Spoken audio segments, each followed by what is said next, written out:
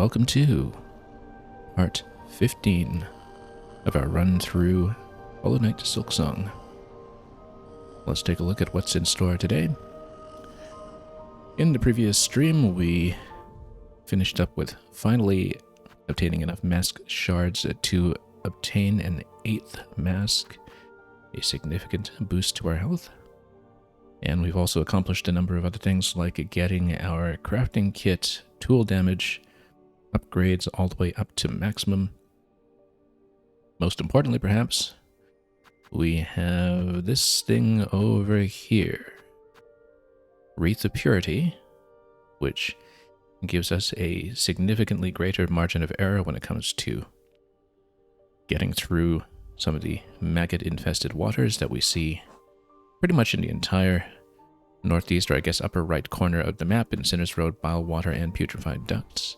Particularly the climb in Bile Water up to Bile Haven, where we did get to what seemed to be the final phase of the boss on previous attempts, but which we'll hopefully make a more concerted run at very soon, maybe even later today, maybe even as the first thing, depending on whether we want to do anything about our current lack of materials for ammunition. I guess we do have a shard bundle that we can break if we really need to replenish.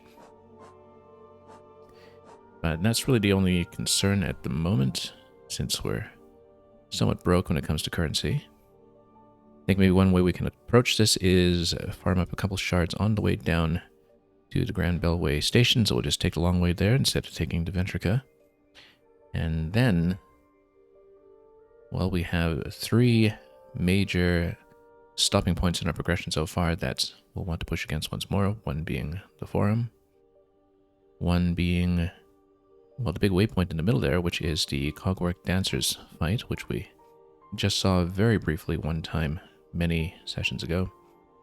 And of course, the giant Bile Haven run that we've been talking about.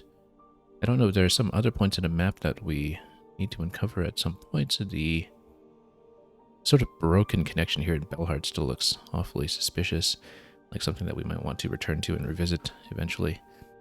But we'll see if that is actually the case. In the meantime, though, I think we've done most of the content that we know about, including filling out everything we can on the quest board for the time being. So, for the sake of farming up some materials, I think we're going to quickly switch back to the Architect crest, which we've been using for such purposes, with the Shard Pendant, and we'll make our way downstairs, and we'll try to refill our ammunition and have a couple of the shards remaining after that as well. And we'll try to make that Bile Haven push a reality. So, let's proceed.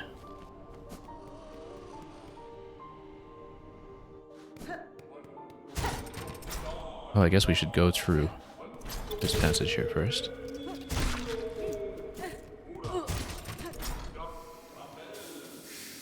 Carefully.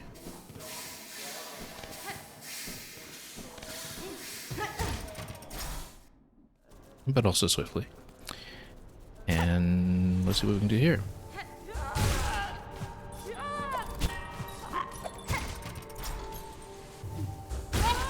There we go. Just popped them quickly.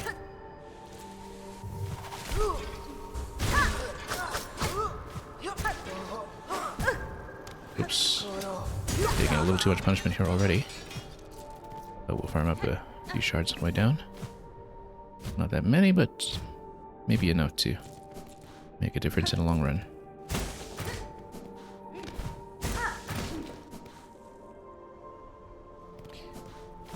The Architect crest is also something that we picked up recently, after having completing everything up to the Architect key, which we actually could have gotten much earlier, it turns out, but we didn't know at the time. Has a really nice charge attack to it.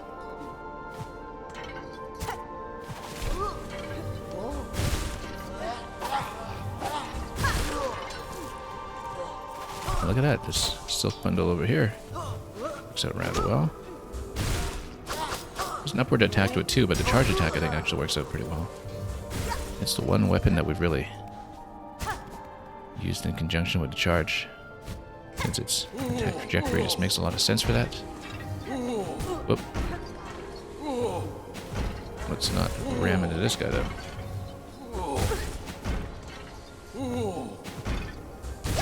Here we go.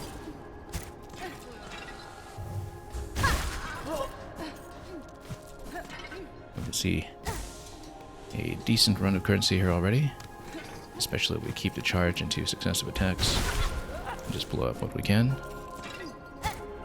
I'm sure we'll have a chance to lose some of those rosaries later. Let's heal up just to be safe though.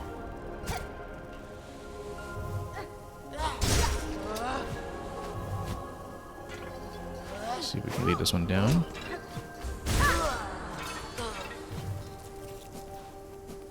These ones here will just go down pretty quickly.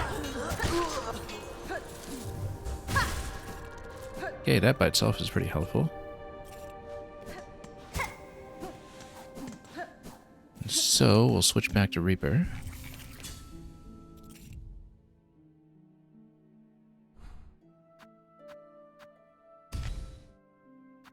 And I think this is what we want our loadout to be, going up into the climb towards Bilehaven and Grohl. And we'll see how well we play it now that we have that added layer of maggot protection.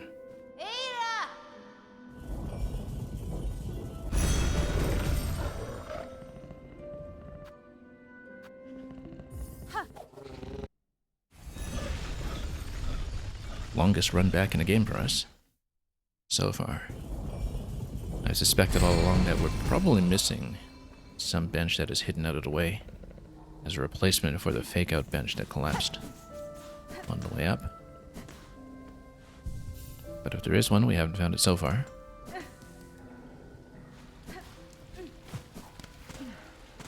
Now we have to watch the icon for the wreath protection. Oh. Have to remember that we switched back to Reaper too. That's okay.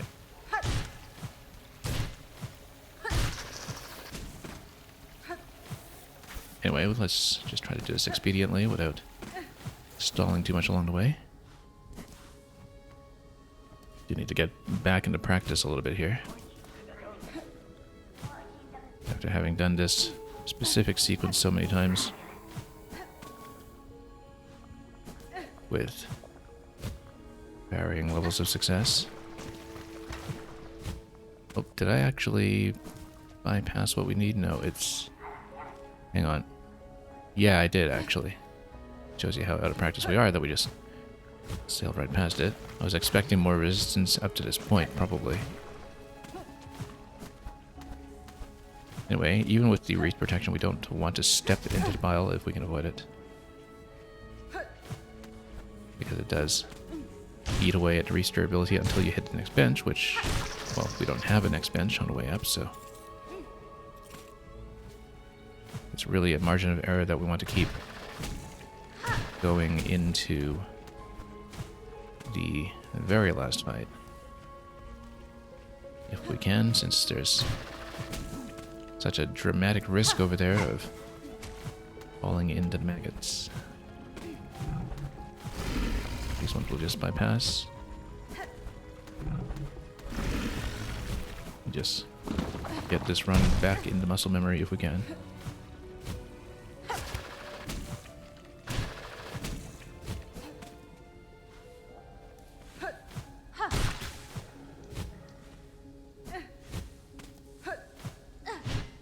Oh.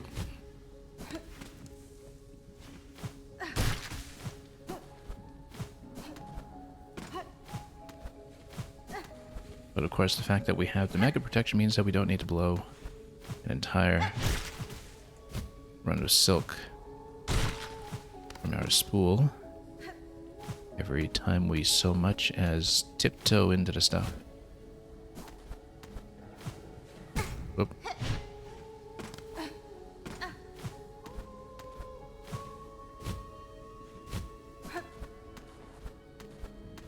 make our way across.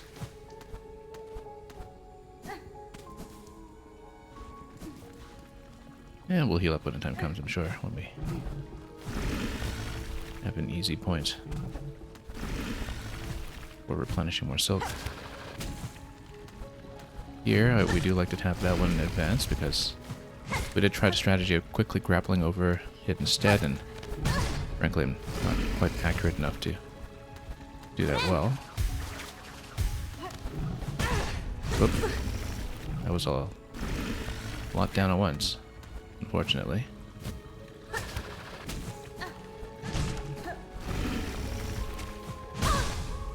Wow. Doing quite badly here, actually. I think we got a decent amount of silk back.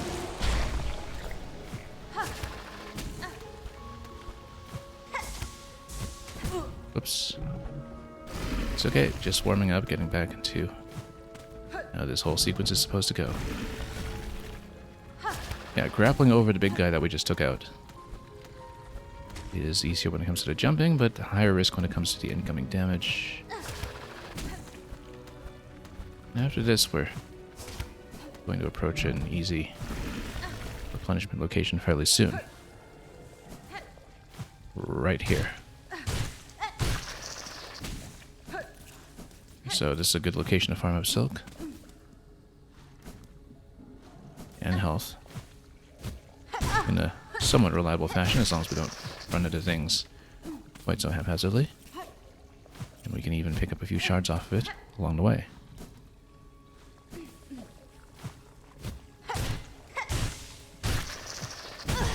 Let's watch that range on the Reaper.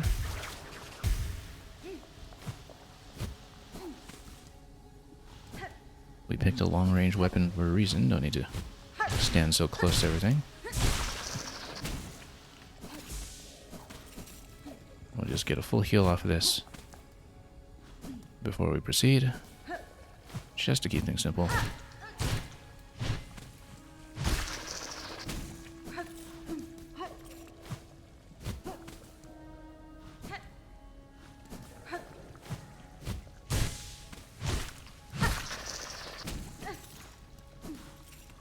Okay, got enough silk for the heal. We can just proceed as is, actually, I think, and then if we take enough damage, we'll heal 4 masks when necessary.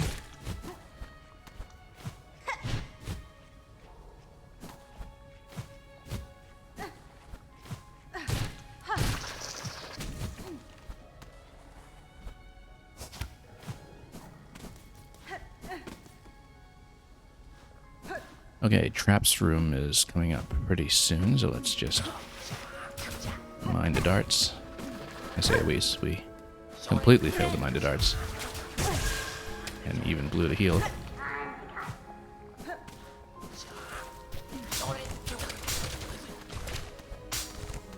Around the traps at least. Now the thing is, if we're avoiding stepping into maggots to preserve the wreath, it actually does limit my access to one of the rooms that we've been using for replenishment in the top, or rather the bottom right corner of the next section. We do need to be aware of that. And pick a better location that is lower risk, perhaps, or refreshes. We might still have to do it. Oh, there we go. Stepped out. Just in time. Okay, so we'll refresh in this room. We'll try not to step in too many maggots on the way out. But at least we don't have to come back in here and redo the whole sequence every time we step in maggots, so which is going to be an improvement.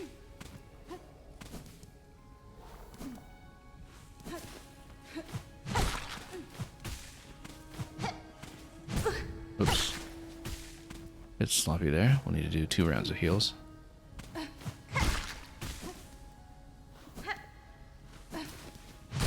Don't want to mess around too much on the way up.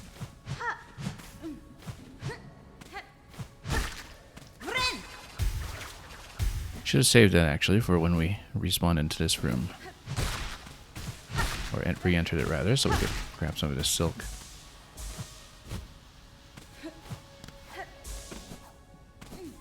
That's okay, we got a bit of replenishment here anyway. And we'll try to get some more.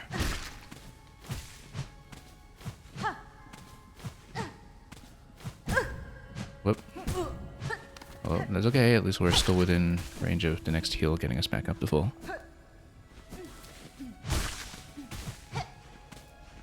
Speaking of which, let's do it now. And pick up whatever silk we can. At least we don't need a massive backup spool of silk now to get through every touch of the maggots. One little momentary touch is survivable. So let's just get out in this state and see what we can do. Yeah, a single grapple over there without an initial jump is actually much cleaner than however it was we were doing that before.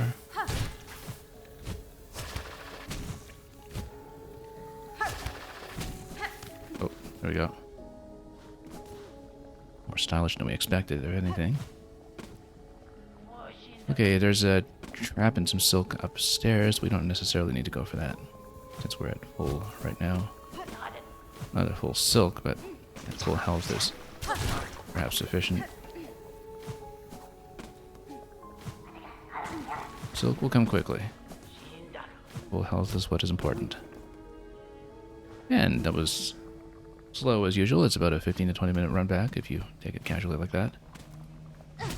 But we find ourselves back into the fight. So it's going to be the ad phase first. Oh, whoops. I forgot to switch back to drill. That's a big problem, actually. Yeah, if we blow the attempt, we need to switch back to drill on the down attack. I don't know why we put it on trap. I think I forgot to switch it back. Because our strategy here was entirely dependent on using drill in the ad phase. Whoops. So we might actually have to redo this because I wasn't paying attention to the loadout. But we'll try to play through it with what we have. It's just that drill makes this so much easier.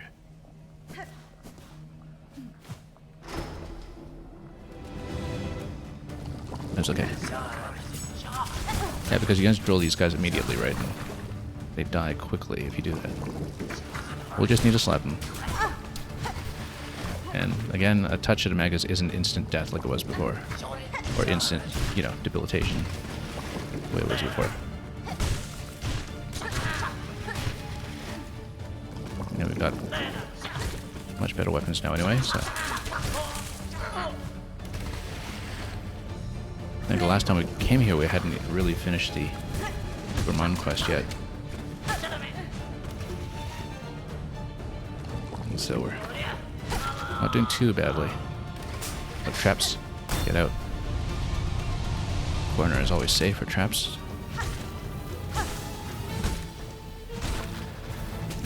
Whoop. Okay, that's fine. We can heal up, in fact. Gotta grab some silk off of these if we can. Might miss the opportunity to do so, though.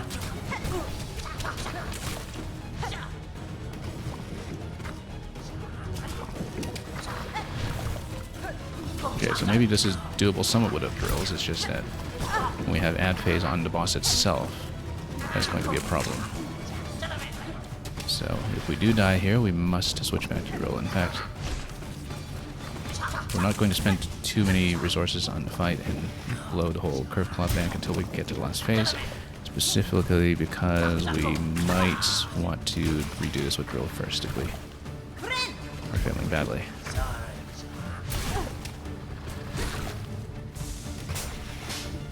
Luckily, the weapon improvements that we've had across the board have been very, very noticeable. Okay.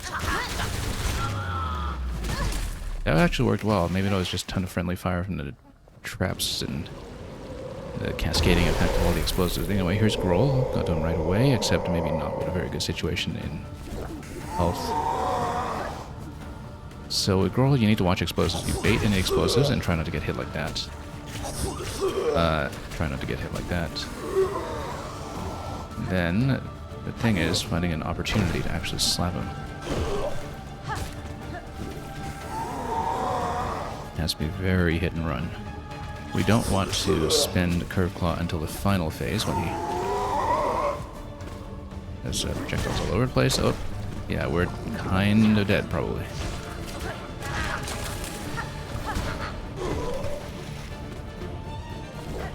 Oh. And then, no, we're dead. Okay, switch back to drill, because that's what we should have done in the first place. Trap's not too bad there, but drill gives us much better control. Yeah, massive oversight from us there. That took us out of a certain comfort zone when it came to approaching that fight.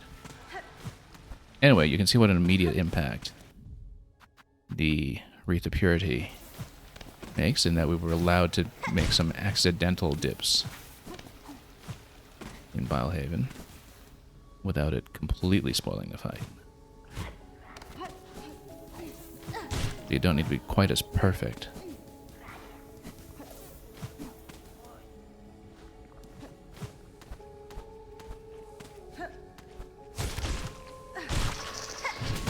Oops. I was accustomed to that taking greater number of hits. I guess we had upgraded our weapon since, so.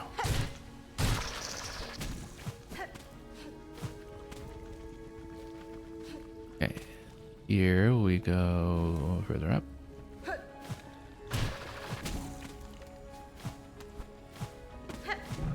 Skip these ones. They're massive projectiles.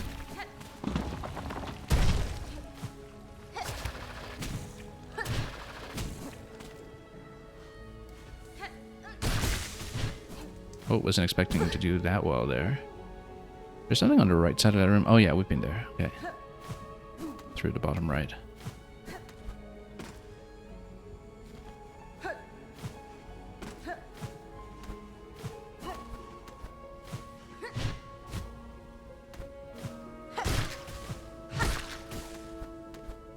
Okay, let's cross over. Whoops. And probably heal up now.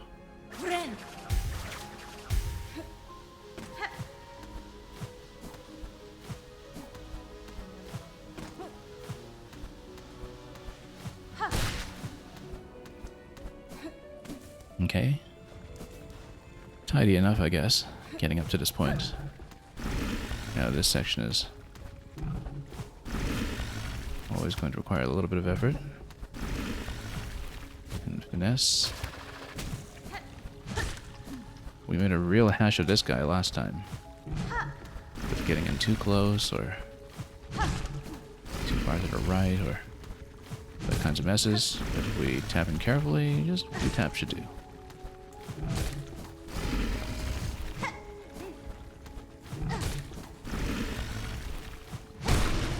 There we go, that was about 7 hits, I think.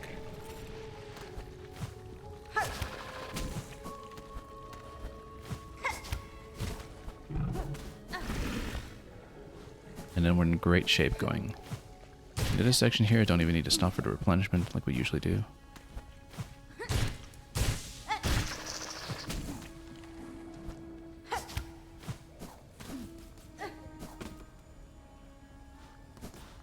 Pretty clean up to this point. Trap's room is always a bit fussy though.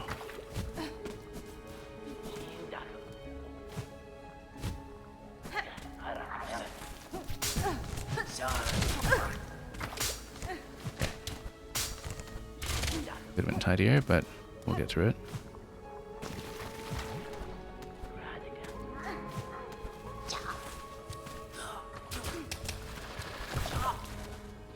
I keep thinking about the bottom level over there. Is that really a whole lot of nothing? Going to this side. Have we actually not checked it? No, we must have. Yeah, no, that's just a death pit in that corner, I thought.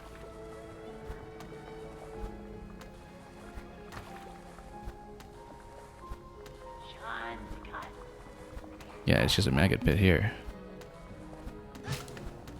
It does seem suspicious. I guess with the wreath we could check it. Because previously we were quite severely deterred. Yeah, you see? Oh. We don't want to blow the whole wreath here. Wait, there is a wall. Now, we broke the wreath, unfortunately. But this is a new passage. We actually hadn't seen this before. We have to remember, I have not gone back to retrieve the cocoon. That's important to note.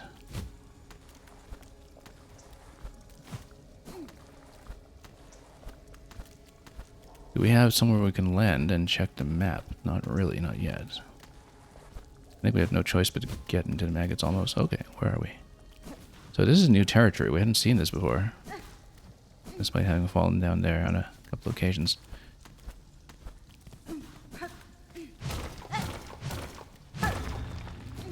This is new. Whoa. What is this? It's a bench. What happens if you pop some of this stuff? Oh. Enemies that have been trapped. Now the thing is this a fight secretly?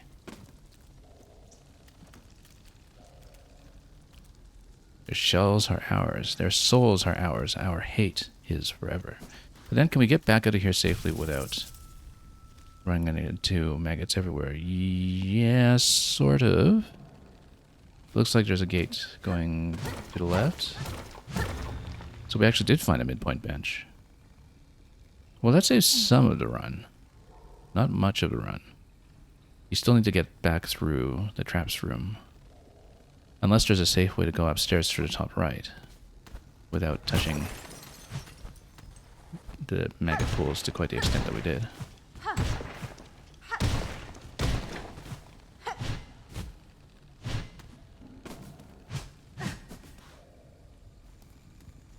Okay, so that's new material, all of a sudden.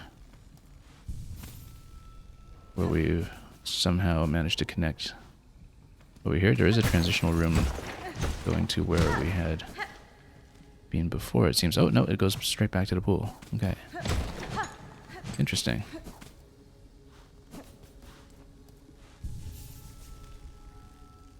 Well, let's see if there's a fast way to climb back up this side without touching every maggot.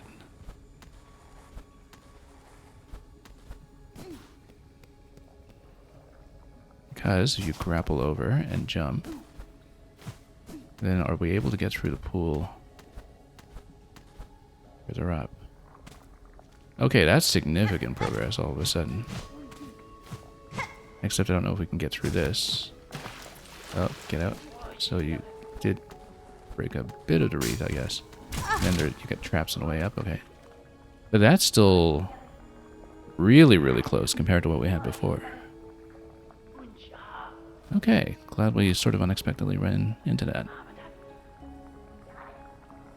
Because we'd fallen down there before, but since we didn't previously have the wreath, it didn't occur to me to actually dip into the maggots and explore that properly and try to break things. If we can get the escape from that pit down a little more cleanly, that would be great, but still saves a great deal of the run. And also gives us a refresh on the wreath as well, which is important.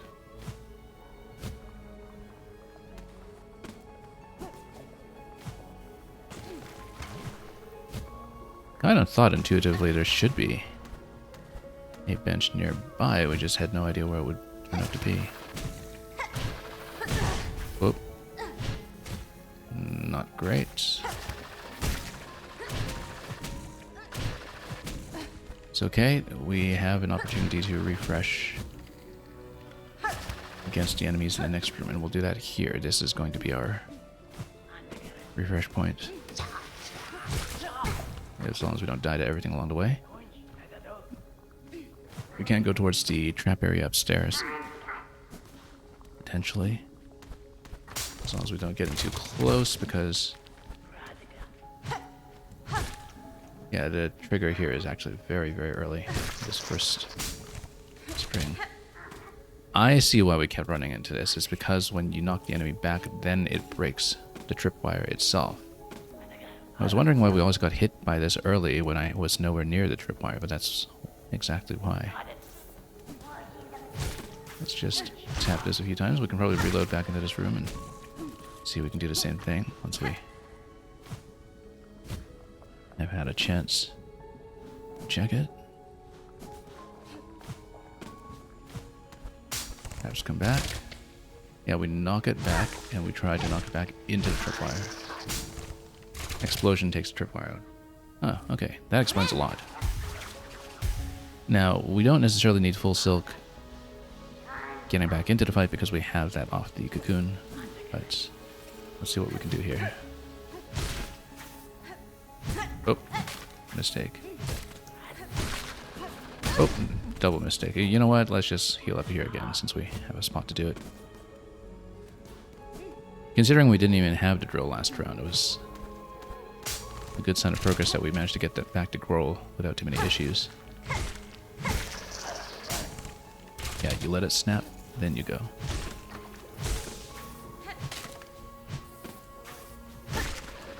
Then we heal. And then we proceed. Oh, didn't see this other button coming. I guess it reloaded. Yeah.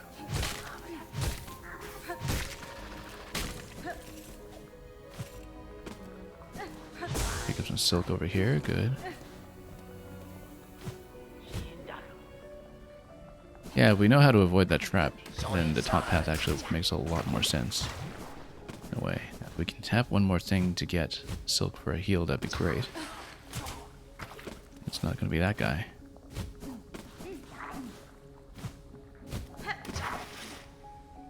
That's okay, we'll go in one mask down. We should still be fine. We have enough silk, in fact, that we can probably save the cocoon until later.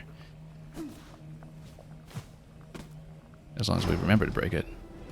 Okay, so, back to the drill. That's why we take drill. Because it kills it so quickly.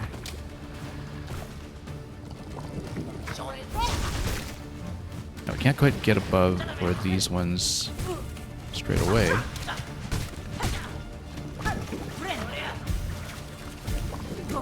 But then when it's just one of them, we can bait them back.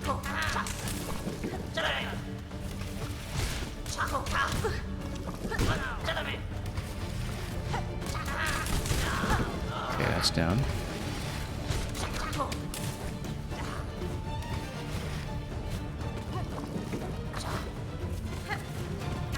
Okay, we kind of need to catch them at spawn. Because then you can drill down into them very quickly. Traps.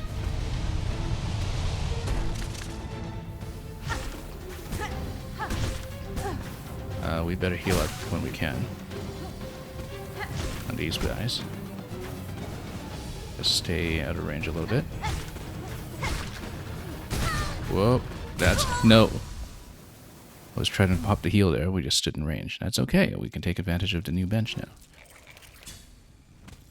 Yeah, I just built up enough silk to try to stand aside heal. We just messed that up, and luckily we did pop the cocoon for whatever we were keeping in terms of rosaries last time. About 100 or so, I think.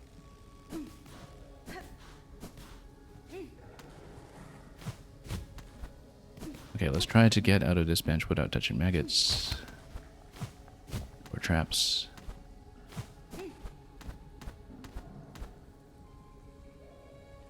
Traps are more of an issue on the way up here.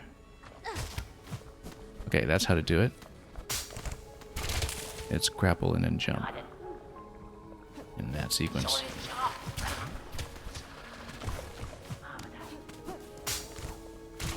And then we have a very clean exit. But here this time.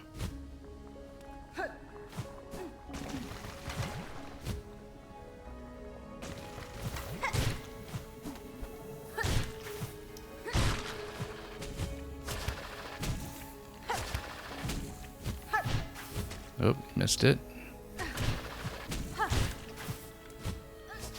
Nope. Came in a bit low. And got knocked back. All the way over here, and whoop. Luckily just a slight dip there.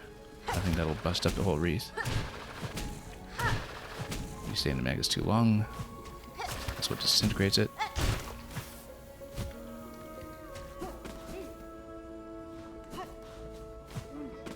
But here, we know how to handle the traps room now, so we can just refresh here instead. Let it explode. Let it trigger. And pull into fire if it's here. It's not here. that's okay. We'll just grab this instead. And we'll have a point of heals remaining if we need it.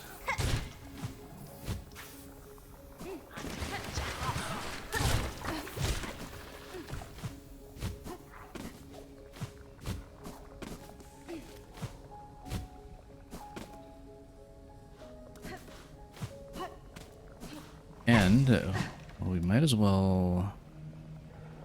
I'm thinking use Silk to pop the first heal, or we just get straight into the fight and we'll just try to avoid the cocoon until we need it.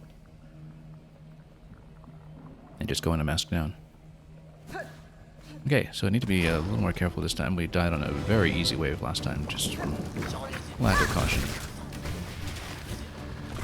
Don't come up. Down. Take that one out quickly. Good.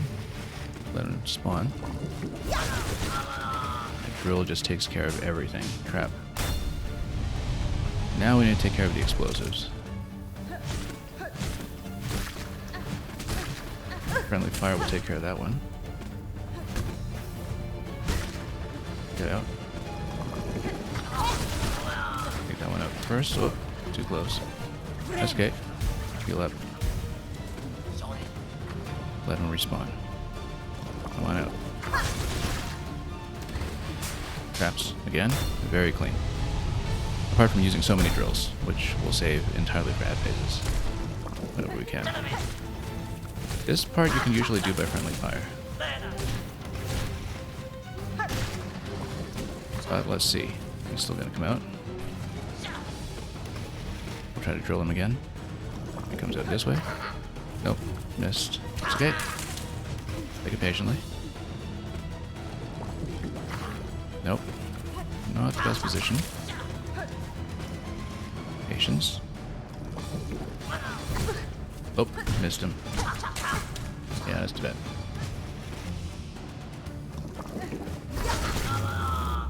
Okay, roll time. Let's remember to break the cocoon when we have a chance. It's on the other side of where I am right now. Now we want to save Curve Claw for phase 2 on him. Oh. We want to heal up now, I think. Okay.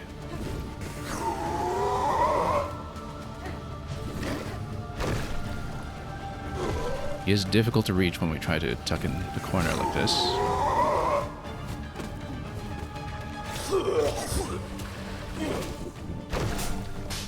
Perhaps once again.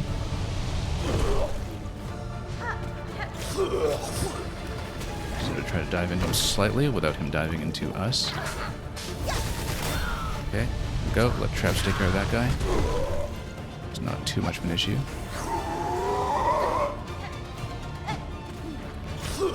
Nope. Very good accuracy on roll here. Not such good accuracy on us. Previously, we'd gotten through the final phase by spamming Curve Claw on him here, but we obviously want to save Curve Claw for the next phase we can. It spawned there, but we need some Silk for the next heal. And we got it. Good sign.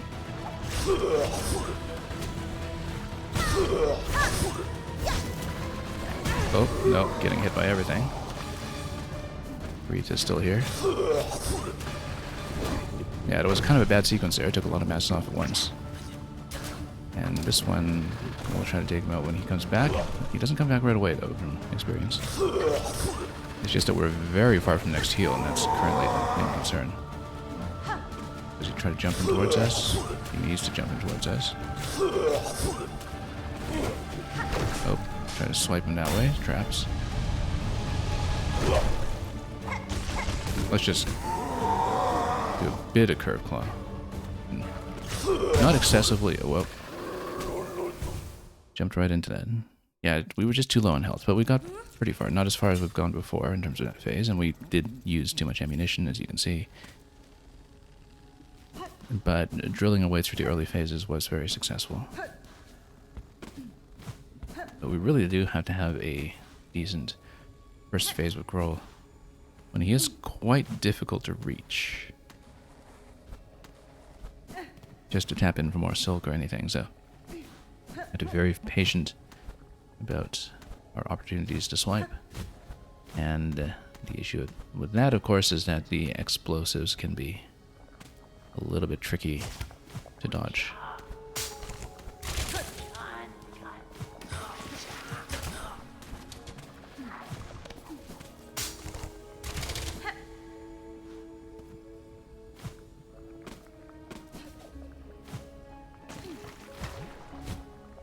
Okay, here we go. Whoops.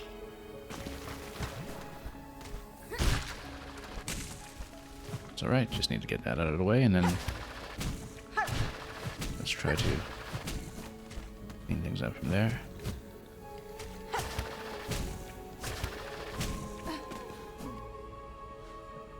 And the upstairs route, if we stand back for the trap, is actually going to be easiest. Let it explode, let it trigger. Grab some shards in the meantime.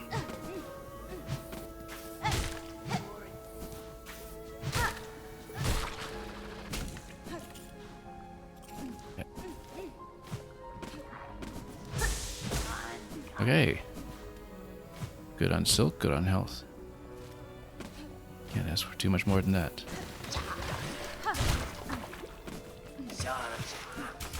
Oh. Except for perhaps not getting hit by that guy.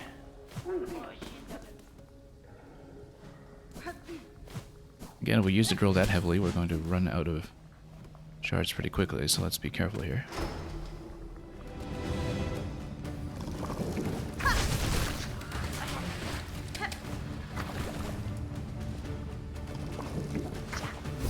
Oh.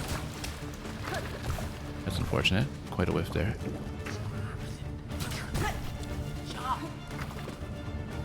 It's okay, we do have silver heals if need be. Missed a spawn on these guys. We'll have to catch the next one.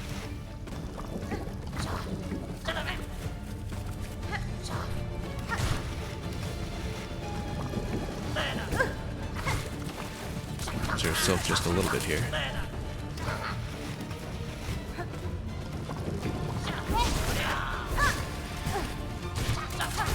There we go. Mind, the trap nearly stood right in his path.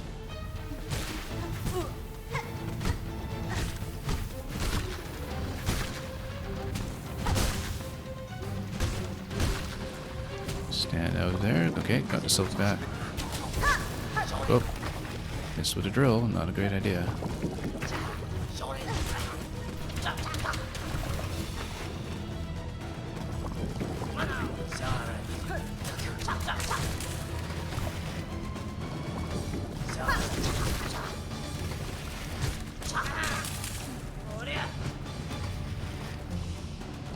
Swipe this guy on the way up. There we go. Traps.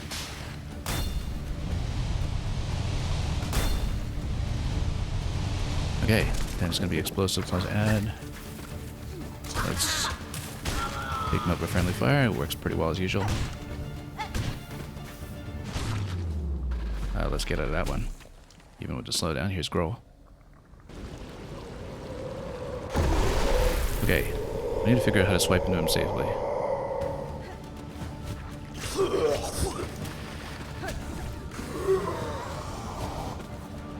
At least, again, falling into maggots is not as big a deal as it used to be.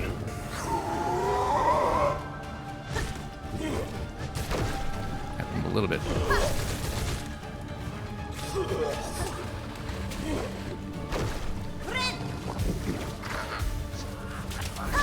Oh, missed it. Okay, I mean, they're not especially permanent, I think. They do come back in waves. Oh, that's the risk, though. That's also the risk.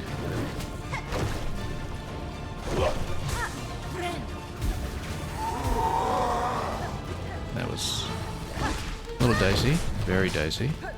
Traps. We can go for silk in the middle once we have an opportunity. I haven't developed a good method for how to track his projectiles yet. You can parry the projectiles, but timing needs to be a lot better for me to do that. Okay, Trap will take that one out. So we can get him to final phase, then we spam Curve Claw, and then try to finish it up that way. Traps.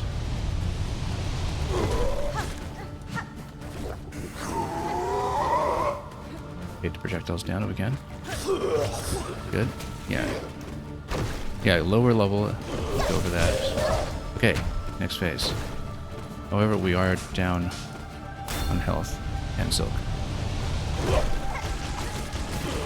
Okay. Have to dodge. This is entirely a dodging phase. We found that it is relatively safe to stand like this in previous attempts. As long as we actually hit the dodges, which... nope. There you go. Just choked right there in the final phase, and we might be pretty down in charge this time. As to having enough of our weapons back.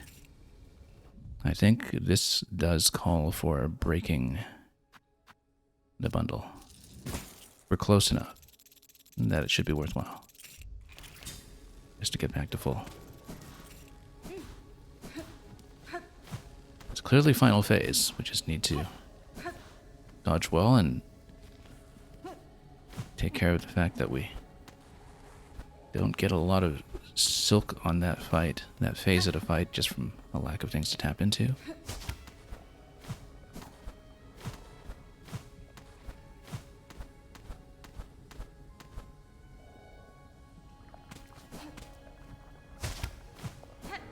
Oh, too much of a dip there, but as long as you only very momentarily step in the wreath of purity we trust.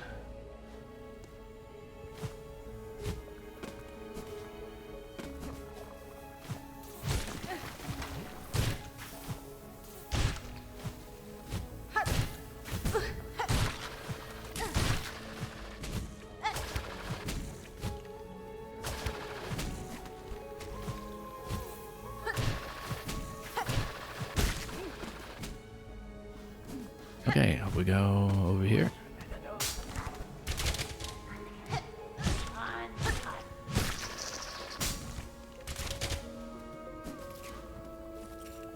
Any flyer over here? Not at the moment.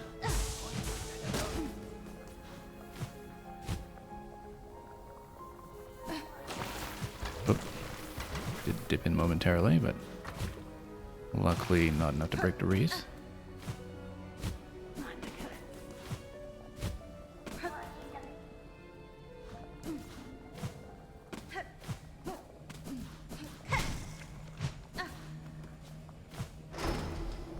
We can maybe ease up on our reliance on the drill in the first phase, that'd be great, but on the other hand, I'd rather just get through the first phase. Oh.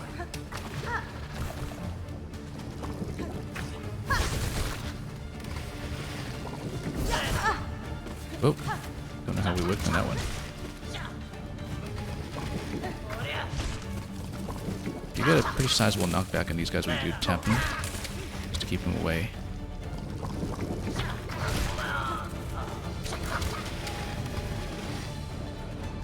So I try to fight them this way since they gain so much height. And that'll be nice traps. Gonna come down. Then the explosive phase is next. Good, lots of friendly fire. Let's just avoid that. See if we can get him to respawn somewhere else. Oh, too far.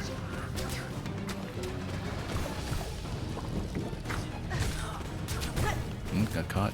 That's good, we've got a heal at the ready when we have an opportunity.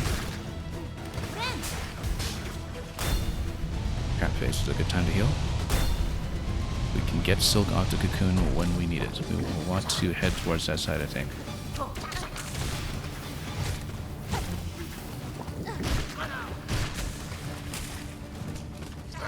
Well, this guy was well out of range of friendly fire that time, so we We'll take him out that way. Then we've got Grow Phase. Let's keep it the cocoon for a moment. And let's see if we can just tap into him normally. Oh, okay, that was rather risky.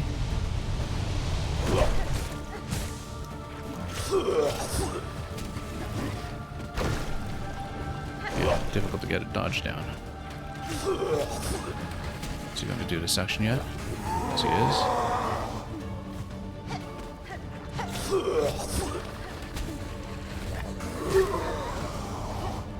I feel like there's some kind of counter to the suction, like a King Dodongo style attack into it that maybe we just don't know about. Having a spawn under it does help when it comes to roll position. Ooh, that was bad. Let's just get to friendly fire if we can. Nope. Yeah, the main risk is him just dropping projectiles on me like that. Oh. Let's heal up. Okay, so much for the cocoon heal. We will now get into this phase with no silk. But if he gets him close for Curve Claw, we'll do that instead.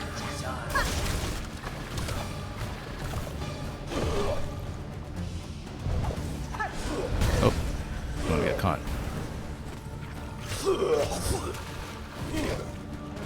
Yeah, we previously found that the corner can be safe, it's just that we don't want to whiff on every weapon. Okay, that knocks him down. We get a moment of weakness here? Not enough of one. We can actually deflect those projectiles back. Oh, gotta be careful. Be really careful. Now we're way down.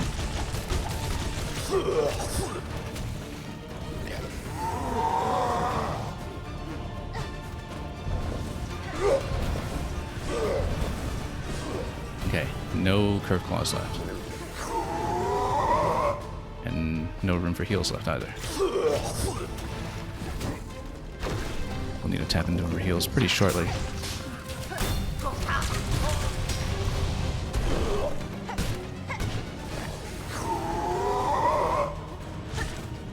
Can we tap him for heals?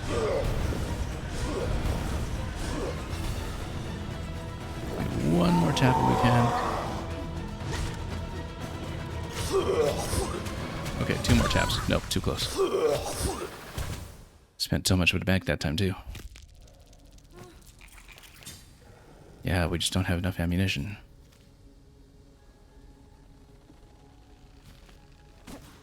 I'm reluctant to break that Hornet statuette.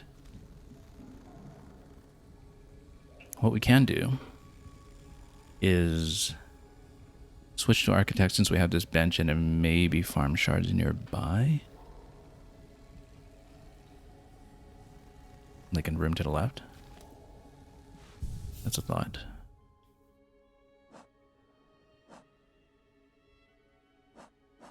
That seems really awfully close that time. Now, we haven't really been making use of Threadstorm. We did originally rely on it for some of the ad phases, but it may make sense to trade it out for either Rune Rage or Silk Spear, just to have something that has a bit more of a reach, because that's currently what we're having the most trouble with. So why don't we get into Architect for a moment and just try to farm up some shards.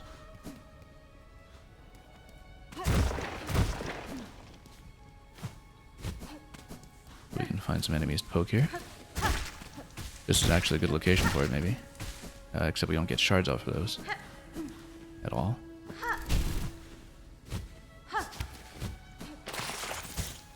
Oh yeah, we also don't have the wreath on this. We need to be careful then. Yeah, we don't actually get shards at all on this. We just get silk.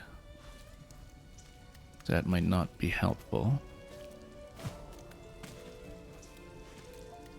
Yeah, we don't really have enemies that drop shards around here, so... we may just need to be less reliant on the tools. And rethink this fight. But you can build a lot of initial silk there at least. If you really needed to. I think one of the reasons we went with Threadstorm previously was as a bit of a crutch in case we did run low on the tools.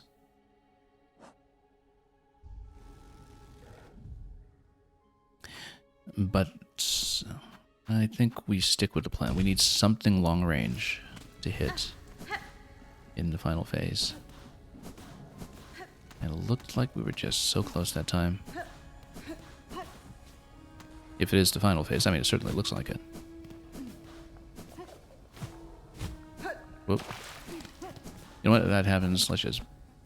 oh, the wreath is still intact. Well, let's just bench up quickly.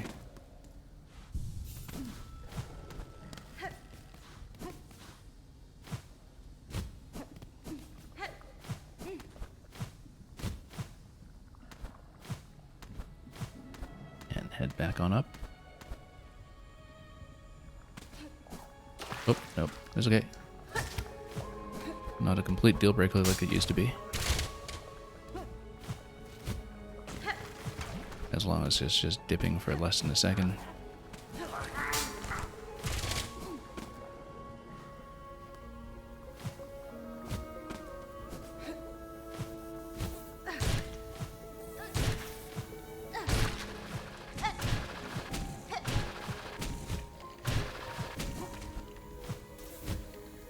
Nope, nope. Let up too soon.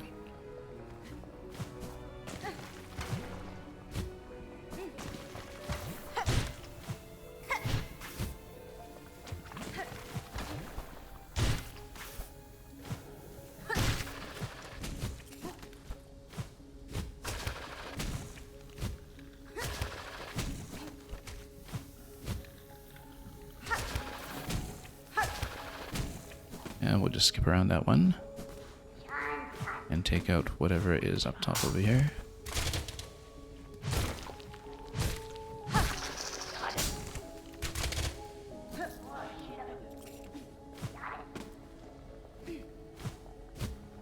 This will be silk.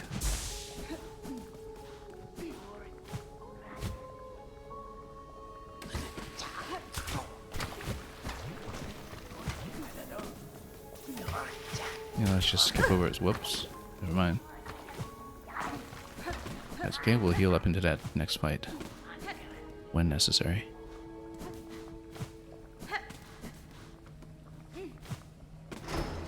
Okay, if we can be a little less dependent on drill, that'd be great, but I guess... yeah, we want to drill. Way too accustomed to it. Okay, this is a very messy start this time. Very messy start.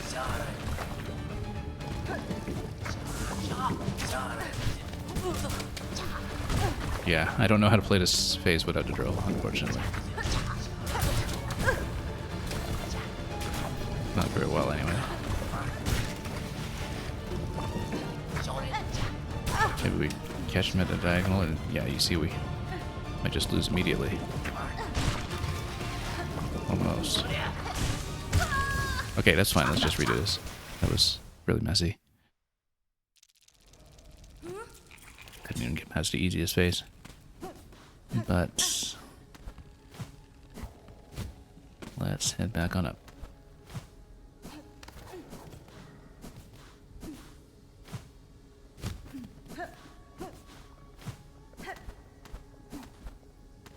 Strongly considering just traversing somewhere else first to build up a decent shard count again, but we've at this point run out of things to do other than the Forum and the Cogwork Dancers. I mean, Cogwork Dancers seems to be the main progression path, as we discovered many streams ago, but here we really do want to push on and see what happens.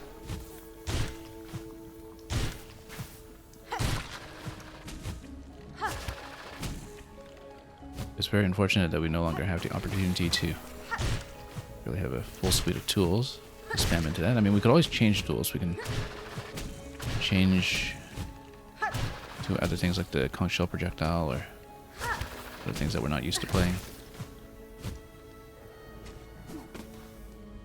Long pin, perhaps, would be an idea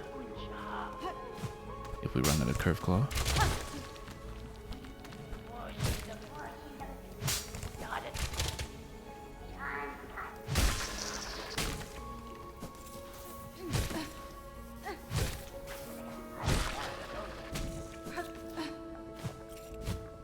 Don't even need a silk there that time.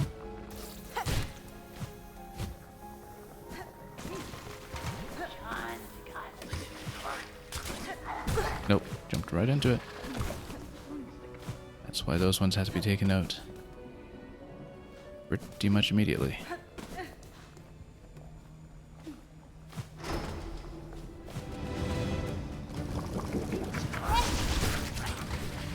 Oh, that hit right away.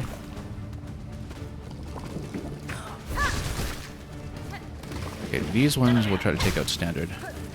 Didn't mean to hit the cocoon that soon, but I guess we'll take it. Does lose out on some silk replenishment later, I guess, but we need to heal now. And if we hit cleanly, we can get some bulk silk back right away.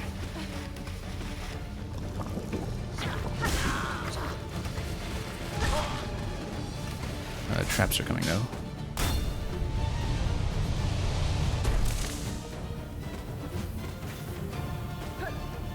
Let's try to go around and create some space. We don't want to be in a corner for these ones, actually. We've previously found that to be a problem. And friendly fire will do the rest.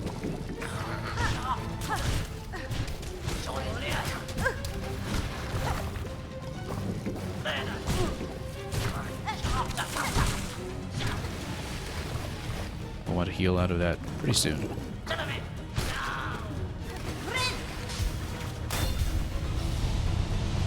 And then tap into whatever's next after the second trap.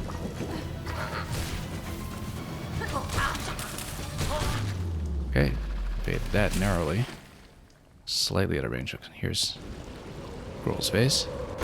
Again, we just don't have a method yet for what to do about him.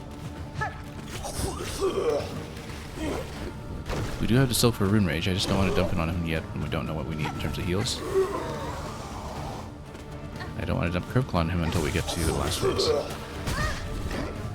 we'll definitely need heals, I think. We keep getting hit by things like that. When he spawns, you can go in and tap. Just avoid this bit. And that bit. Yeah, you don't really need to kill those, you just need to survive them, so don't stay on the board.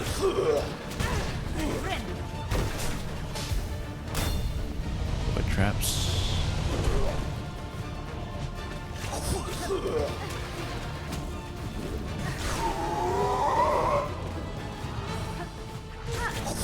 Yeah, I think you do have to get in close to him to attack.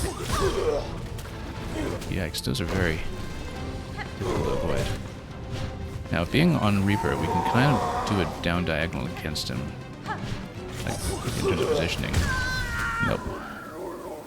Missed the wall there for the jump.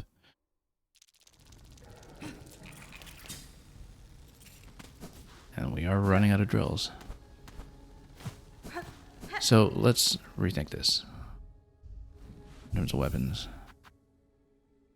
We're down a bit on Curve Claw. We can perhaps use Cutter. It's not quite as instant as a drill. Doesn't quite rescue us as much with positioning. Long pin might be a thought.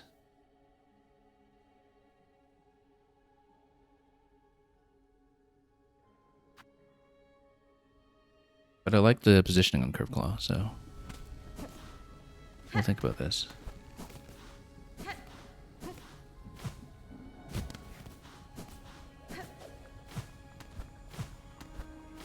Yeah, too bad we blew through that many shards. We do need some shards back before we do the forum at some point as well, I think. Might even be worth it to just go back to another zone to farm shards and rosaries to buy more shards. If we remember who sells them.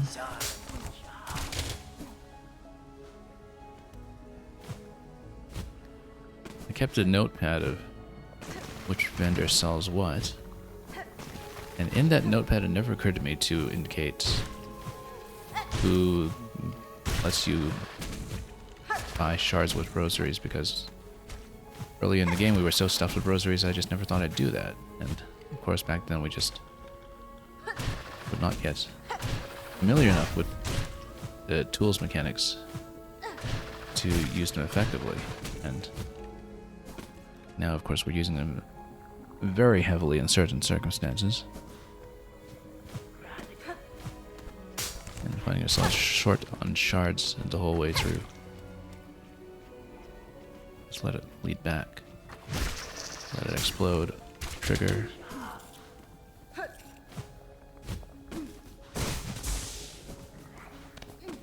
Now for the heal, let's like make it through this sequence first.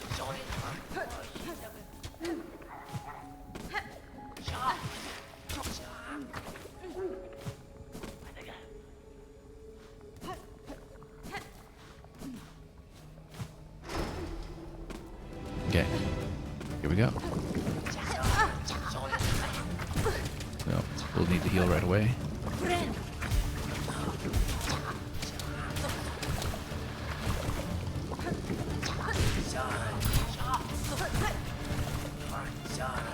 Yeah, if we don't use drill against this, it's quite difficult.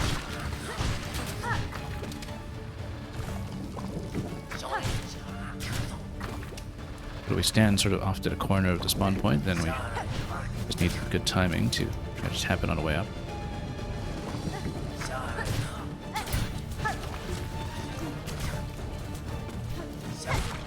Got it.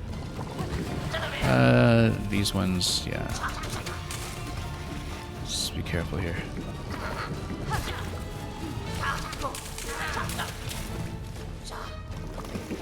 Might have used Rune Rage against this kind of position, but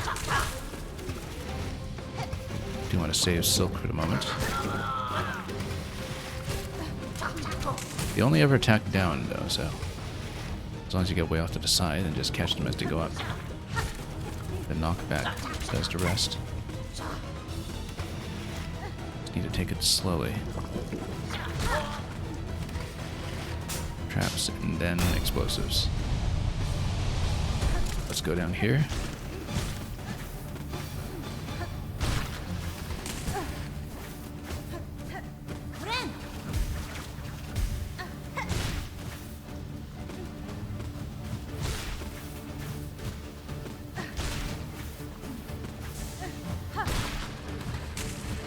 Good.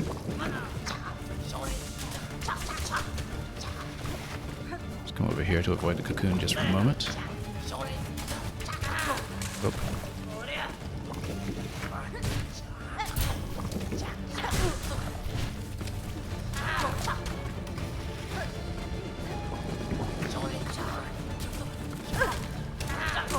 Having some problems here. It's okay, we've got enough for heal, which we'll need very soon.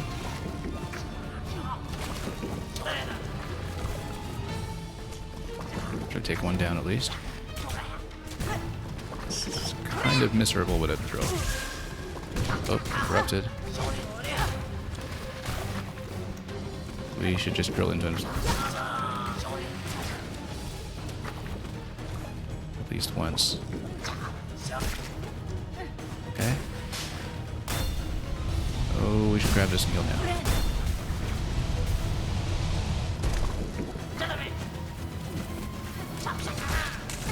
Yeah, it's actually going to do friendly fire that way.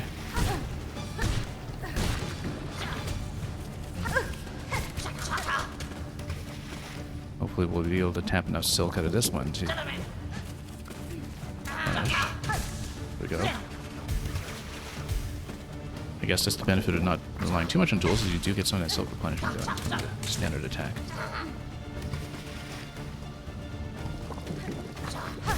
Good. Roll time. Okay, let's get in a bit closer to him this time. We get out of the suction with a decent forward dash pattern, which is much less risky again now that we have the wreath. Wow. Yeah, I just don't know how to avoid his projectiles yet. It's just... to find him a little unpredictable when it comes to direction.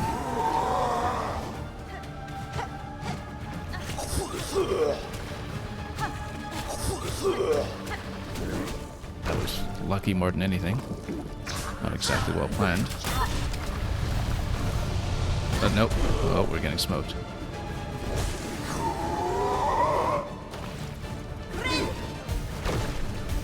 Let's try to stabilize. We do want to tap those back, I think, but it's very difficult to catch them. I think you're supposed to parry them, but we just haven't been able to catch it all.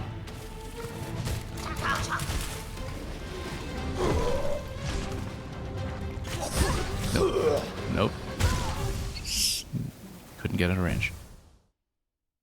Dash to the right would have gotten out of range. Anyway, much messier when we don't use our tools as often as in the past, but we'll have to learn it that way, unless we want to go back and farm.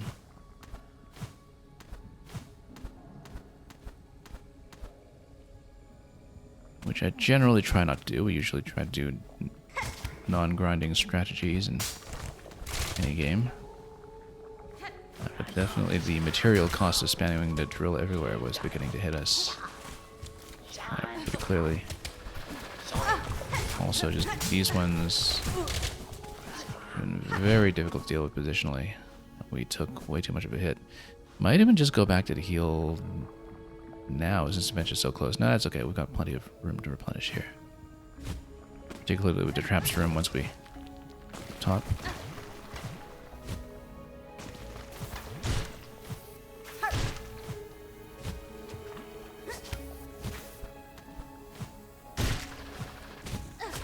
As long as we don't get blown up here.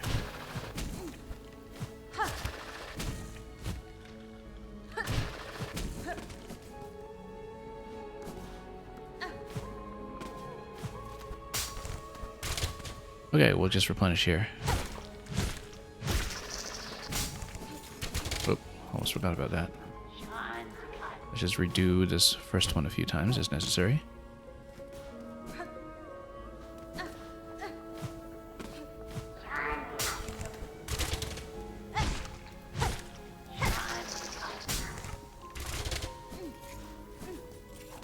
And just one more. There will be another silk point shortly after that, of course.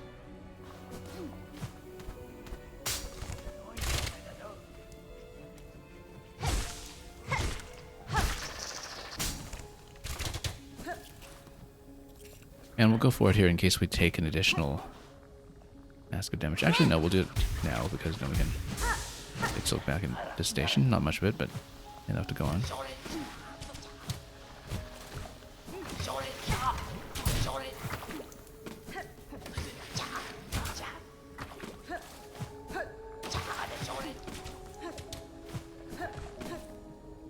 Alright, one mask down, but could be worse.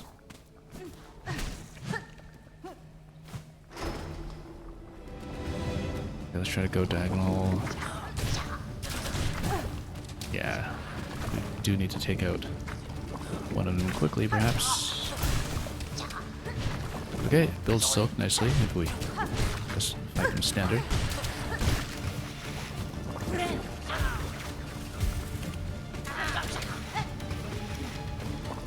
Take them out from the side.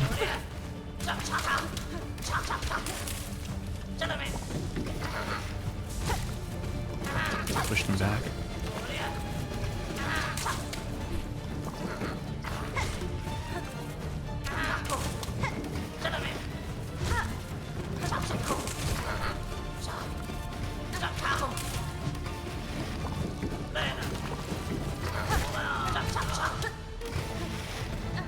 Just need to proceed cautiously.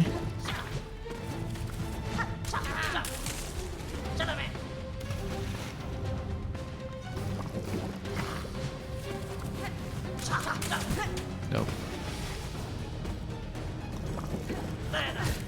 Rather laborious to do it this way, but we just don't have enough ammunition to use to drill as indiscriminately as in the past.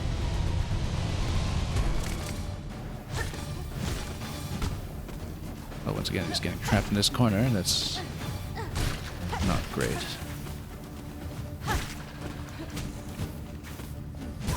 Oh, good hits. Oh, dip.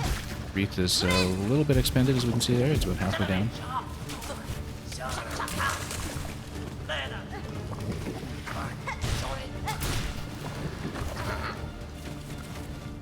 But we can get some silk on this side.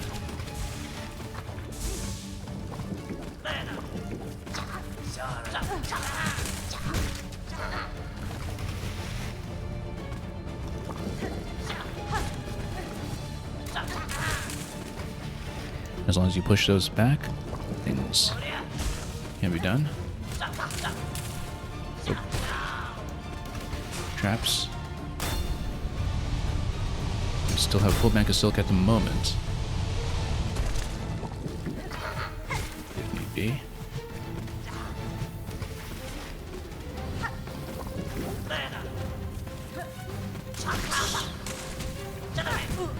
Oh.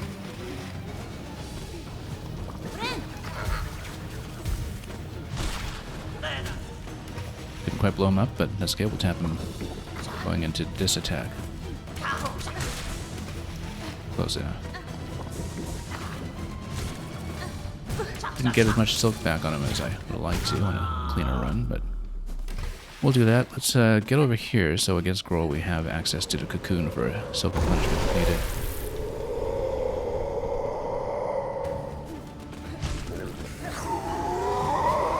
Nope.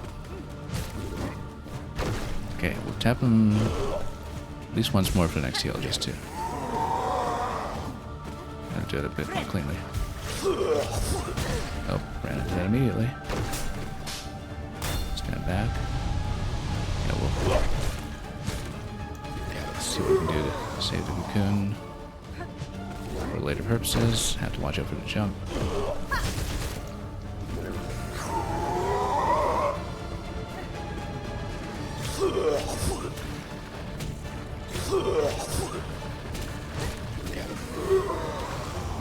Nope. Close there. Try to swipe into more for more silk if we can, but jump out of that stuff. We better take it now.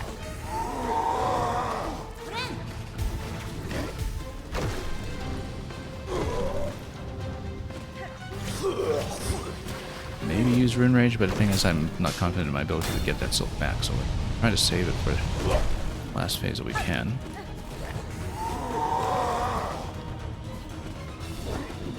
Wreath is again at about halfway, so we don't want to depend on it too much. Oh, got caught.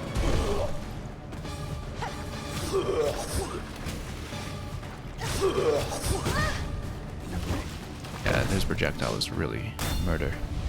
Okay, we do want to tap him for the next heal. Once it is safe to do so. Wait until it gets off the board first so we don't get caught by projectiles. Oh.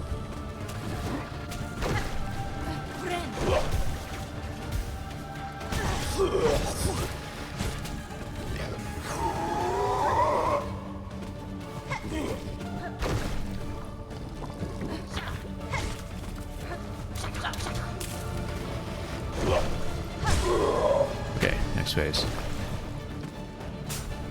Looks like it's next phase. Let's see. Now we need to dodge ball. We also need to heal if we can, which is why I'm... Oh, he's not in the scary eyes yet. So. Oh, nope. Too close. Again, not spamming Curve Claw yet because we might need it later in a moment of desperation, and right now we want to stabilize health first if we can, which is why we're also not using Rune Rage yet. Let's let the traps do the job.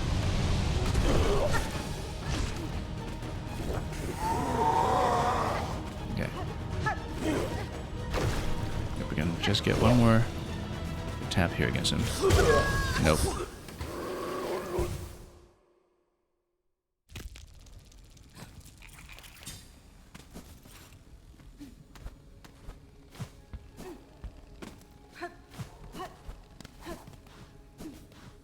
Yeah, we need to figure out something about those projectiles. We just never really managed to get a reaction against them on time. It's very difficult to see where he's aiming. I don't know if there's something that we can read into the animation when it comes to his firing angle. Anyway, let's try to get out of here a little more cleanly.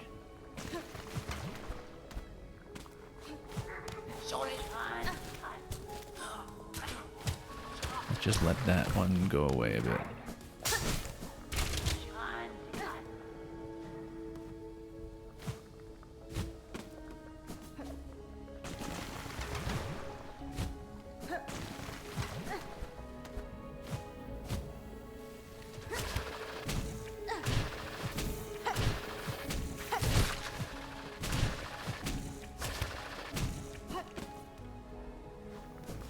And top path, perhaps.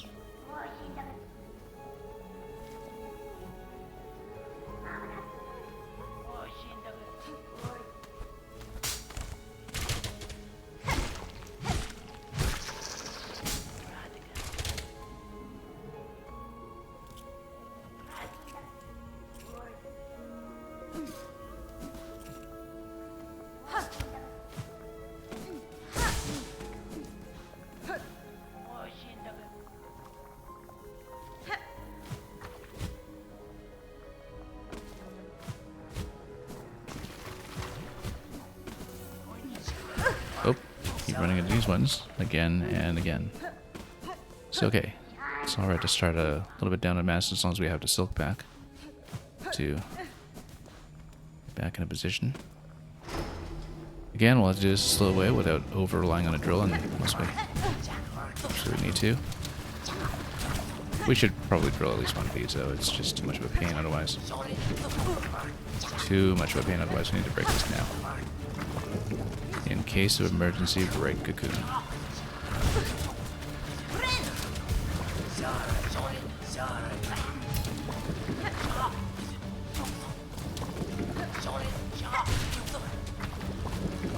Never really did figure out how to fight these properly. I mean, pretty clear you need to get above them, but...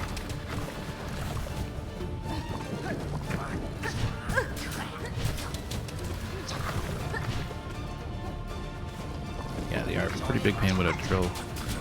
Give you that instant kill. Give it off the bat. So we can stabilize here and grab a heal, then we might be okay.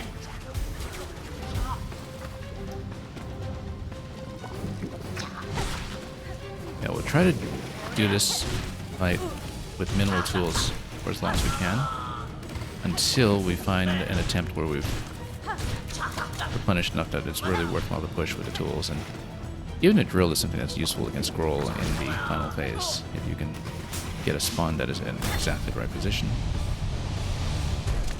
And so we should consider that as an option. Whoops.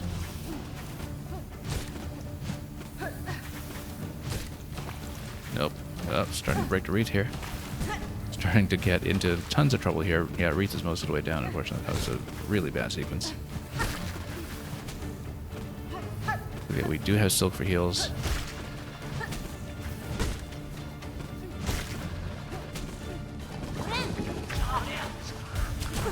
Only to get hit by this guy immediately.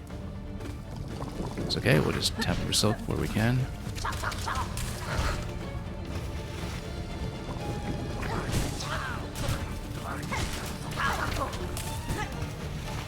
Yeah, Wreath is taking too much damage. But we will have a heal available after this one goes down. Although we probably want to save it for the last phase. Just in case.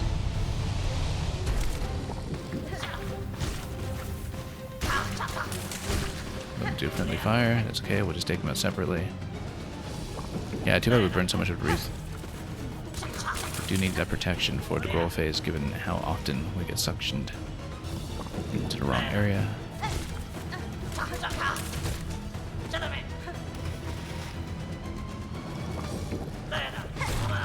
Okay, Grow's gonna come out. Oh, we've got a full bank of silk. I wonder if we can just go Rune Rage right away and see what we can do with them.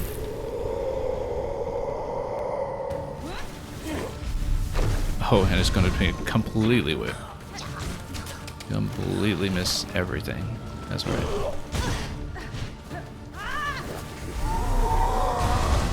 Okay, that's not too bad actually. That's pretty hard. And we still have enough for heal. We can get some of that silk back right now.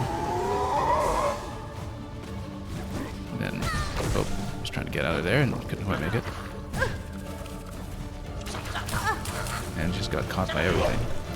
Once again, now we get back to the next heal.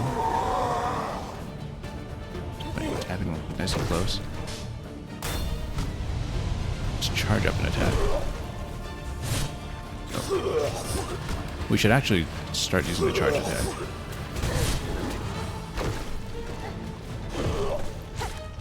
Need the heal, and nope, stood too close.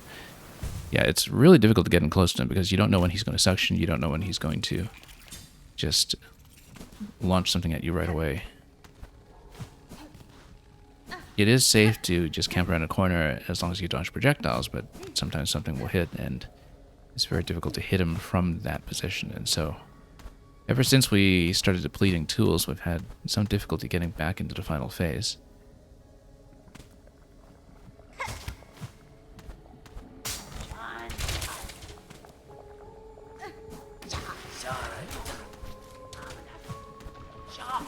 Well, of course these will, as usual, be a nuisance.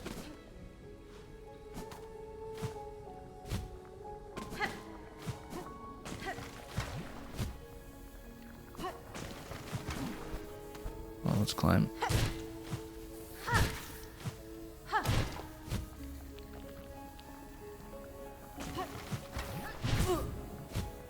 And not the cleanest. That's okay, we have an easy replenishment point once we get up to the top, so.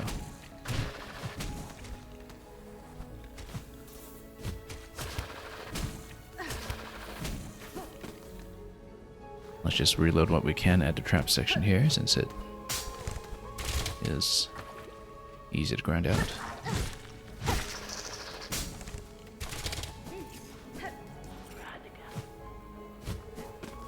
And we'll just grab that heal.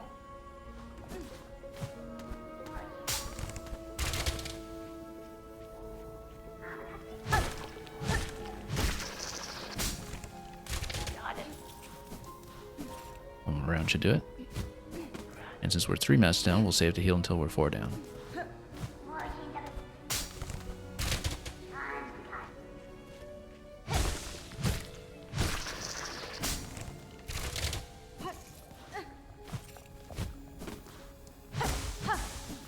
Not that we needed the silk there, since we're at full.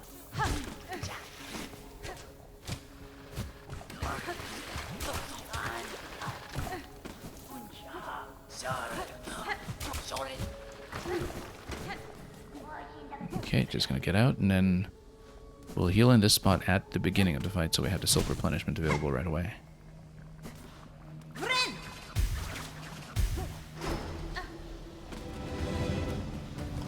Might have done it too soon, if anything.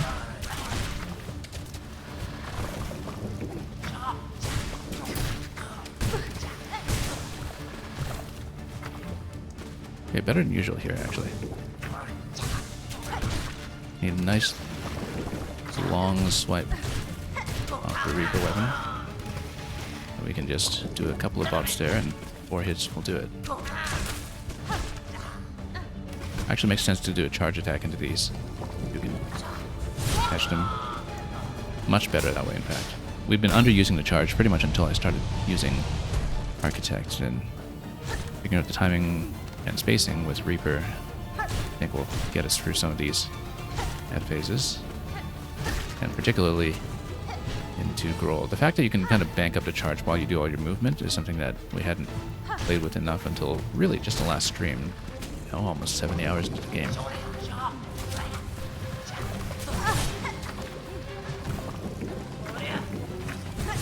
Oh, haven't been able to land the attack here, though. That's going to be a bit of an issue.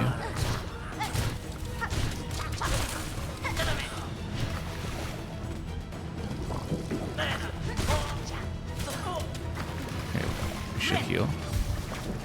I was trying to get out of there in time, but didn't quite materialize.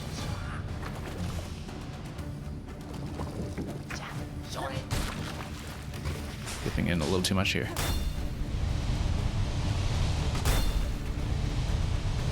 We're not going for the cocoon just yet. I think we can probably last a little bit longer without it.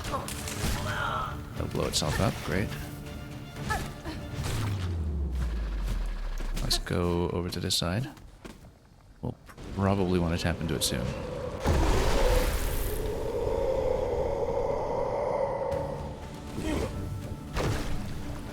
Go to charge. Into Grohl. Oh. It's very difficult to avoid that. Have that now.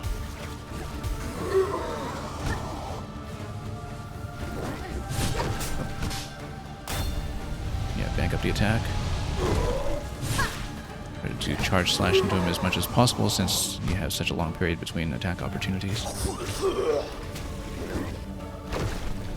Try to catch him on spawn. And just swipe him like that. I think that'll work better since we're doing single swipes against him every time he comes out anyway.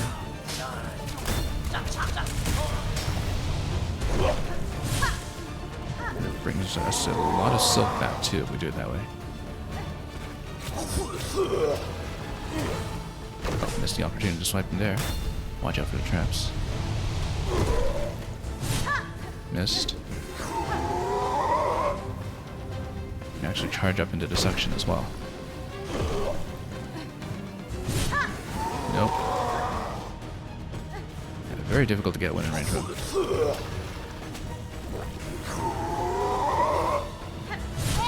Okay, swipe. Save up and just go for... Oh. And phase just skip.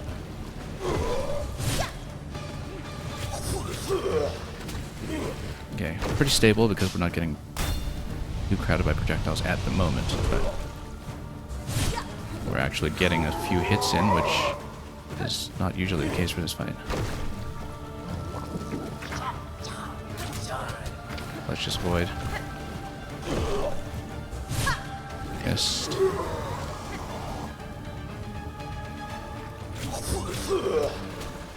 Oh.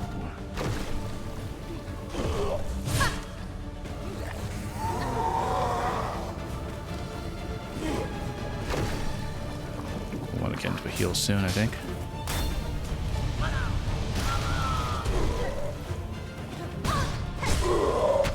Okay, phase change? Maybe. Let's end up here.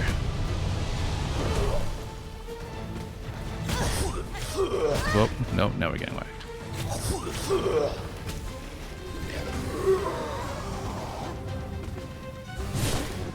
And then, okay, it's too dangerous. Now we need to avoid the attack. Nope, failed to avoid the attack. Just Bunzo, welcome. From several minutes ago, we were a little locked into that fight there, so. Just glanced over at the chat.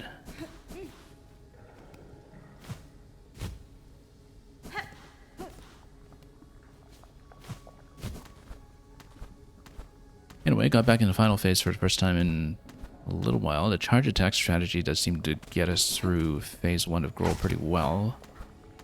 But then we just got knocked down by way too many projectiles all of a sudden, and that fell apart pretty quickly.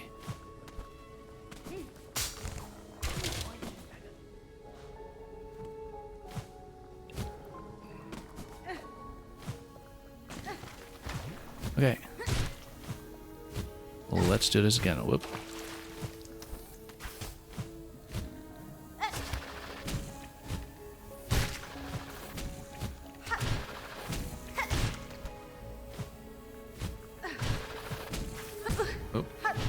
bit off here. Quite a ways off here, actually. Let's just try to fix this up and redo it. It's okay, as long as we know that up top in the trap room we can replenish safely as much as we'd like, so... This room is not really too much of an issue with what we know now.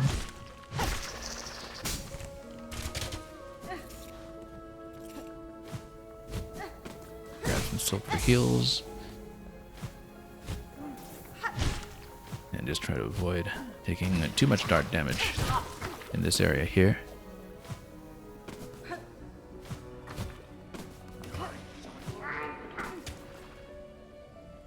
Again, we will heal up going into this fight. I'm glad we have kind of a drill-free strategy in the early phases now, so we're not using too many materials at once. I'd like to bank them up to full over many attempts if necessary. Rune Rage may help us out, but it'll be a matter of timing. We might want to drill into the first one on the first run of enemies, just because that simplifies that segment quite a bit, but let's see it. Like this one here, just do one. The other one we can catch. Just let him dip down and then... One more hit should do it. Oh.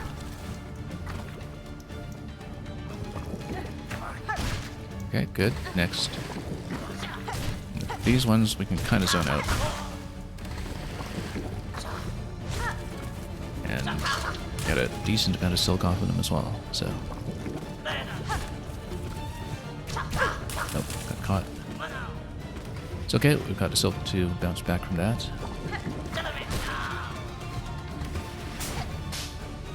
Let's charge up here so we can try to whack some of the small enemies right away. It actually just kind of pushes them back.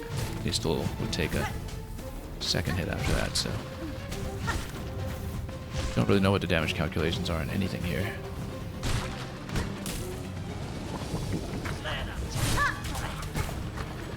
We will need to heal out of that very soon. Let's just try to stabilize first.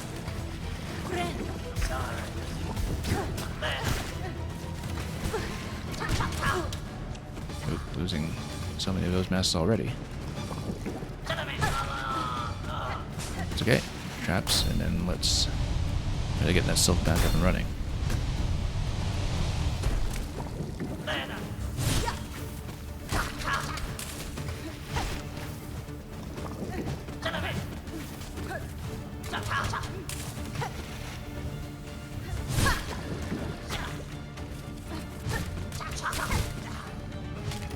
Okay, we'll whack him on the next hit right here. Good.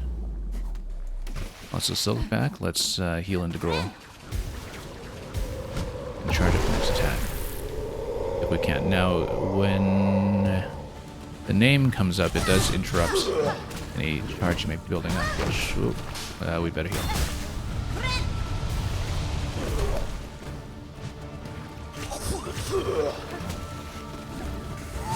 Nope, bad idea.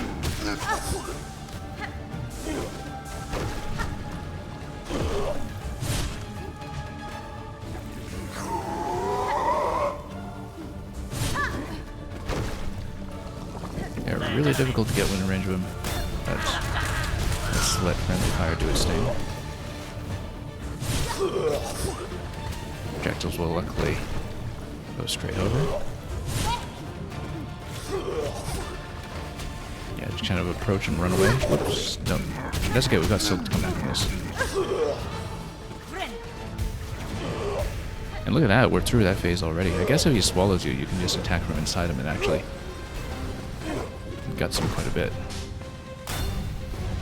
Maybe we should just let him swallow if we can sustain the damage to deal with it. Oh, got caught here. Amazing how difficult that is to dodge.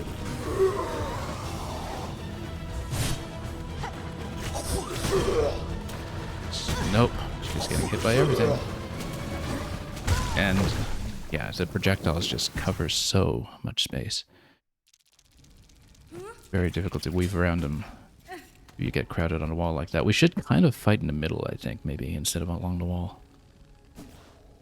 As long as we have enough wreath protection from the maggots. I think fighting along the wall is leading to issues in that phase, which are best avoided. Also, we're close enough to the bench. Let's just fix this up quickly.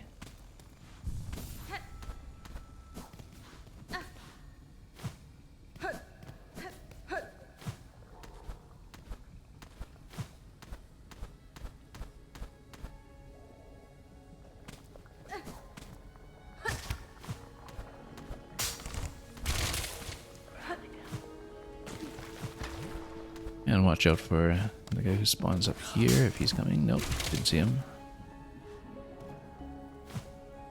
But yeah, so if he swallows and we kind of swipe inside him, that might actually get us through faster. Since it is only 2 massive damage, we can potentially sustain it if we have enough silk for a heal. It did seem to get us through to that phase impressively quickly. I actually wonder that we should have just done Red Storm inside that, maybe. We haven't been using Rune Rage that much currently, but if we do Thread Storm inside of him, it has some potential. It's just that it would expend some silk, and usually if we get swallowed, we want to keep the silk to heal back the 2 masks that we're losing. And so it is a bit of a decision that we have to make there. There clearly is some kind of bonus for damaging him from the inside and just tapping the attack button when you do get swallowed, so maybe we charge up into that.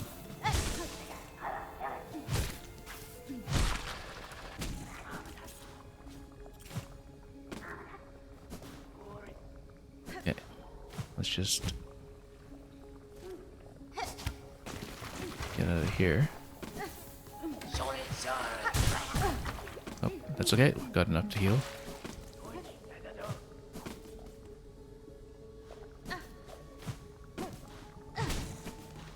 And Cocoon's right there in that spot. That's okay.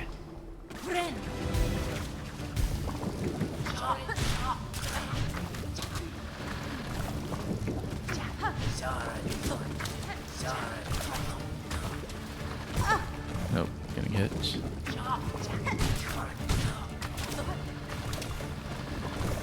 Just need sufficient height off some of this.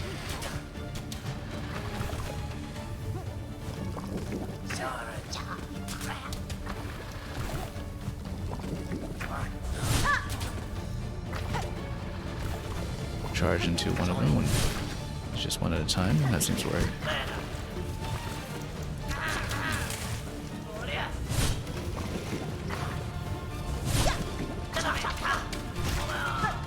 Yeah, 1 charge, 1 standard seems to be sufficient damage. Or it's 4 standard attacks, alternatively. Okay, in decent shape.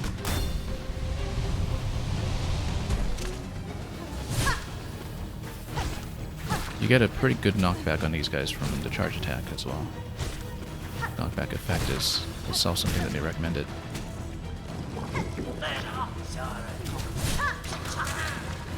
Oh, caught.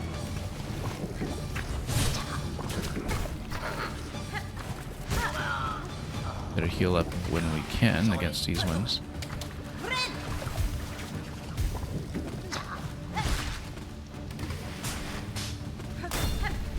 Void traps.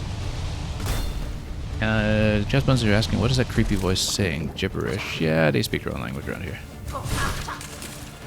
Ooh, got a little close there, but he made it out.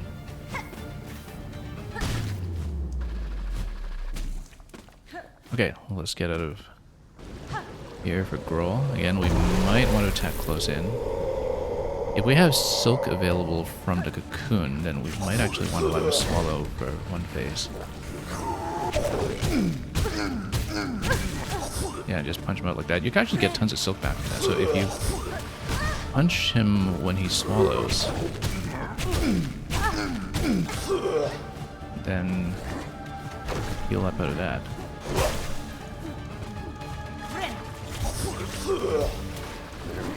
Then we might actually get through the phase quickly.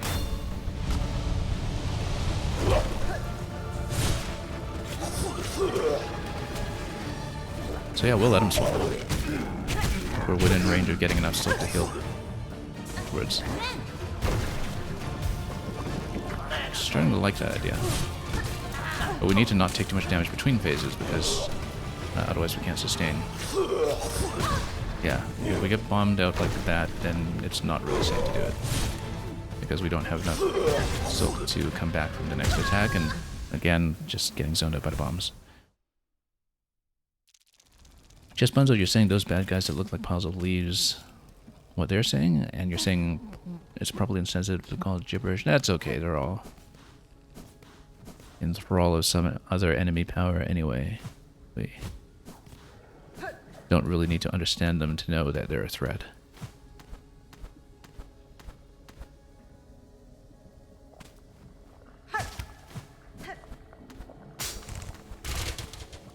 Okay, let's see.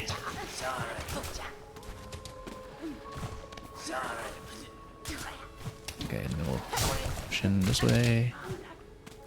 Really like to avoid that one.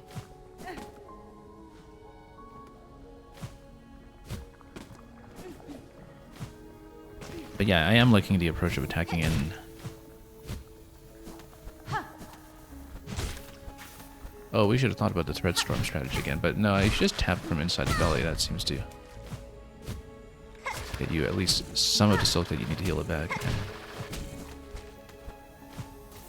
Because technically, if you avoid the projectiles,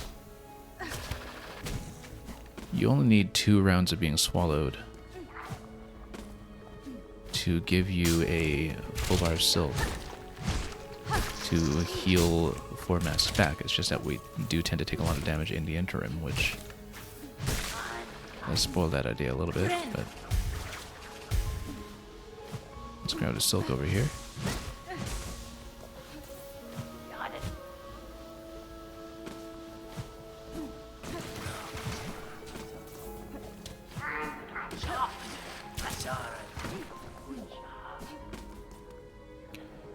And we'll get back here on full.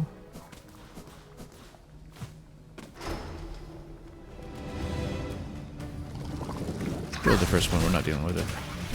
Oh, hit it anyway.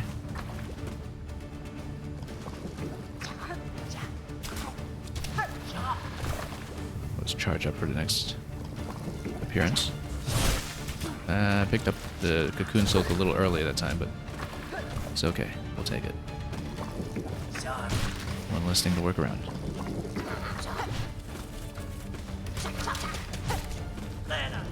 Yeah, once I understood how good the knockback is against these attackers from the side, then it became much more manageable. They were something that took a while to figure out the first few times we were in this room. I don't think we really figured out that pattern until today, to be honest. We'll stand out for the trap, and we'll have plenty of silk remaining for replenishment over here.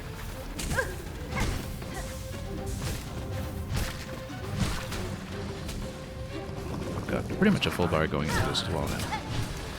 Whoop, which we'll need in a moment. Very soon, in fact.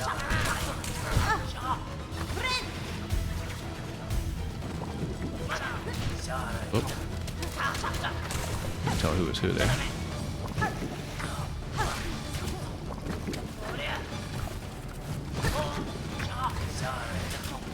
Lots of silk to work with, at least. We're not collecting at all.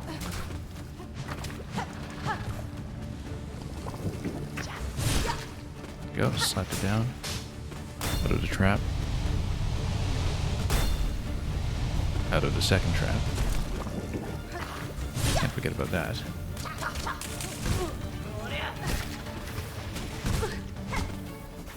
Taking a little too much damage here.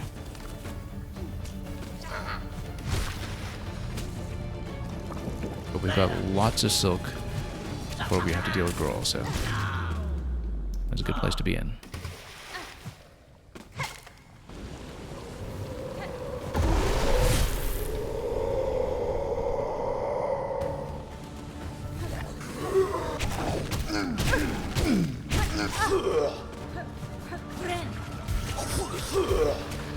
Nope, got caught. Alright, that one, at least. But very difficult to hit that timing.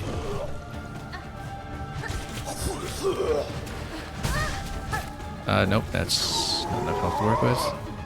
We do need to heal out of this one. Yeah, too bad about that.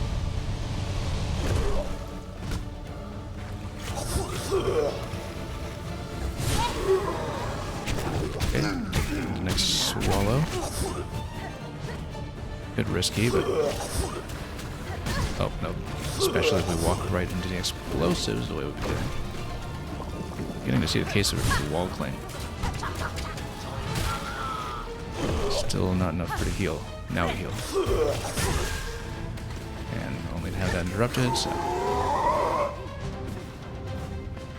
Need to build up the next heal before we do anything.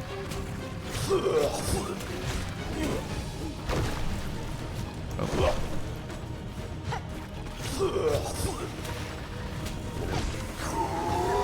Not enough health. Yeah, beta projectiles in the middle, I think, is the strategy. Traps.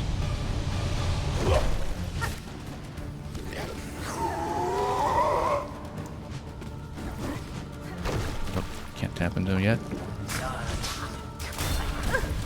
Nope, getting caught by everything. Absolutely everything. That's why we stood in the corner previously.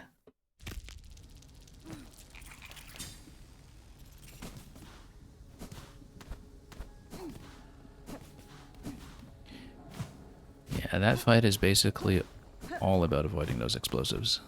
If you can, then you can be as risky as you like about diving into his belly and just trying to accelerate the next phase. Oh. Kind of nice to not have a giant reset every time we fall into the maggots. At least.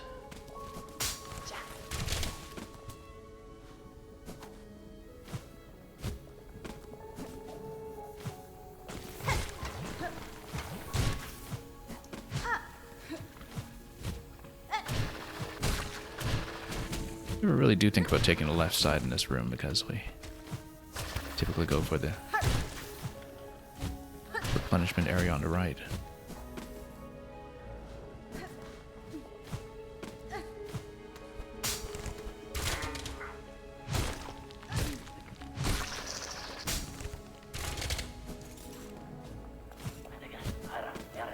Grab all the silk.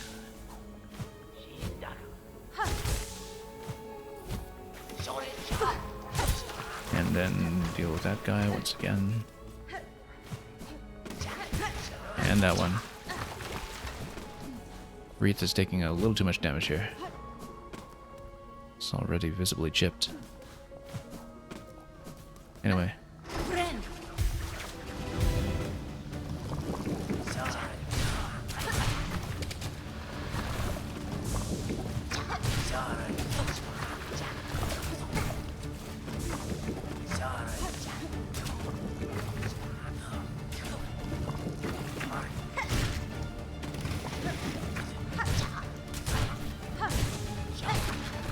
All about understanding the Reaper spacing.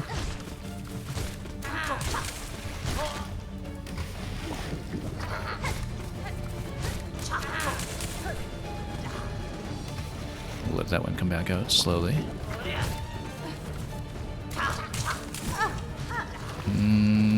Use it on better health management here, I think.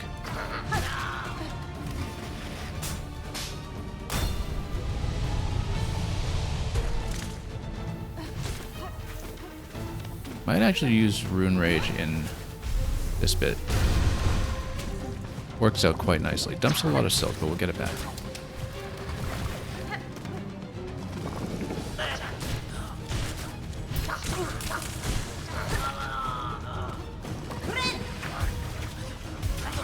Oh, Oh, got caught immediately. Fortunately. Well, let's try to tap into this guy quickly. Just avoid some darts and then bait him in.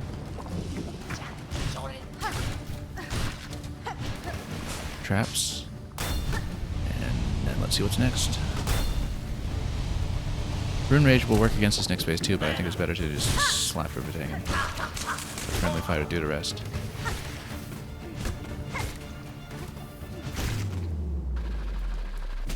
Okay, Growl time.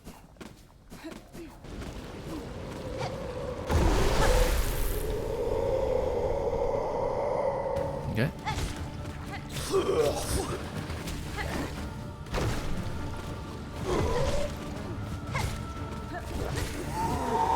Yeah, you know what? Let's do it.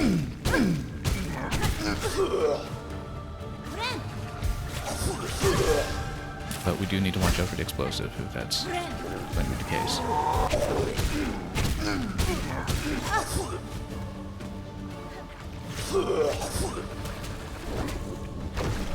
I'm beginning to think that the wall cling tool might have been helpful here as well, not that we have a slot for it. You know what, we'll do it. We can probably have enough for the next heal thing that it is, just barely. Do need to avoid projectiles though, otherwise we die instantly.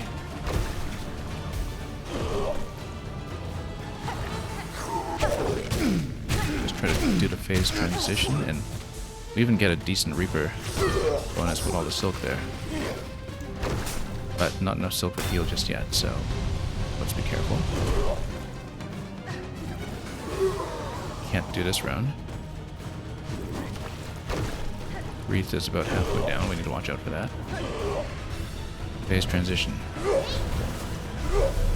Oh, got hit. I was thinking that was low enough to avoid that, but that was not true.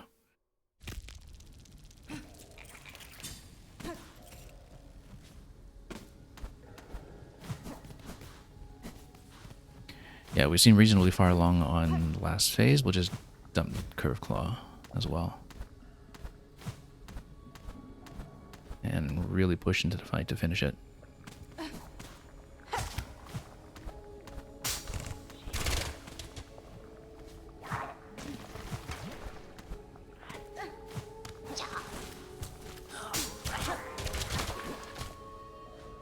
Turns out it's still a reasonably demanding fight.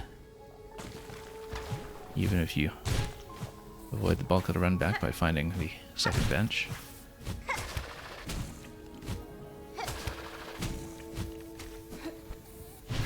Oop.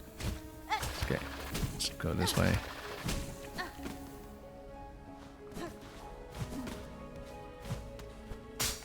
And even if you get into the growl phase, more or less at full.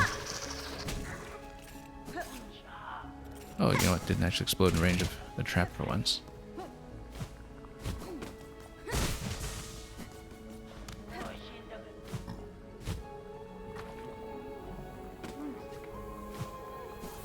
Oh, mistake.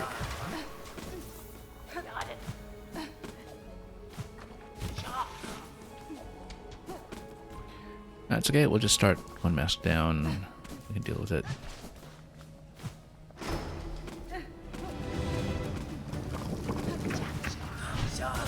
Missed everything. Absolutely everything.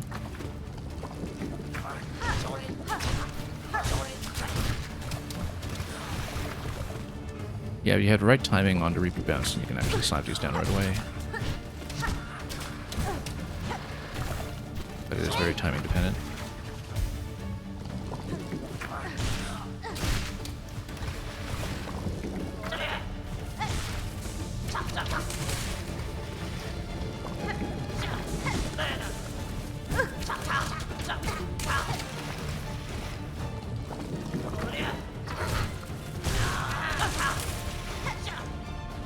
We do have silk for heals. We'll think about that in just a moment after we see the trap come down. Rune Rage. Let's do it.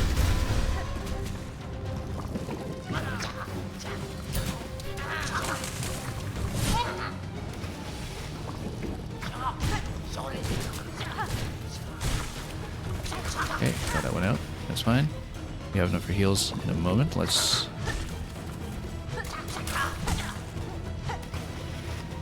find an opportunity. That'll be safe. That'll do when traps come down.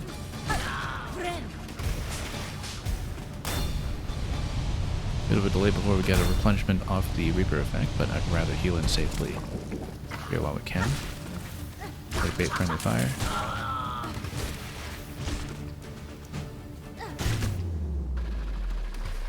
And it's scroll time. Oh, missed the silk orb over there. That's okay. Again, better to go low, I think, unless he's trying to jump towards you, in which case we'll avoid traps.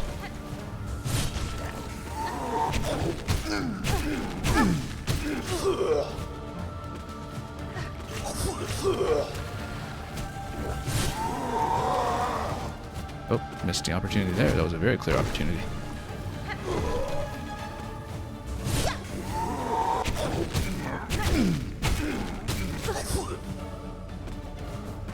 Have to avoid projectiles first before you heal. Oh, missed the opportunity there to tap this for silk.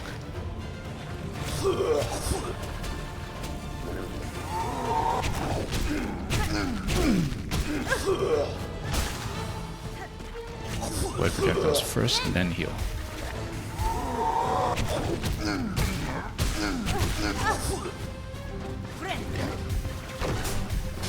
Okay, let's go for the silk once the traps are down. Now we're in this phase. Let's just avoid. Full health into this phase is better than usual. We do still need to avoid bombs if we can.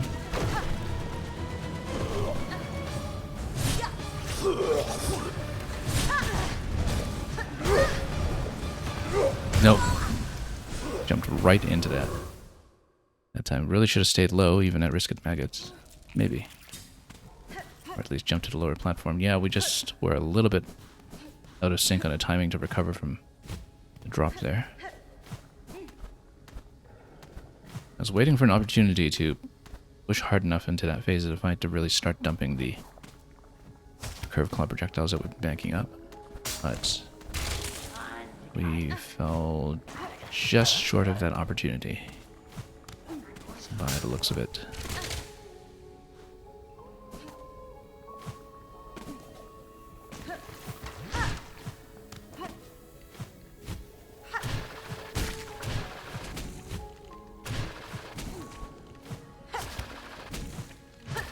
Oops, should have grappled into that.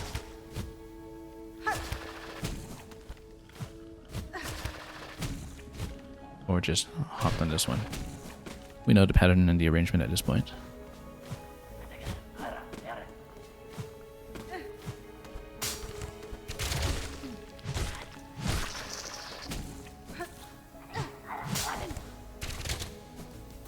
Oh, didn't see that coming.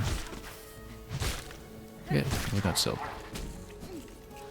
Or will in a moment once we're over here.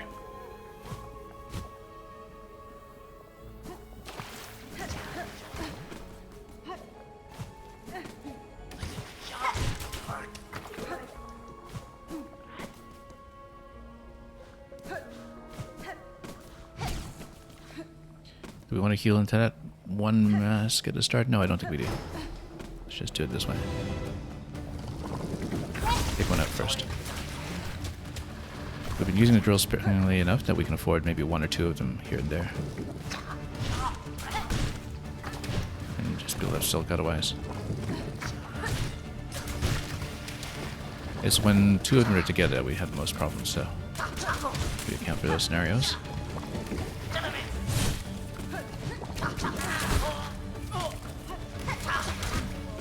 Okay. Down. And snipe him. That is going to be a Rune Rage phase.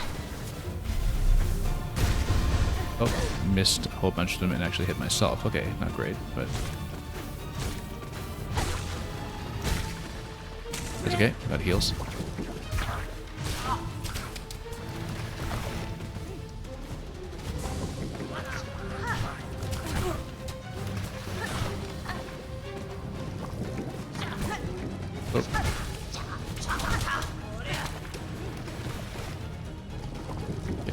bit excessively here, but now we simplified it.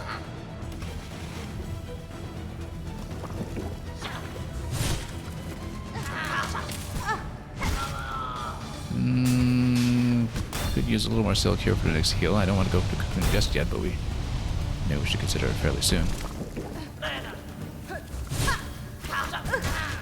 We'd better consider it now. Getting into too much trouble there. That was much too risky.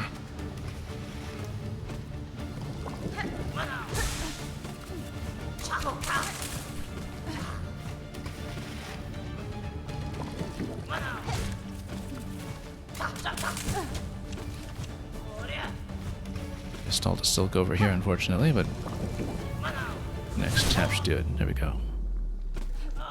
Roll time. Not quite at full, but we've got a decent amount of silk to start, so that's perhaps a little bit more important because we can outpace his attacks as long as we dodge projectiles first and traps.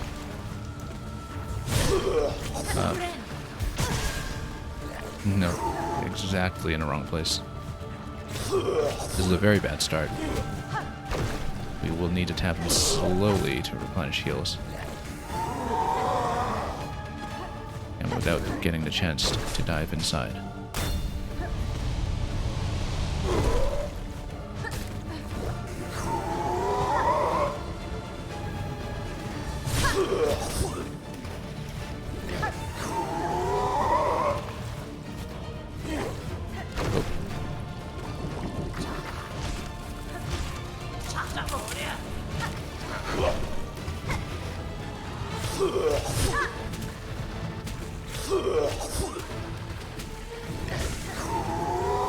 Okay, there's a heal.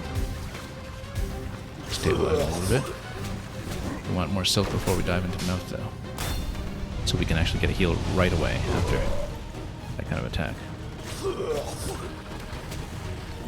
Yeah, you're supposed to, as I said, parry projectile attack. We just never managed to do it deliberately. Just bait it low. Seems to work. Just get out of the dive.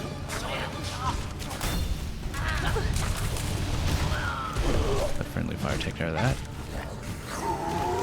You know what? We can do this. This is going to get us enough. As long as we get a safe heal immediately afterwards. Luckily, trap came in from the other side.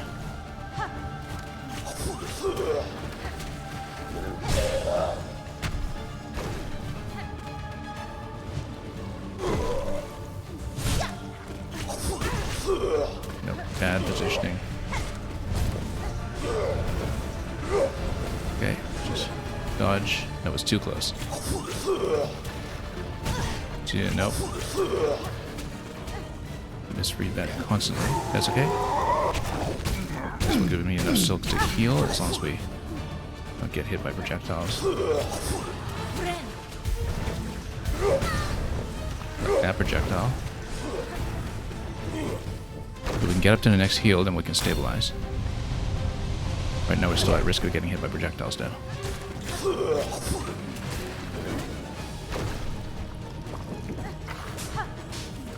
Traps, get out.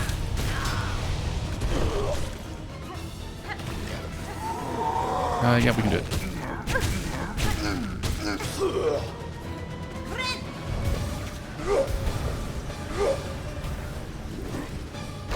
We're getting close enough that her claw is a real possibility at this point.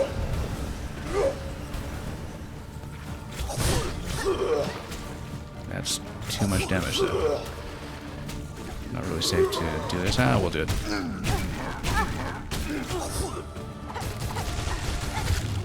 There we go. Timed that very well, actually, in terms of deciding when to commit to the curved claw attack. On one mask remaining. Let's see about that. Mang, you were saying nice strat of getting eaten. Yeah, we discovered that a little by accident in terms of how much silk we would get back from that and how well you would need to do in terms of dodging to stabilize. Essentially, if you dodge all the projectiles, I think every time you get eaten for 2 cycles, you get enough off of the multi-million to heal 4 masks back, and so you're kind of at equilibrium. The problem is, most of the time you get whacked by the projectiles. Look at that, it's a bench. At long last. So that went down. That was a long-standing task on our to-do list. So thank you very much for the GGs. And welcome 06i as well. So, that took some time, but we made it. And it took longer than it should have because we expended all of our shards, so I couldn't just blow through the early phase with the drill the way we were doing previously. Let's see what lies in here.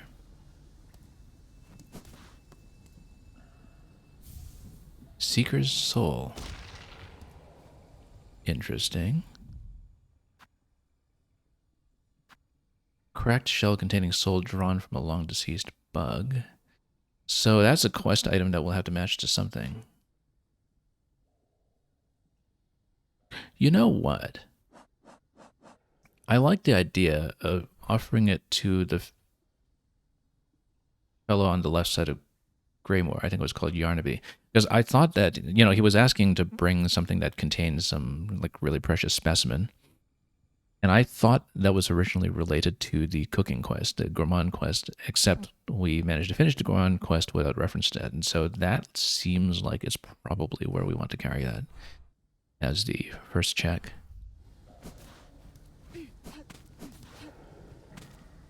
Yeah, because I was so convinced it was something to do with the weapon upgrade chain, but it's not. But this looks like it's the likeliest object that is related to it. Bug pieces, we know we need a third one off of some other bell room that's in the Citadel. We know where to assemble it. We know where to bring it to the architect to plug it into a robot that's probably going to be a robot boss, so that's accounted for. Solemn Cylinder was still looking for the gramophone. And yeah, we're saving up craft metal as well. We know how to get one more piece of craft metal. We don't want to use it yet, in case we need it for something like crafting the automaton. So,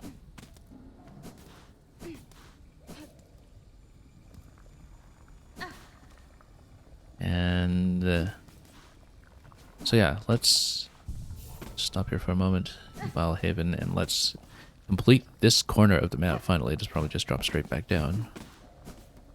But maybe there's something else to look at first.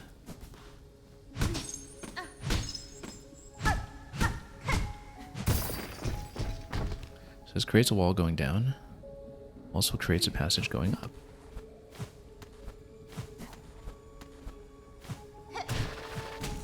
Maybe this connects...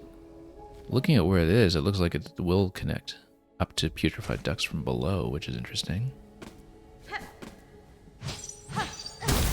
No wonder we didn't see this passage previously, because it is a one-way. But we've been up here already, because this gets us up to where we got all kinds of goodies previously, like from completing this quest. I don't know if there's new dialogue for getting through vile water, probably not. All those gooey bugs also reluctant to share their organs, so much coaxing and gnawing and prodding. They should be proud, their small sacrifice would become much sustenance for my ferocious young. So it's kind of interesting that if you had discovered the putrefied ducts from below by going through Vilehaven first, then you would get the item that protects you from the maggots. But instead we managed to do the long way and get the maggot protection first and have a much, much easier time with Vilehaven as a result. So, pretty satisfied with how we did there, and also it connects directly to the nearby fast travel point. And Mang, you said you found it from below first. Congratulations, because, you know, without the maggot protection, I think playing from the middle position against Grohl would have been much more taxing. So yeah, I think what we will do is we're going to check to see if that hut in Greymoor is in fact the quest turn-in for what we just picked up. And we'll see if that continues some kind of quest chain. And then we'll make a decision as to whether to push the forum fight or the cogwork dancers, probably. The forum, I mean, we did that many streams ago. We got pretty far in and couldn't believe how many waves it consisted of. And now we've improved by enough that it might be worth a look, except for the fact that we have no shards to work with, and we were pretty dependent on the tools for that fight as well. So we'll see what we can do.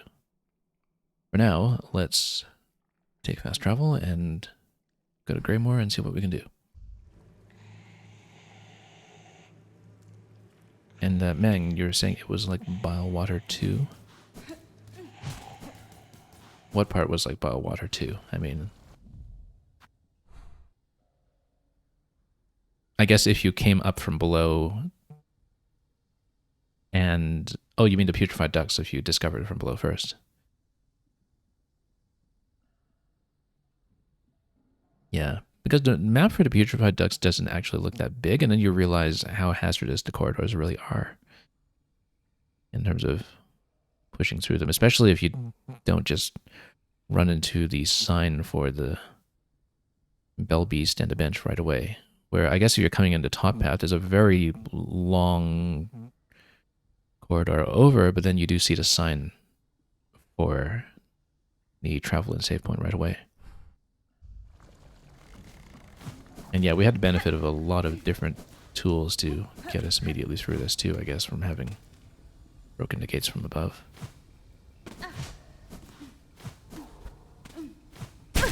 Whoop.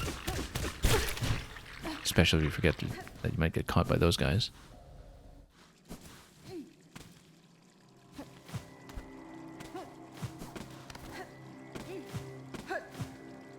I mean, at least out of Bilehaven you get an immediate bench from defeating that fight.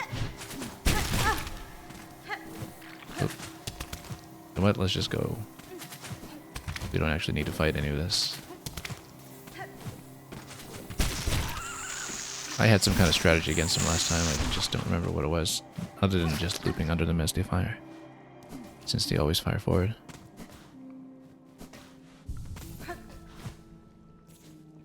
If we're leaving the Bile Zone, we can take off the wreath and put in something else that we would like to use instead.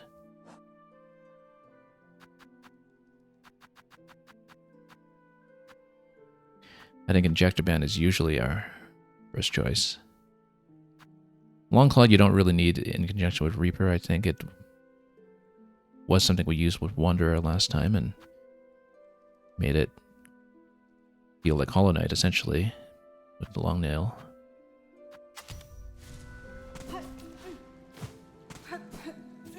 But we'll stick with this for a moment and check Greymoor.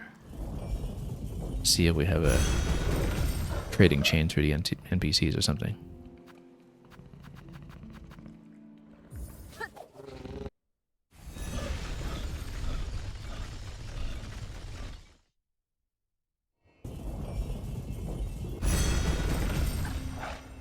Well, glad we ticked that one off the list. That was a long-standing project, I think, to get through Bilehaven. I think this is probably the third separate stream that we've spent on featuring that climb. Okay.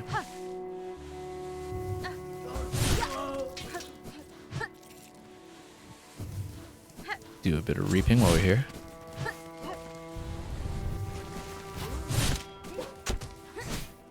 If you charge up the attack, you don't do the uppercut.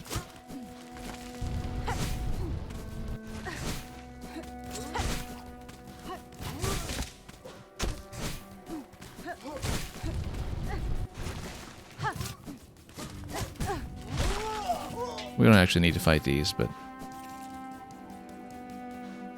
whatever works.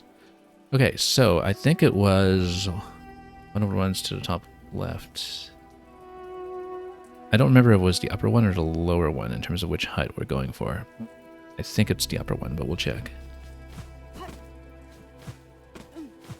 On the left side of Greymoor. Oh.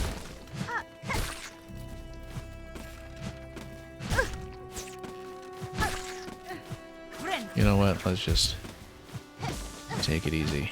We should have just taken a lift going up. Or actually just gone... Yeah, taking a lift going up. Let's go back towards halfway home. It's a much faster path. We used to know this place. Which crest have I played with most? I played the vast majority of the game with Reaper. We spent a lot of time with Architect last time as well. I did have a stretch last time where we played a little bit with Wanderer once I got the long nail with it. Not a long nail, long claw with it. Because I found that to be pretty helpful and snappy for certain fights. And there were a few situations where I did switch to Beast. There was one fight in particular back in Hunter's March with a low ceiling where we found that Beast was most useful. And I like playing Beast, but it is very situational, I find. With the movement the way it is, you really do need targets that you can reliably hit.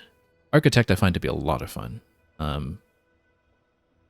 It's also shard expensive, even if you plug in a charm that lets you farm more shards.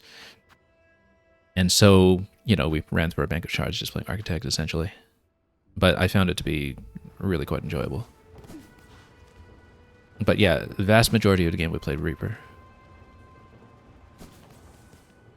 You mostly stayed on Hunter and Reaper. Yeah, with Hunter I never really mastered the diagonal movement as much as I would like. I mean, one of the main reasons I switched to Reaper in the first place was just because the diagonals are so much easier. Not the diagonals, but the downward strike is so much easier. Same with why we put the range extension on Wanderer. So I put the range extension on Wanderer to kind of have a more comfortable swipe.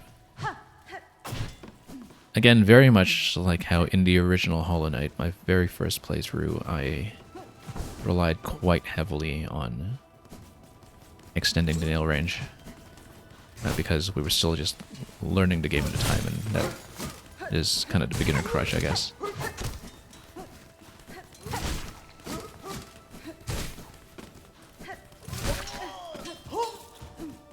Okay. I mean, the real beginner crush is the compass, which we've stayed on all the time in this game as well.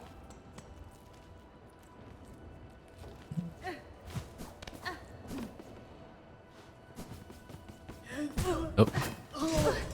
Let's not run into this one repeatedly.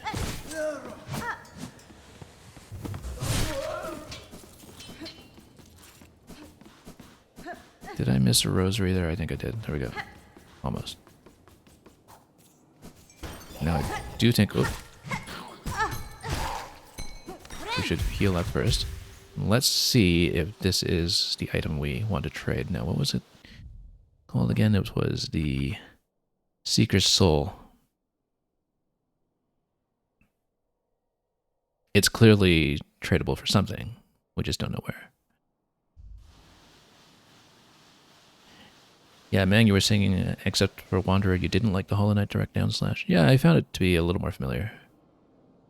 I mean, it depends, because I feel like in this game it really rewards you for mastering the different diagonals, especially the shallow 30-degree angle on Beast. If you master that, you can do so many things with it, and, you know, your movement range, I think, is also expanded a bit. I think there's a bit of traversal you can probably do with it that you can't with the others. Architect's kind of nice because you can manipulate the timing on the diagonal depending on how you charge it as well. So let's see if we can interact with this finally. Shu, I say, unless you brought a worthy specimen with something truly nasty inside them. Does the Seeker's Soul count as something truly nasty? I guess it doesn't. Okay, so it's not that. So maybe it's related to something else completely. So yeah, we have a couple of things that we haven't found the interaction with yet. There's this, there's the diving bell all the way down here. There's also the mask maker all the way up here. So we have a few things unaccounted for. So the question is, do we try to push the forum? Or do we finally just try to proceed along the major waypoints and hit cogwork. Dancers. I'm out of practice with a forum, but we've upgraded significantly since the last attempt. I think maybe we will try it. But we need to farm up some materials first. So I think what we'll likely do is, rather than take Ventrica up, we'll go to Grand Bellway and just kind of fight our way up there, up to the bench. And that might be the best approach. Just to get some shards going. I think we were previously playing traps on it as well. I might actually consider playing Architect against that one. But we'll see. I don't remember the fight well enough to recall what my approach was. And Cogwork Dancers we didn't really ever put in a true attempt. I just died to it once and thought, okay, we didn't even have the map of the Citadel at that point. We just went further to explore.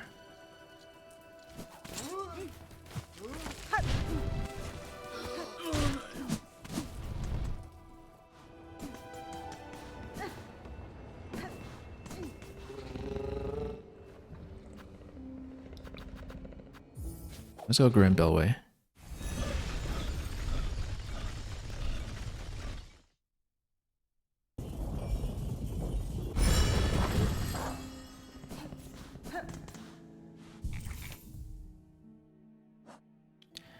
And we will switch over to Architect on the way up and then maybe change back to Reaper at the bench.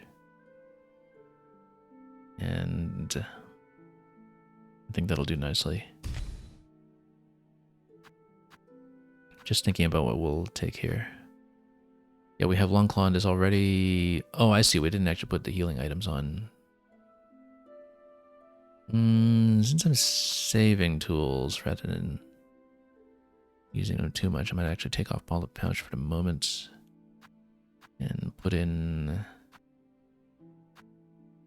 something else instead. We're just going to make it up to the bench, so.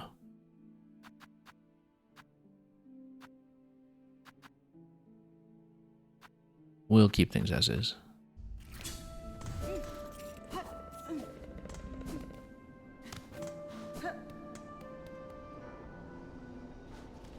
So then,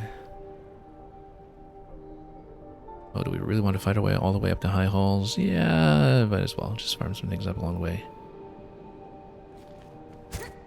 And, you know, popping a cocoon is not a problem once we get up to where we want to go, up in the High Halls, so.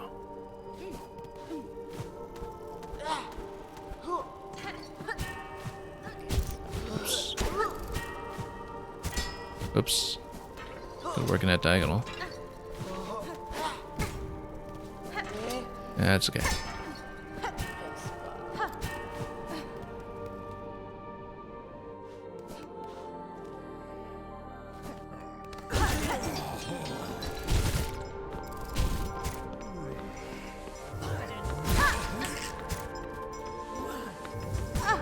Oh, thought I could outrange him. Not quite, but...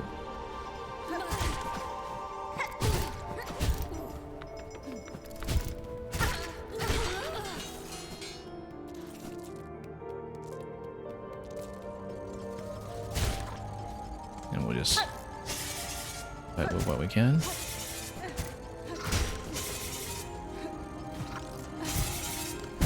Whoops. That's okay.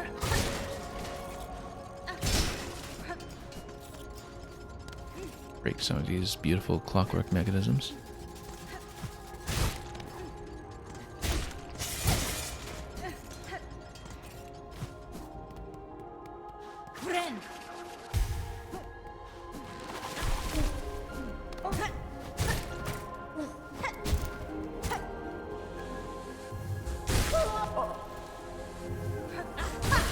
And we'll just punch out everything we can with the charge.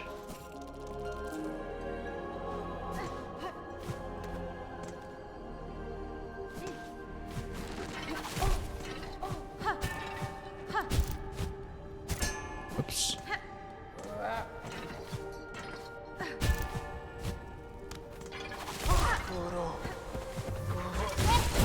Oops, standing too close.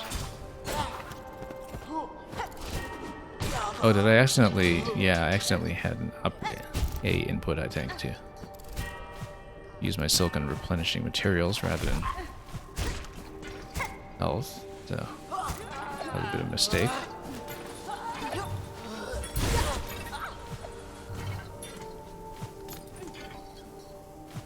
Oops.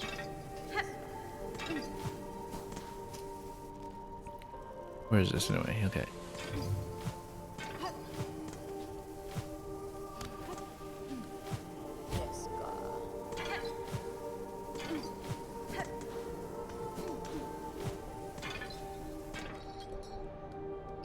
Wait, if I fell down here... oh, this way.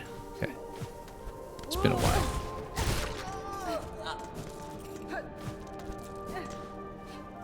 Okay, let's maybe not try to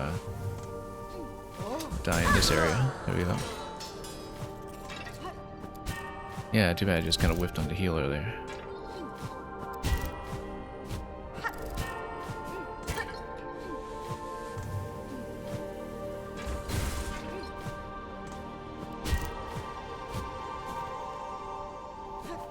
We better see that bench. Oops.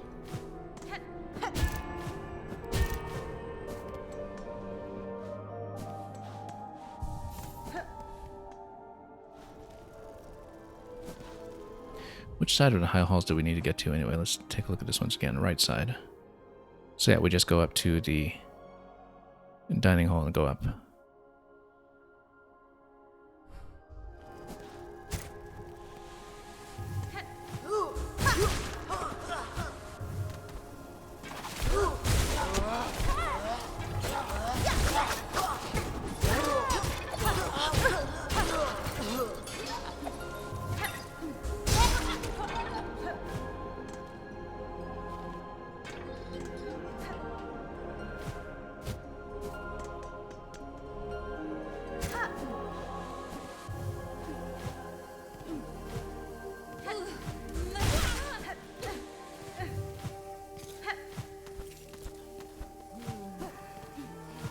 Not that many shards replenished after all, but good enough.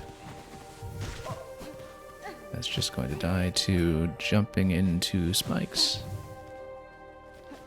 Can't complain too much about that. Unless you're the one who jumped into the spikes. Let's be careful there.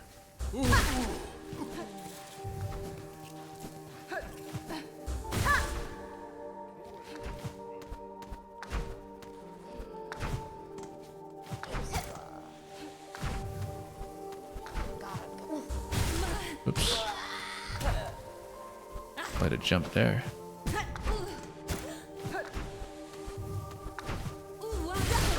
we go.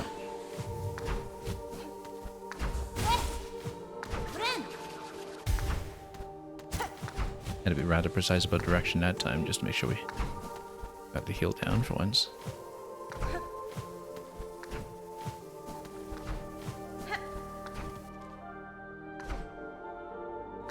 And top and then right.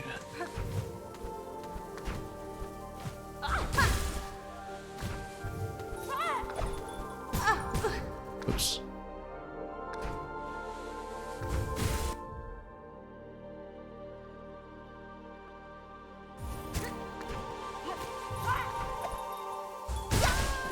There we go.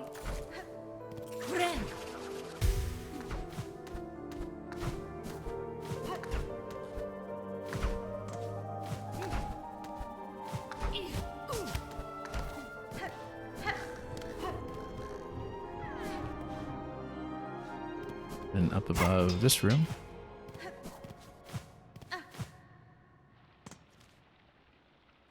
Might as well to the bench. And forum is directly across to the left, so let's swap. Let's see if this is what we want for Reaper. We definitely, I think, want what we have here. I was considering Memory Crystal. I think maybe last time we did take Memory Crystal coming into this one, but let's get a Sensitive Fight first and just relearn what different waves are. I think we went trap rather than drill last time, but yeah, I think I remember why, in fact, because some of the bigger enemies that come out later. But let's go with this setup until we've actually seen the fight, since drill is a bit more of an active weapon. Actually, we didn't have tax last time we came here, so given how grounded the enemies are, tax might be even better than the standard trap. But let's see what we're dealing with.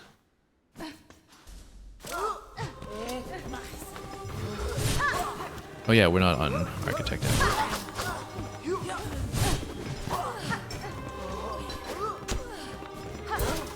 Right, we took out the aerial enemy first, I think.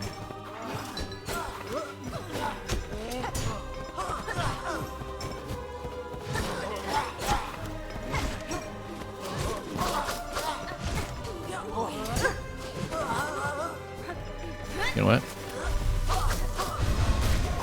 That didn't take out very much at all. I think we actually did go Thread Storm here previously. I mean, we didn't have Rune Rage last time. We should consider whether to stay on, whoops,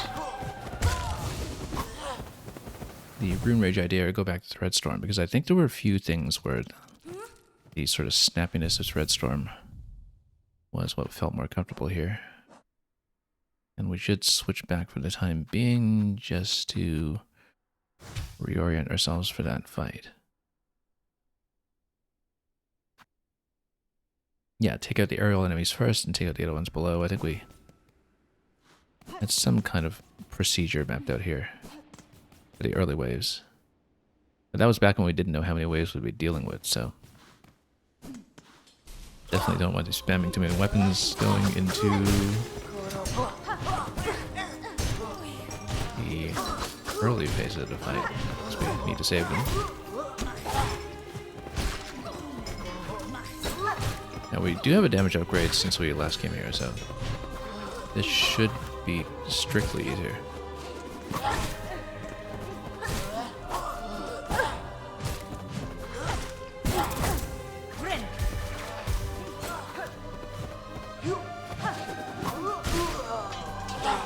Oop. Too bad about that point of damage there. Now this we can just bop on top. Build up lots of silk in the meantime. And a jump attack. We haven't really fought here in a while, I have to develop a sense of familiarity again. Oh yes, that's right, these ones. I think I actually went spear on this fight, I kind of remember now, because we needed spear to take out the enemies that would leech away your silk.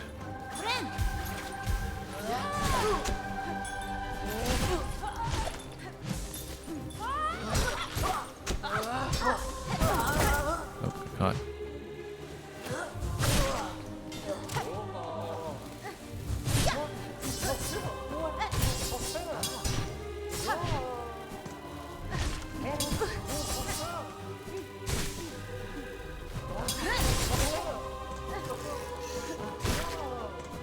We will need some silver heals soon enough. Yeah, too bad I don't remember what my old method was here. Because we did have a method. Oh yeah, these guys.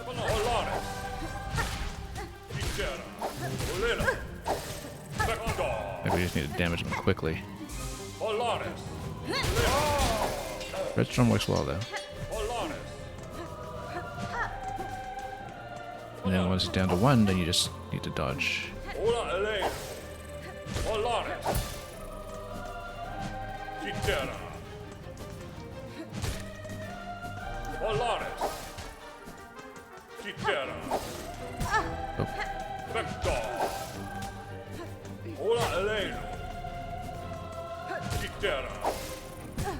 Oh, I'm going to track you quite a long ways. You have to jump over them.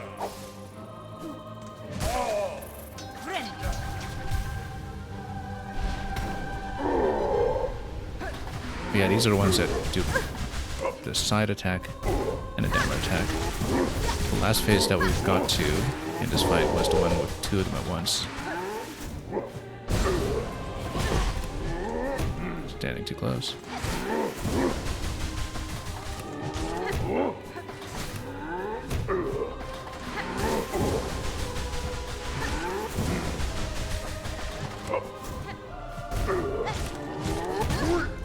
Nope. I do need Silk for a heal. That's what we're going for at the moment.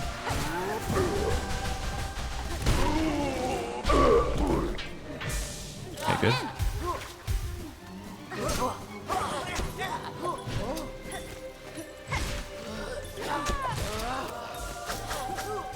Let's just try to bait them around a little bit. Just go back and forth so they just whiff every attack if we can. Almost every attack. You know what? Oh, should have hit more than that.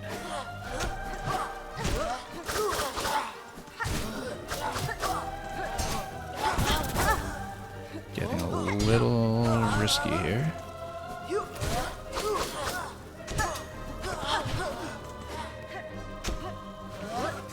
Watch that pin. Okay, this is way too low at this point. That's okay, as long as we're kind of revisiting what it was we were doing here.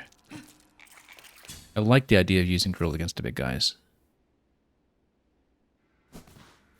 I think Curve Claw was what we were doing previously against the silk absorbing enemies. Maybe we did stay on Threadstorm, because Threadstorm is too useful for some of these clusters of small enemies.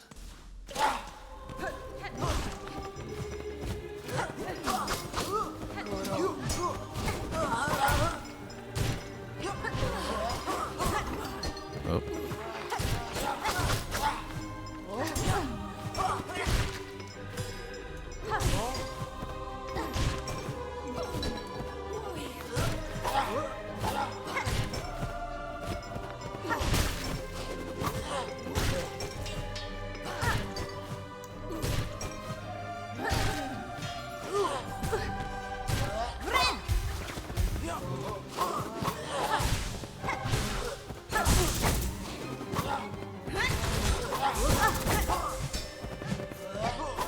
Standing too close to everything here.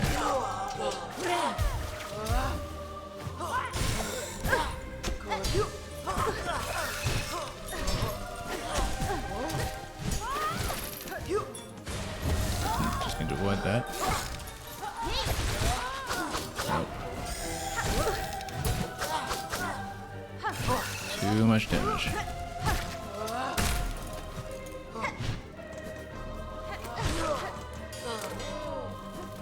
Yeah, this fight is not working out. This round, anyway. Need a much cleaner phase there. We had some kind of method. I just need to reconstruct it from memory from probably about a week ago at this point, at least. And that's okay. The tactics will come to me. I know we did previously play Trap here, but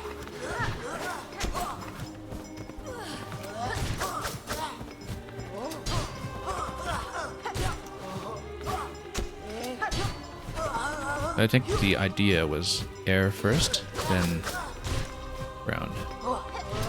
If we could do it. Because then if you have air control, everything else comes from that.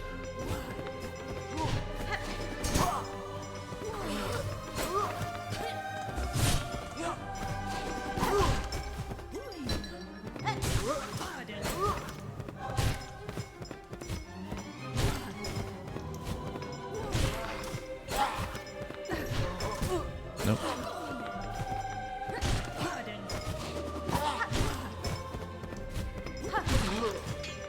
We'll just take it patiently.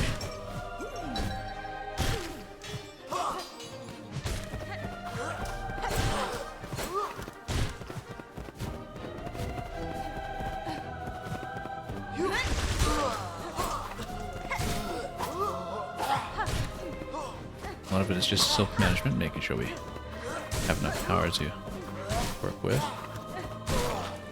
in the various fights.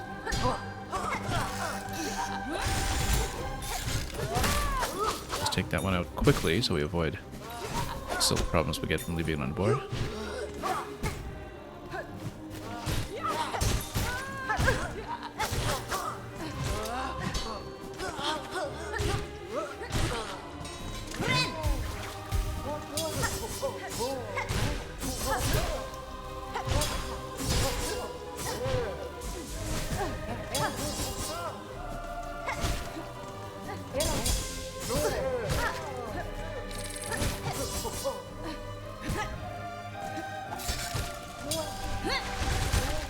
Oh, I don't know why that attack was whiffing like crazy.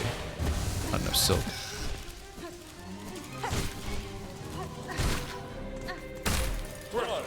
Okay.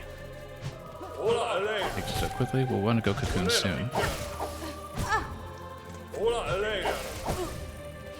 Like right now.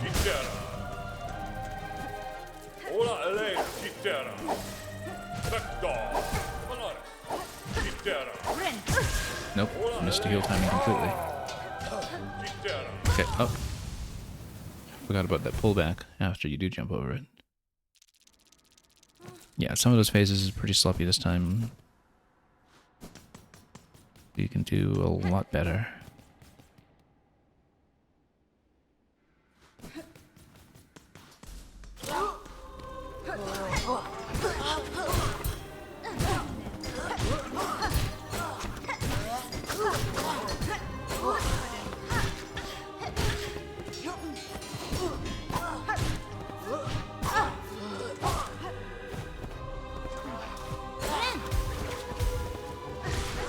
Attack and do it for some silk.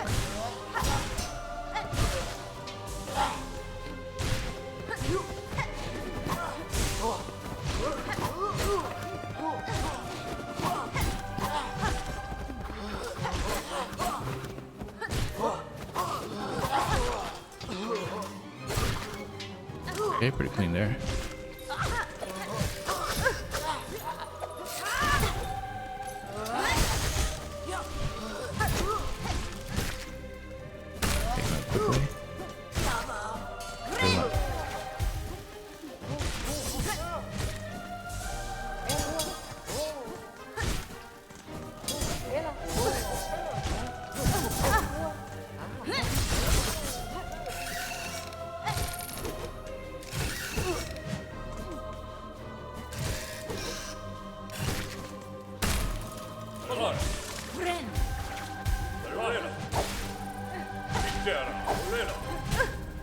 Okay, somewhat workable heal timing there. It could have been worse. Yeah, it's Red Storm against one of them at least, just to get him down. Oh. Watch out, you have to jump over one and then jump over, as it retracts as well. But if you're just dealing with one, you can cycle around him pretty cleanly.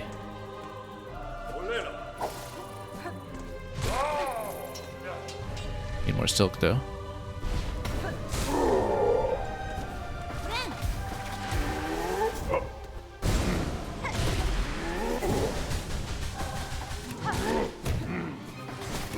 Don't need to overspend resources against this one, it's just all about dodging.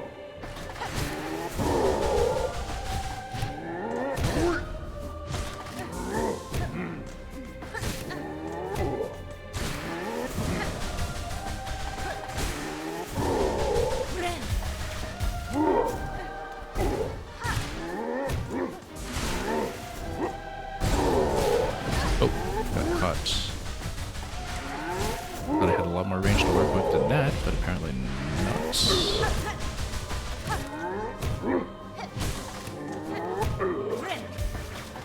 Luckily, so much distance between attacks that you get a decent healing window against him.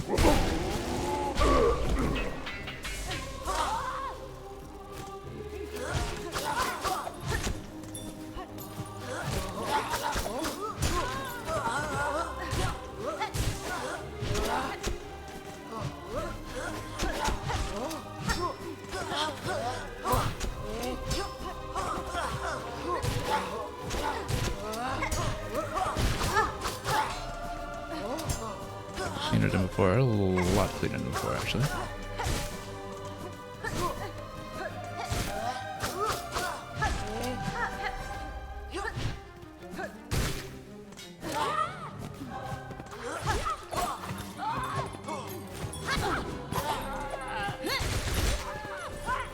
That would have been nice to hit this a little harder. But we can probably heal out of this or something very soon. As we build up the silk. Speaking of silk, yeah, you can just pick up them off the floor as well. Okay, what's next?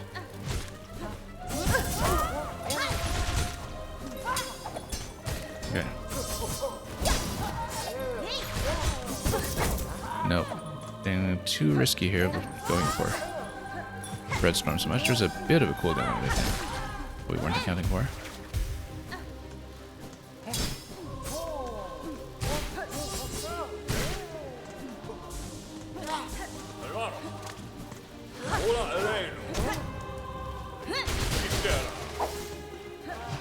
Yeah. He comes back down quickly. Oh, just get standard attacks off of this one. We'll build a silk again.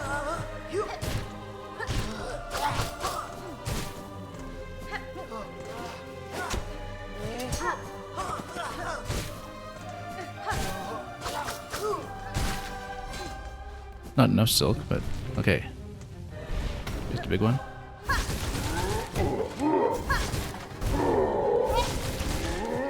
Let's just try to focus one down at a time if we can. Oh, bad. Bad. That's rough. Nope, this is going to be a problem.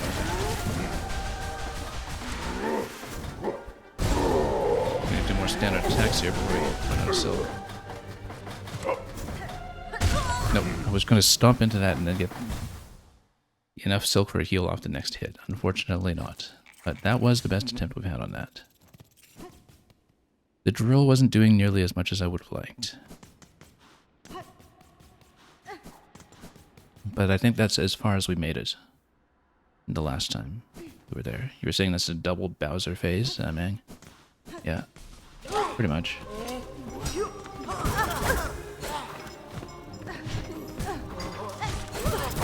Let's pop this now. That was an embarrassing start.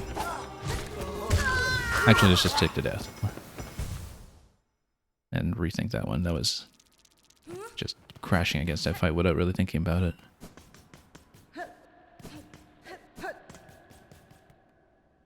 Yeah, I was hoping the drill would do a lot more damage than it did there.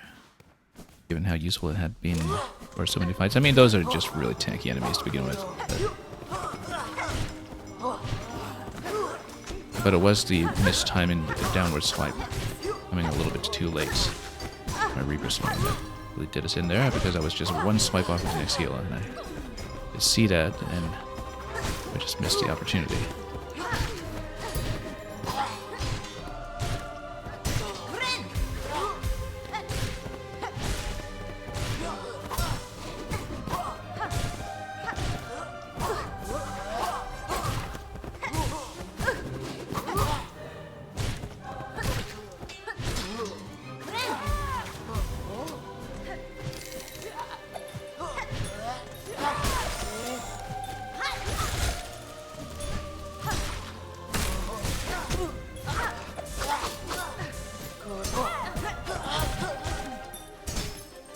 A little sloppy here, but let's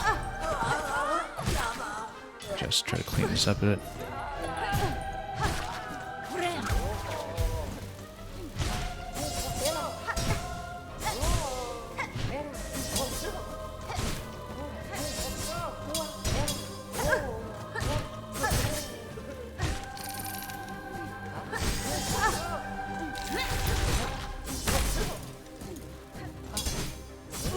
Do have enough for a heal.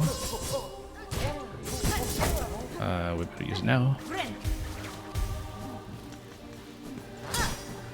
A little bit sloppier than we liked.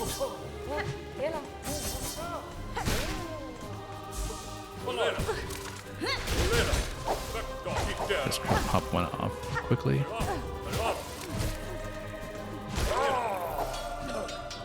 Notice curve claw here that I haven't been using either, so. Jump over it. Yeah, when it's down to 1, we'll take it patiently. Positioning is not too bad if you know what you're doing. Oops. As long as you actually hit the attack, which we have not been doing.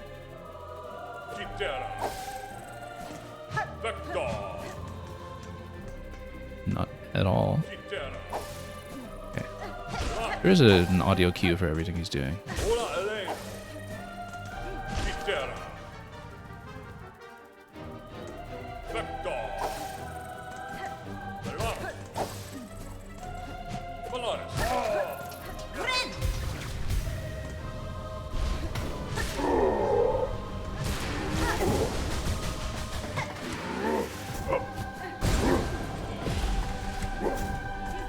Let's just grab all the silk.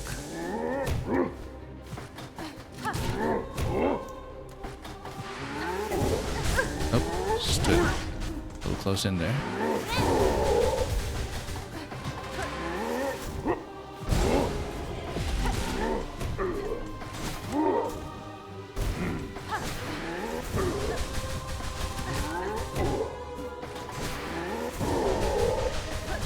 Nope, stood too close. Once again. Standing too close for much of this, actually.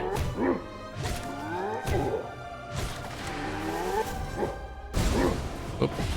Almost.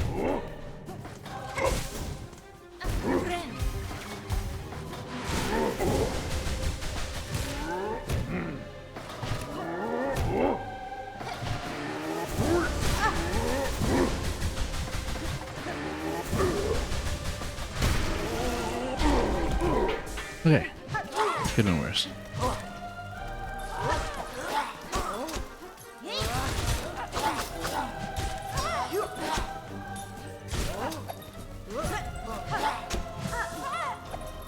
Have to remember to pick silk up off the floor.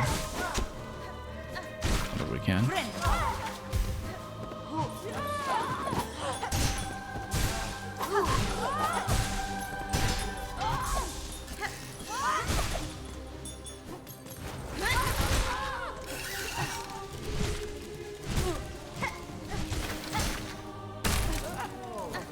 Okay, could have been worse there too. This one's going badly.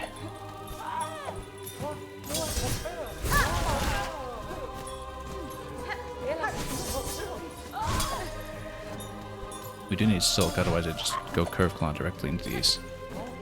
Try to snipe them that way. But we need some silk first.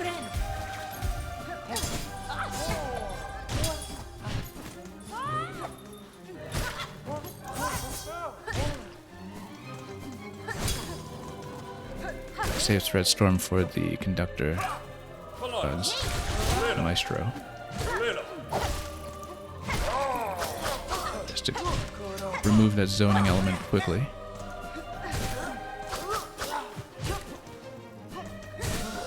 Okay, got some silk going.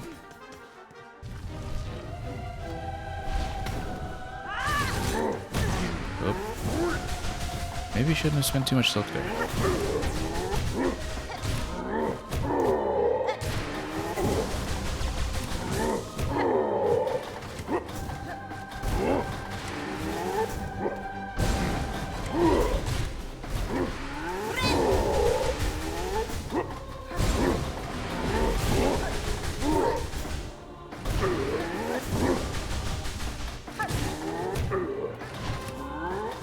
Can't really safely get above them all the time either because of the way they jump.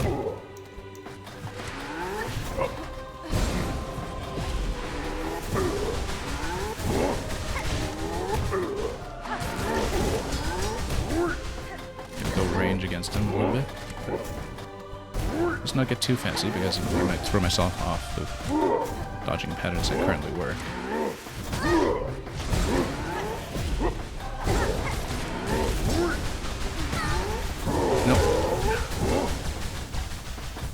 Trying to do too many complicated things at once, where we're trying to point our movement one way to fire some weapons and point our movement another way to dodge, and so that probably should have been kept a little simpler there.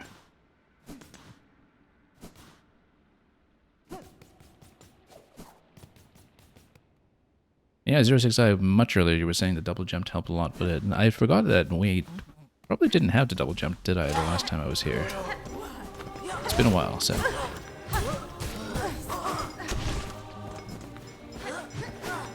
We've upgraded many things since.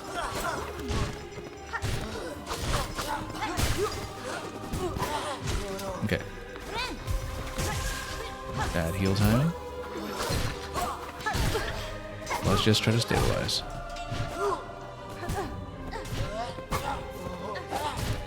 Really bad start in this fight, actually.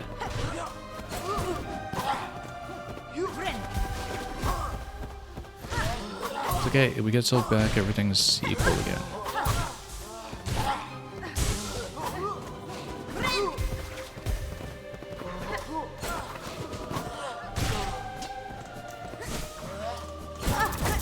Oop. Getting pretty sloppy here.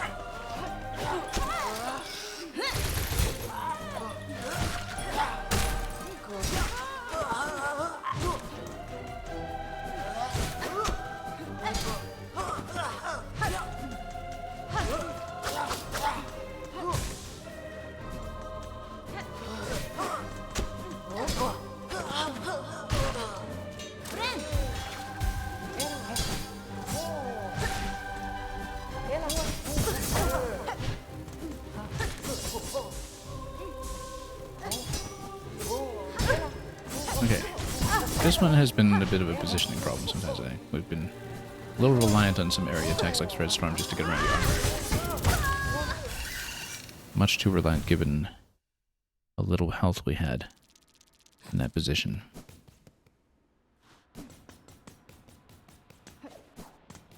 So that we should rethink a little bit.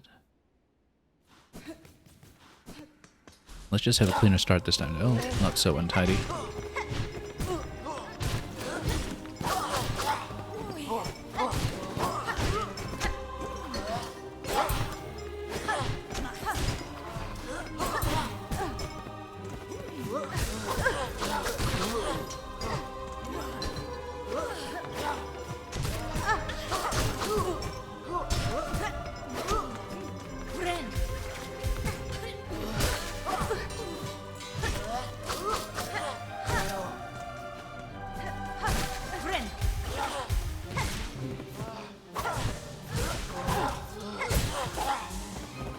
Yeah, kind of rough here too.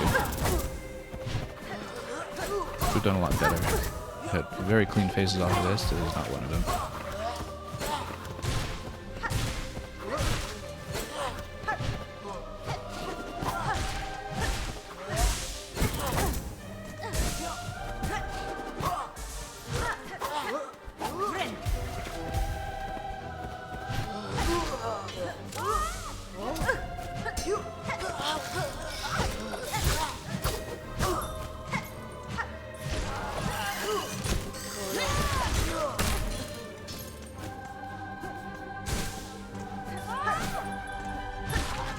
Put some silk back at least. And we'll need it. You know what? Just cut them and be done with it. Don't want to overspend that given that we are very limited in resources right now, but... Okay, simplify one and then just jump the other. Nope, missed a jump. Missed a jump again. Our rhythm is just off. The rhythm is just off. We need to reset a little bit and go around.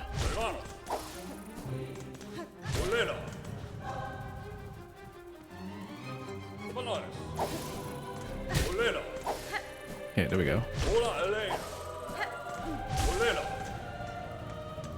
Yeah, once you just reduce this room to one of them, it's not too bad.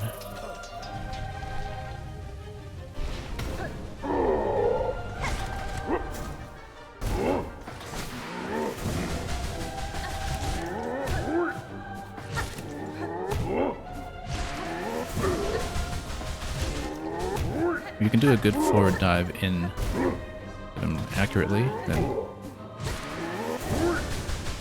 the positioning is not too bad.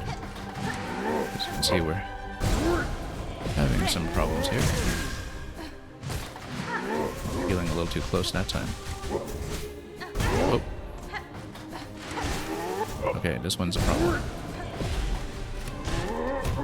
Not a good attempt.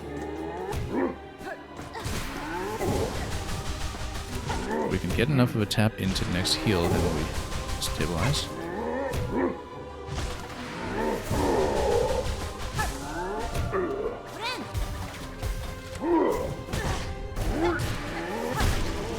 Okay, a little sloppy, but we'll try to recover.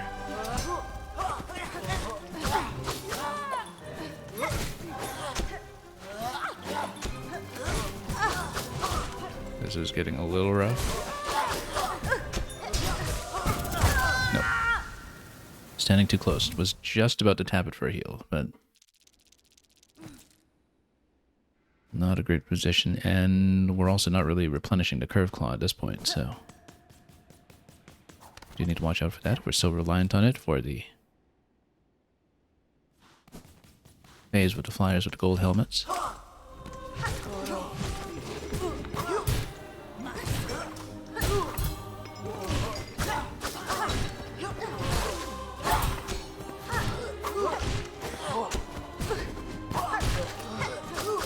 Really sloppy, but try to at least get through it with some measure of dignity intact.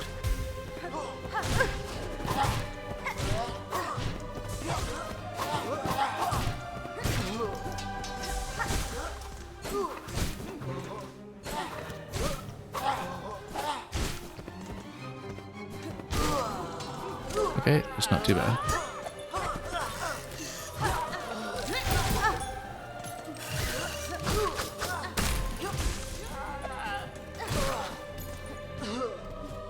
Doing alright for Silk.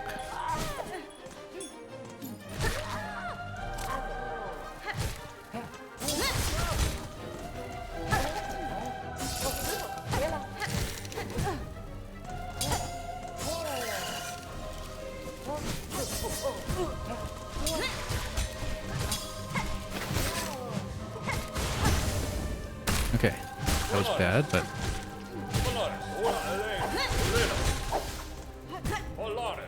I'll take the side out first this time. Let's just try to get the heal timing down. I was standing a little too close, but we got it.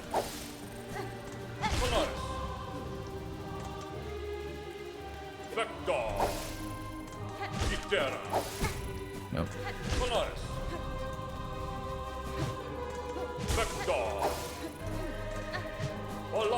Didn't manage to get any of the Silk up top, but that's okay. We'll offer usual pattern by going for the right side first anyway, so.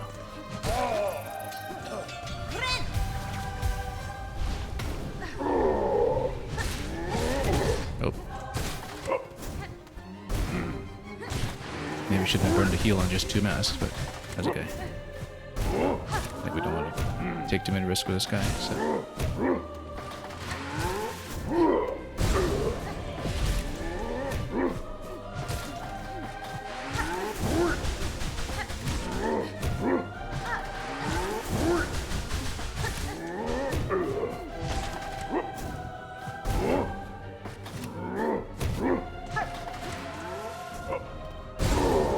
Just keep a distance mostly.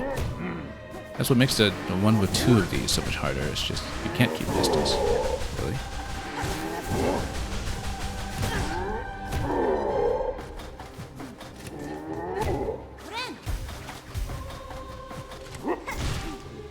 Okay, I actually caught him on the jump. That was not actually intentional, but you know, we'll take it.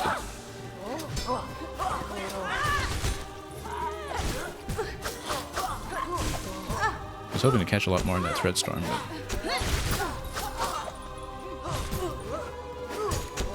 okay, now we need to.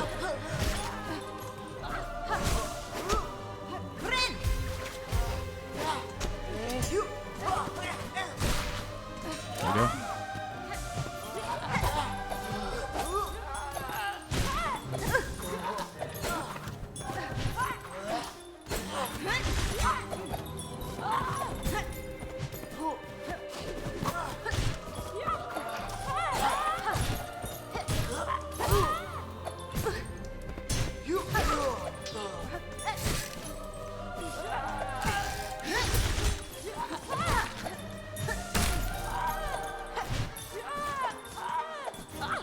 get enough silk going for the next heal, then we can stabilize a little bit.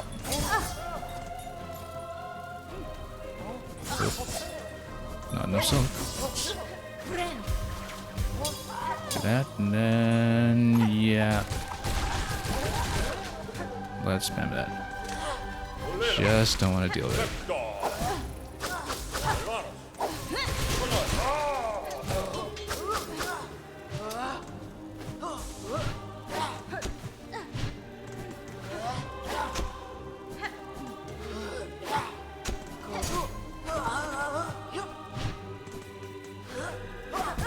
Nope, just get caught on the easy stuff.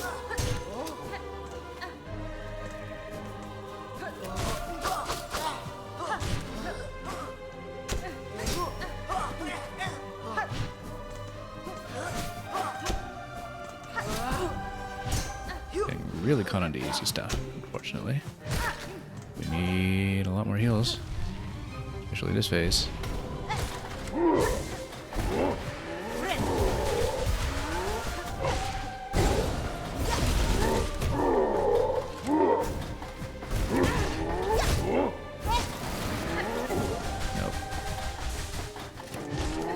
Yeah, we do need to tap with the standard attacks a lot more because of the fact that we just need a lot more silk against this phase in general. Whoops. Just as insurance for heals.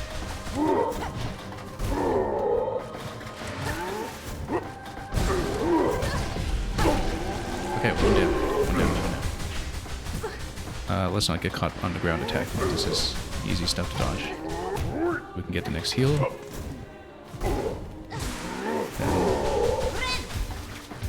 We're in much better shape.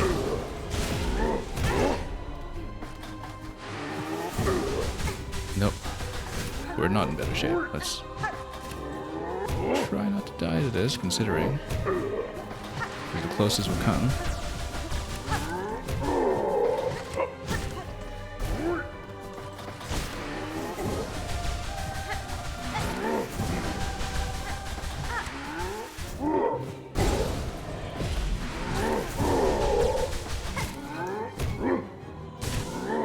Okay, heal.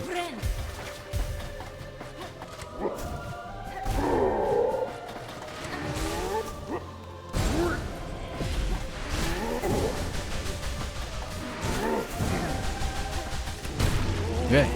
Was that the last phase? I think it looks like it. Unless there's a boss right after this. And thank you for the GG. That worked out. For once, what seemed like the last phase here really was the last phase. And we'll take it. So yeah, once we just managed to grow through one of those, the other one came nicely. Ooh, that's interesting. Who's spinning over here? A visitor. Now this is rare. Conductor Ballador. I must apologize for not rising to greet you. After an age spent sickly, I find myself unable to lift from this bedchamber. I hope, good pilgrim, our citadel has shown you the courtesy deserved of a bug devout. I have borne its hospitality well enough, aged one. Ah, my sympathies, pilgrim. We have fallen so far, and now, sadly, if you've come seeking aid or understanding, I fear I, too, shall disappoint. Whatever you would ask, I have only my melody left to offer. It is a simple thing, the smallest of gifts, but perhaps more special now, for it has been rarely heard in these quiet times. So let's play music here in just a moment, but man, you're saying Team Cherry are cowards for not putting another triple Bowser phase. Well, you know something like that will be coming at some point.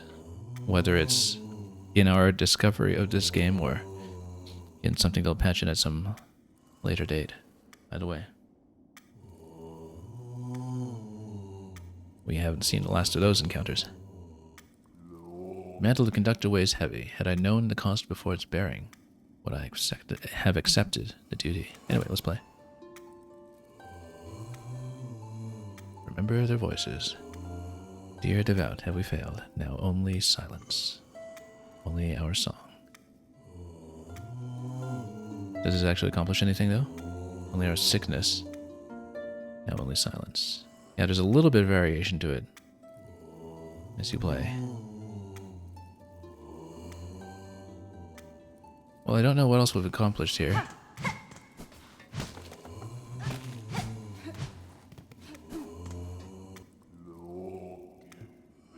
Maybe there's something we have to trade in here at some point.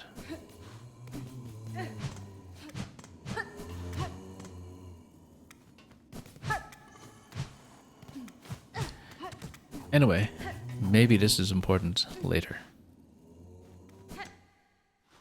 Considering how hard we worked for that. You know what? Wait a minute. Oh, except no, we need a gramophone for those cylinders. Maybe... Oh, well, maybe we can just spin this. Spin this. No. Spin this. Hmm.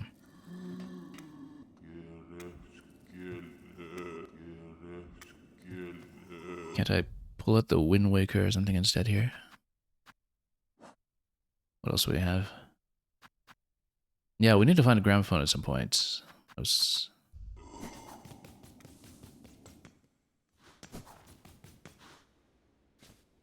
kind of wondering what else we could get off this central pedestal. So there's no immediate reward or anything that we can see, but... Again, maybe this is an NPC that becomes important later instead. Yeah. Nothing tangible to get out of here at the moment, though, as far as I can tell. I'm trying to see if this can be interacted with somehow.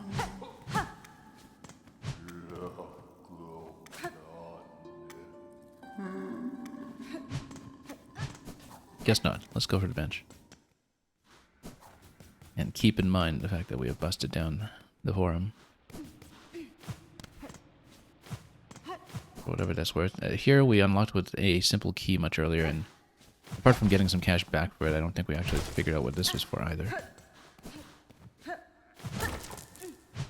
Because we got some rosaries back, but we didn't really accomplish anything else. Oh, hey, look. But I think we looted everything here previously.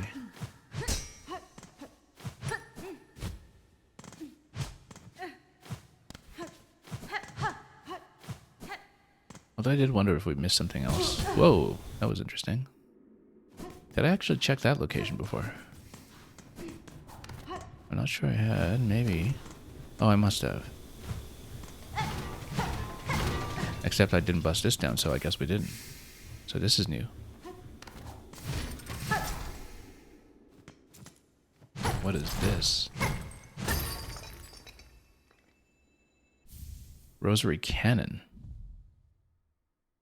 Repurposed mechanism from the base of a rosary stringing machine. Rosaries must be inserted to reload the cannon. So you can fire your money at things. This reminds me of some other game, and I'm trying to remember which. Where you just fire your money at things. I might be thinking of some RPG instead. Oh, like a merchant class. In RPGs, like playing merchant back in Bravely Default or something. Yeah, so we'd been here previously, I just didn't check this passage. So now we have a rosary cannon in. Whoops, let's not die here, that would be very unfortunate. So did I check this area then? I don't think I had. Running a little bit of risk here. And we'll die, okay. We'll go back and check that. I'm not convinced I had been there, so...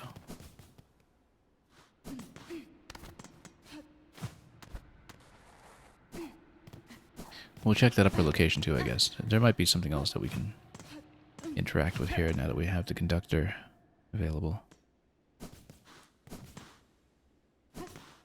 Also notice that this has gone down now. Broken that down here.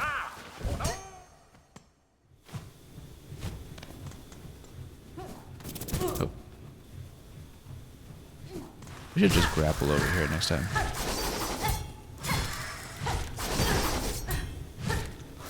You know what? Here we go. I think we definitely haven't been here.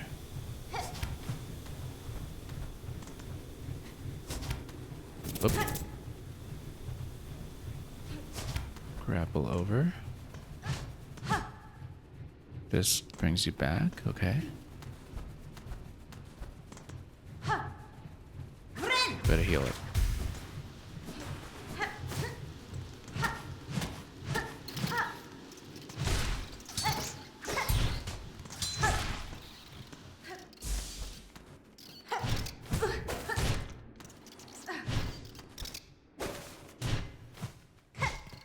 It just takes you back around the loop though, so maybe we had gone there before and either didn't realize or neglected to check something here.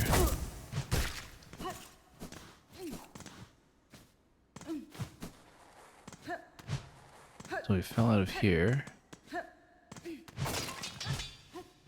And get back in.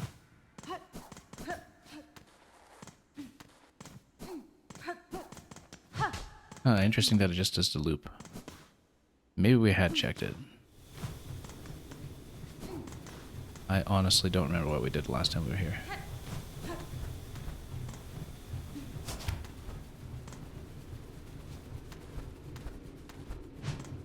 Maybe I missed something else? I mean, I see webs here. That's usually a sign that we should play the needle in. But in this case, maybe not.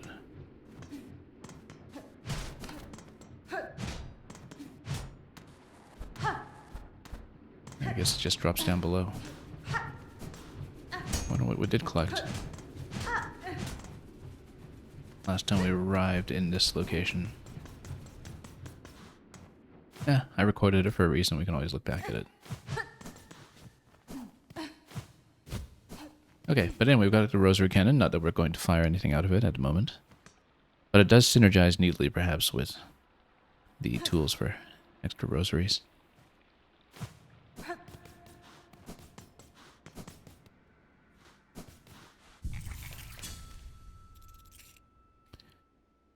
Okay. Next item on the agenda.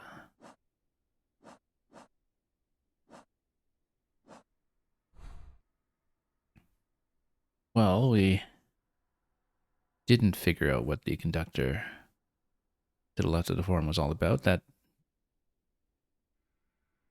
is one of many things that have been left unanswered when it comes to NPCs in this game, so perhaps there's something that's going to open up later when it comes to interacting with them. Perhaps some other effect that will have upon our passage in this zone. Oh yes, there was one thing I wanted to check. We've Nest Atla.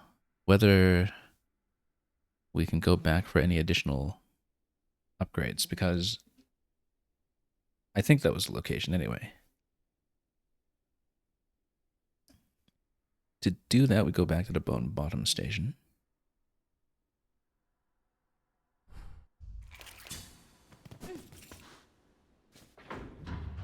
Because there was something there when we upgraded Hunter that said we should check back at some point. I don't know at what point or what the requirement is. But we never followed up on that, and that was quite some time ago, so that might be worth checking in case.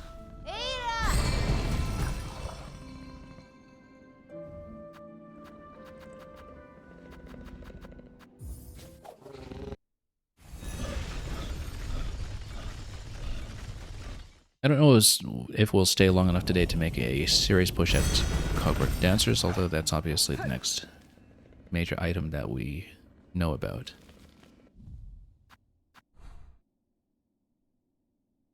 Down and to the right.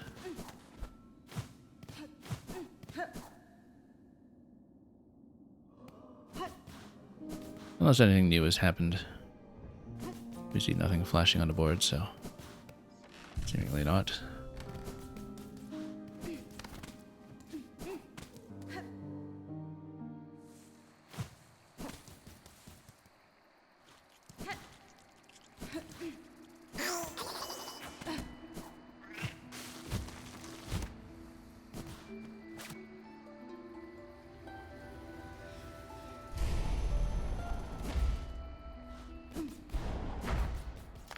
So yeah, I think it was the bottom right of this zone where we got the hunter upgrade. I can't really remember, to be honest, but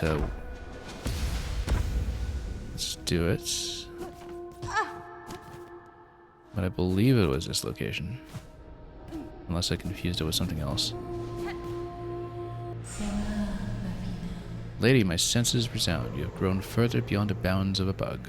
Permit me to gaze again upon your nature that I might offer clarity. So, do we get to upgrade what we have?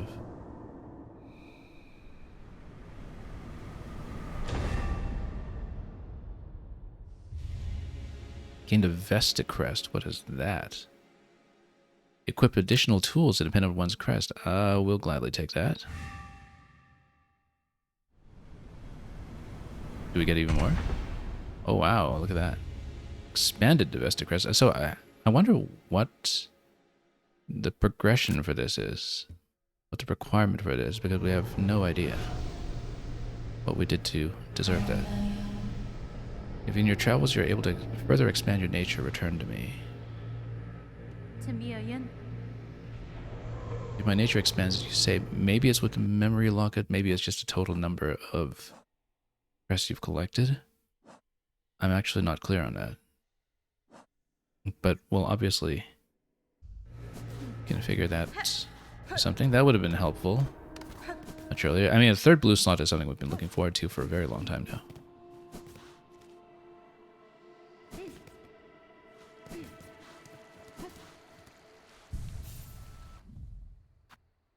Okay, well, that's really quite helpful. So,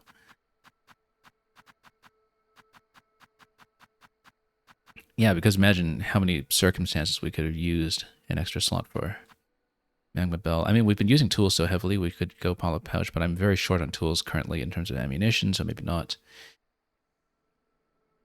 But got Silk replenishment from damage, you've got damage from damage, you've got Long Claw, which combined with Reaper might really be something. Here, I know I've really enjoyed Scuttle Brace. Thief's Mark from time to time. Shard Pendant, actually, because we've been so short on shards. That's a natural choice. Well, if we're thinking about Clockwork Dancers, I think we're going Memory Crystal.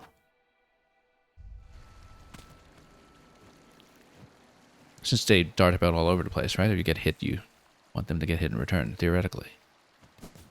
But yeah, I didn't know you would get that much. I wonder if anything other than Hunter is upgradable, though. I guess we'll have to find that out eventually. But I do wonder what the requirement for this was. If it's total number of crests or total number of memory lockets plugged in which case we've got many memory slots I could expand. It's just that we're maybe waiting to see what the next crest will be in case it's something really interesting like Architect, where I want to plug in every slot right away. Okay. In that case, let's keep going.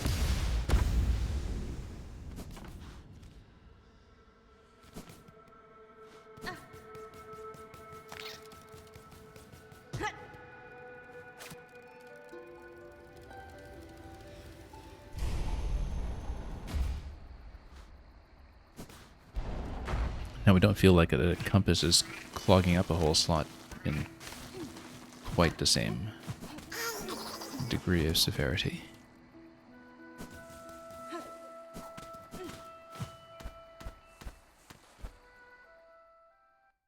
Yeah, because it kind of looked like, you know, Multibind was almost permanently parked on blue and Compass was almost permanently parked in yellow.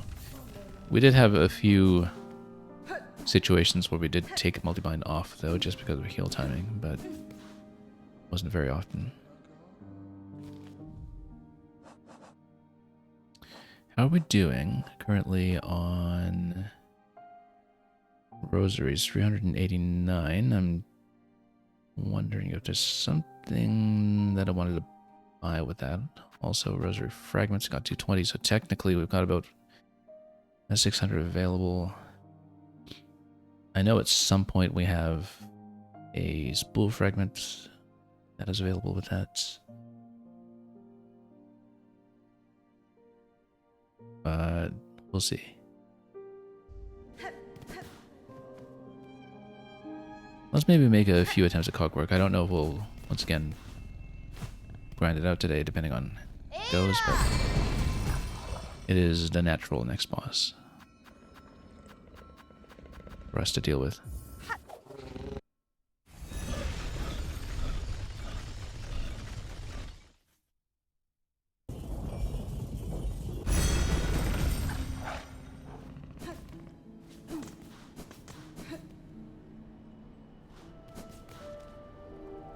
And we could just take the Ventrica up to the top. But then we'd need to push through so many of the crickets anyway. Yeah, let's just simplify things. Take it all the way up after the bench.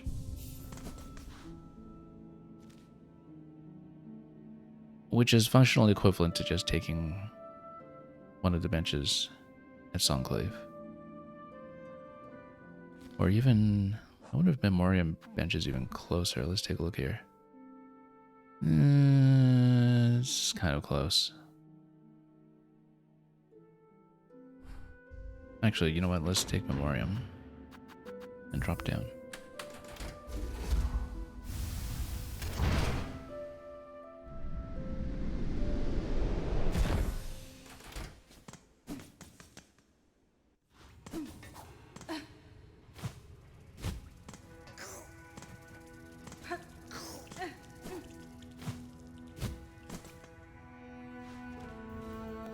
Next level down is the bench.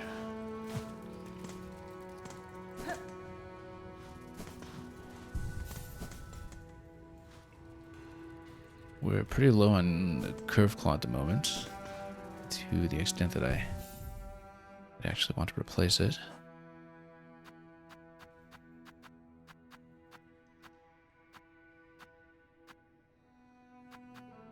Might actually go trap against this one. Let's try it, just in case. Have it in the back pocket. We'll try to learn the fight without using too many tools first, just because we want to conserve resources during the learning process, but...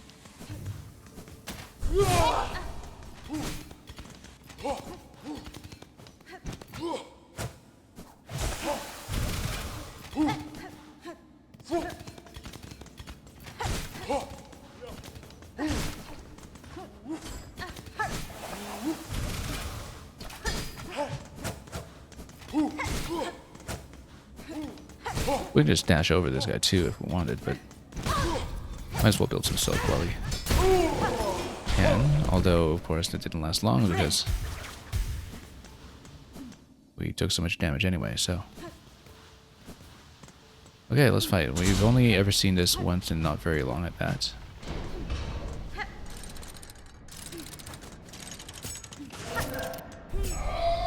And we know that they do this staggered pattern where you watch the path.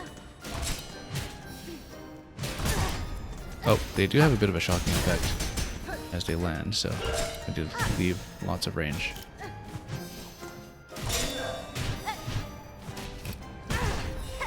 Nope, standing too close to everything. It's okay. It's like a pure dodging fight.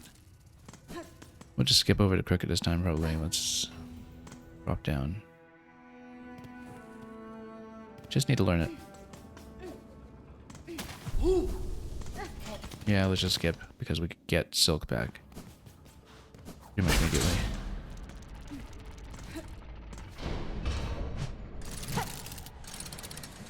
Charge after first attack.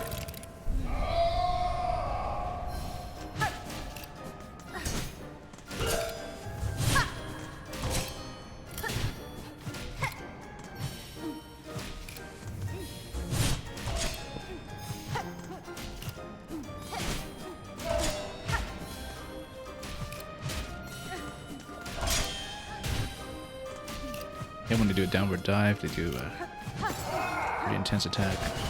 Okay, can read that pattern quickly.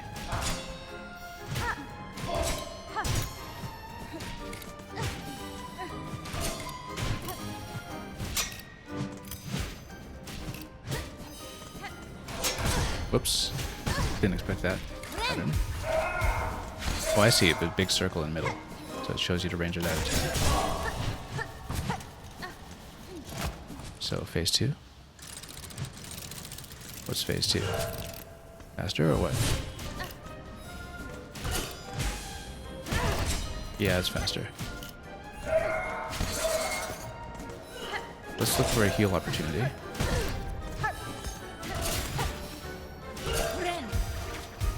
Nope, not quite.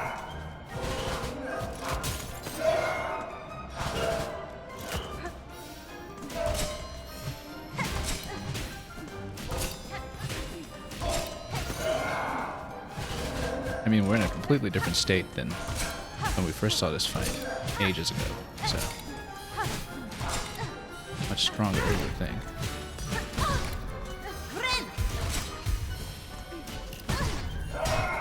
Oh, nope. Totally. Phase 3. We need to heal, though. We need to heal quickly.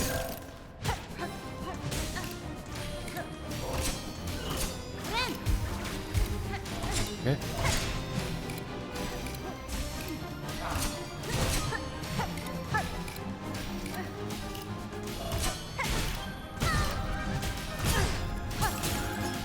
Nope.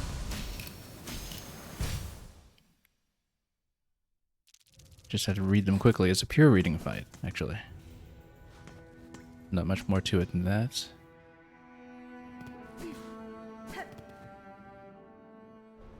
I actually wonder if for this fight specifically,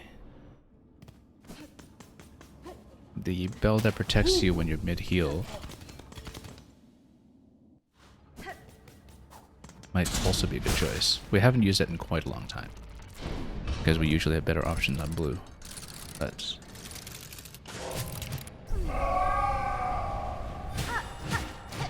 as a pure evasion fight, maybe that makes a certain amount of sense.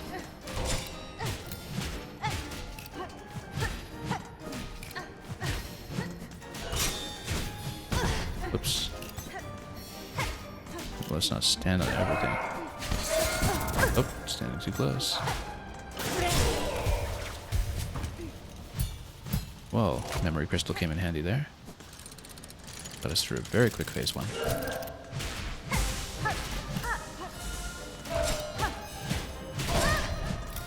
Too close, too close. Standing too close all around. Thought it was out of the radius there in the middle, but... Man, you said you beat these on your second attempt. The only fight you were good at? I'm sure you were good at a lot more than that. Although, I guess that depends on how you define your terms. Oh, whoops. Well, that was an embarrassing moment.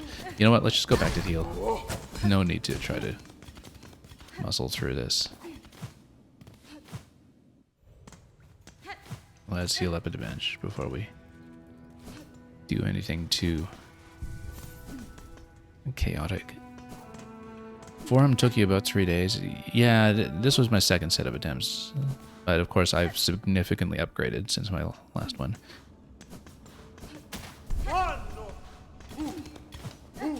I mean,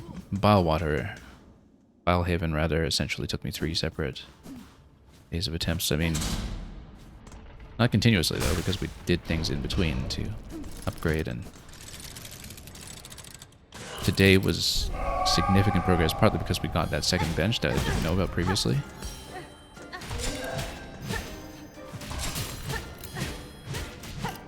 This is just a pure situational awareness fight, and follows a certain rhythm too.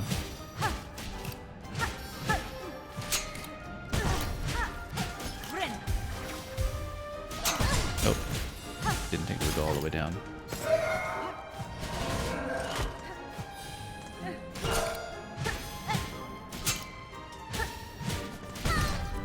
Misread that. Phase 2.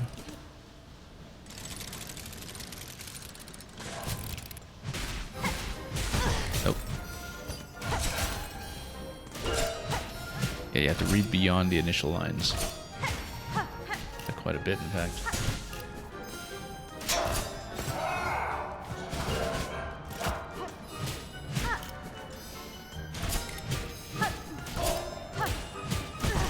Nope. We need heals. It's okay. Got an opportunity.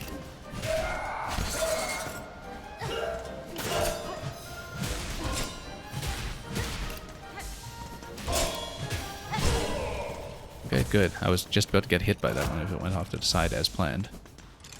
So, that worked out. Yeah, so there's a staggered pattern to their timing now. It means we can read one at a time, so it might actually be easier as long as we read them in alternating fashion.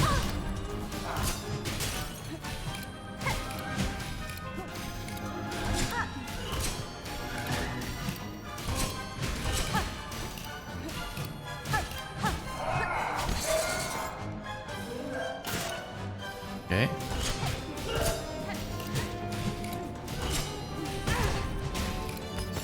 Yeah, kind of like a rhythm game fight, essentially.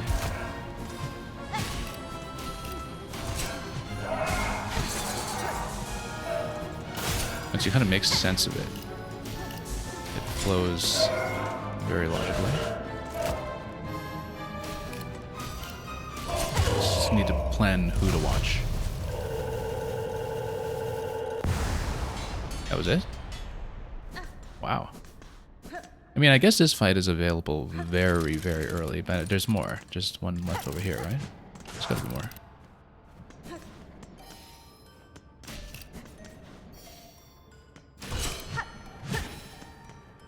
There's gotta be more.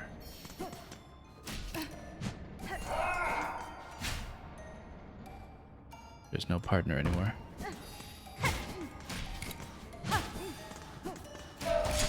But the clockwork just keeps going.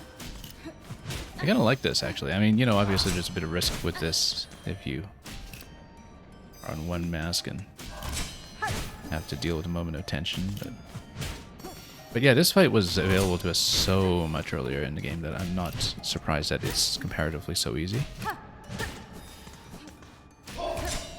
Because one thing about it, because it's just a pattern dodging fight, it's very player progression independent if you think about it.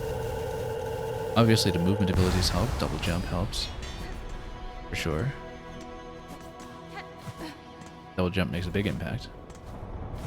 But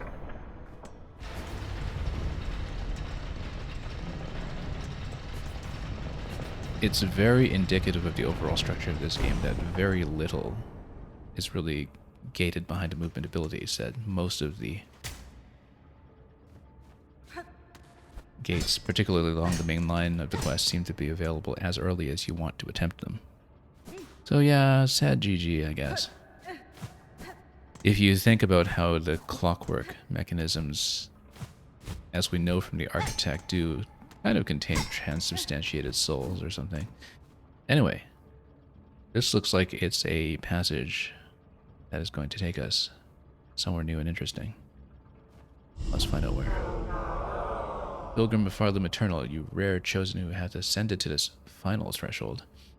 Listen to our wish, deliver it, that you may rise above and see your pilgrimage end.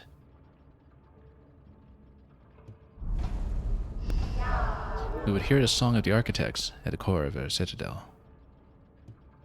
They who sustain our realm, its walls, its floors, and its voice, even as others fall silent. We would hear the voice of the keepers within their grand vaults.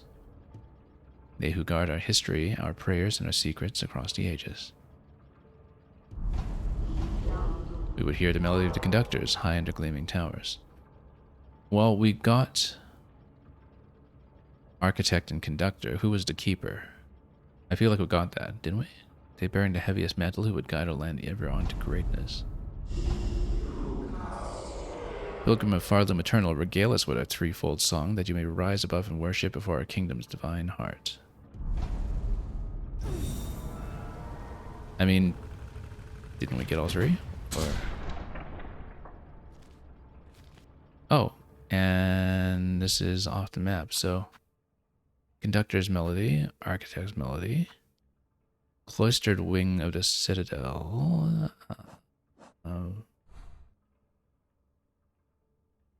I feel like maybe this is something that we have not seen yet then. Ah, yeah, there's actually a marker for it, so we know It hasn't been done. So I guess we talk to each of the NPCs. And here, because this has opened up something down below, we will try to map it accordingly. And might as well listen to see. Okay, so... And then there's nothing to play right now, right? Because we haven't actually learned the melodies proper yet, although we did talk to the conductor. So yeah, the forum was absolutely not optional after all. But if we can go down, we can do this passage that goes down there. And I mean, the architect's the architect. Surely we have that already. It's not even marked on the map. Is it? Oh, actually, something is marked up top. Okay, so let's grab the song off the conductor first.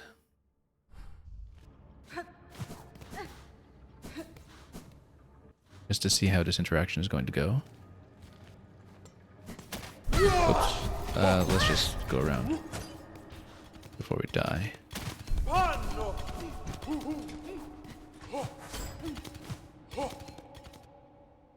And here we go.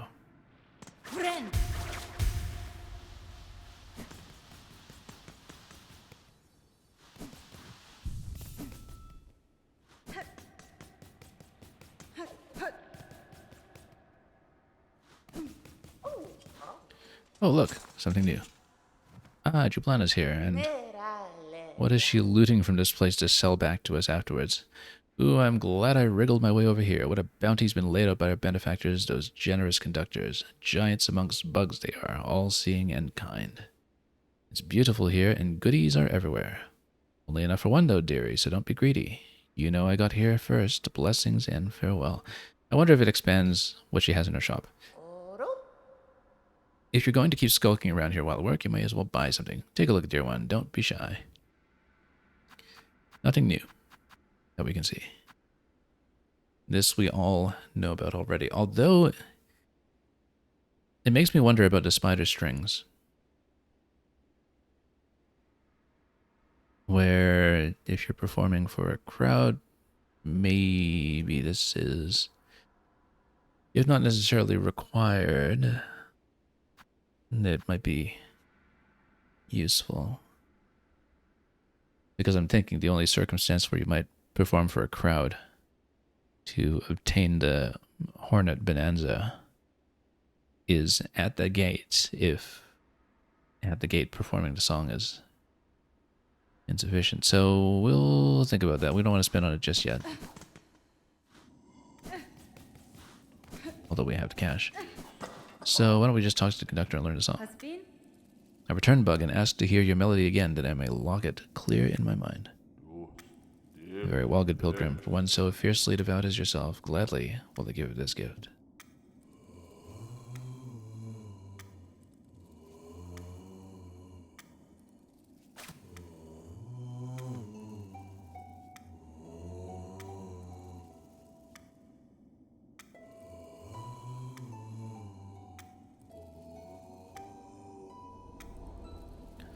Learned the conductor's melody.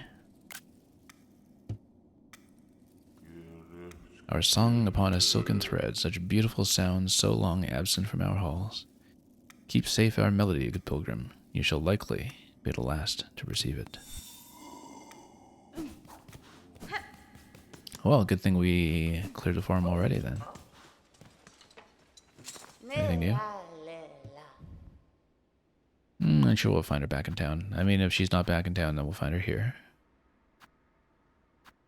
But yeah, spider strings we've been considering, especially now that we have the third slot.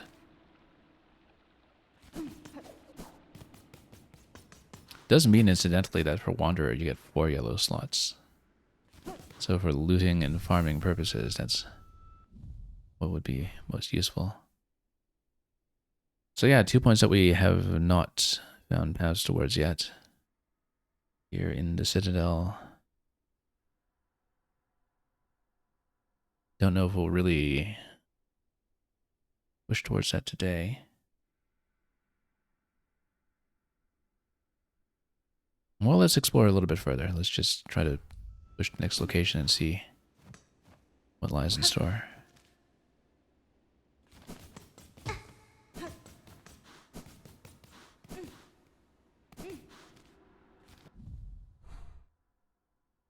Down, across, and down. Then how do you go up to that upper location, I wonder? That's something we haven't revealed yet.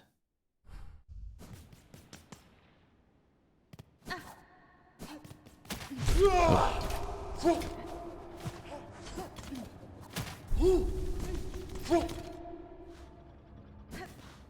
Yeah, look at that Green Prince.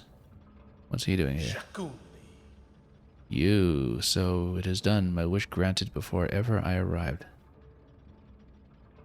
The bronze parrot danced its chamber. It is clear, tall bug. How closely they mimicked your shell.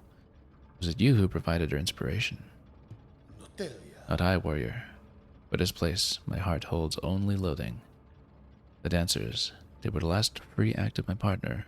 Always hopeful, always naive. His whole he gave in desperate trade to see our own caves left safe. His shell and soul became the mold. So long I dared not visit, even as our lands fell to thread and ruin. Instead it wasted, a coward caged, too weak to witness his grace, bound in parody so cruel. Take some solace, tall bug. His soul is now free from that shell of iron, and the fate that befell your lands. This citadel, too, has been claimed full by it. I, slim consolation warrior, now that everything I loved is lost. Anything else? Okay, can we play?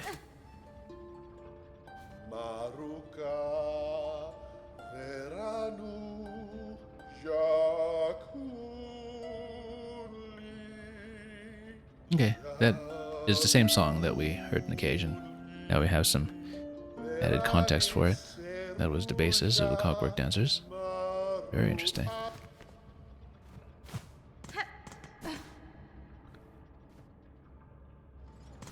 Can I just turn in the conductor's song now, or do we have to? Level 3.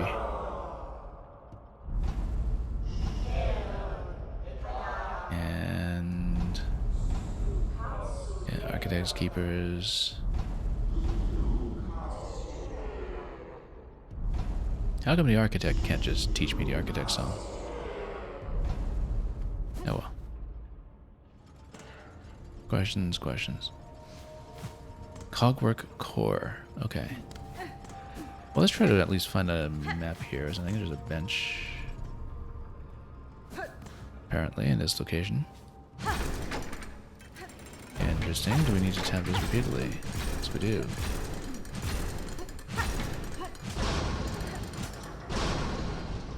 Beautiful piece of machinery.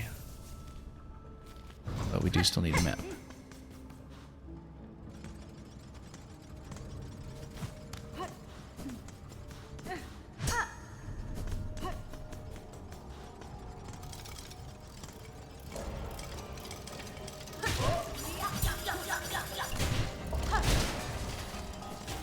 Okay, great.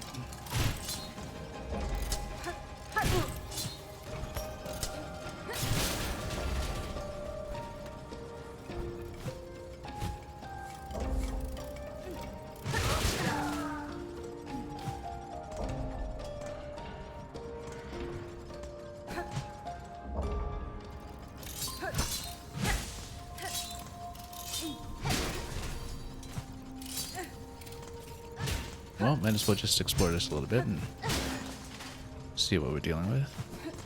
Oops.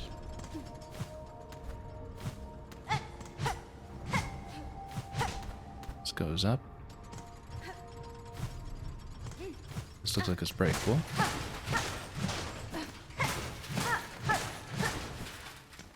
There's a passage that connects over here. That's interesting. Is this a fight?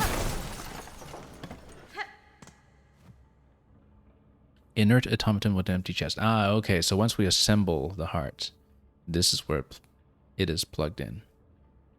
The architect told us about this much earlier. We have 2 pieces of the heart. We know how to assemble that Eventually, I believe we should be looking for an additional piece as well, but let's see. I don't think this is complete yet in terms of the number of pieces we have to obtain, but I did find where to assemble this, eventually, and so we should check that at some point. I think that was up in the high halls. And now we know where the destination for that will be. Red bundle, we'll gladly take that.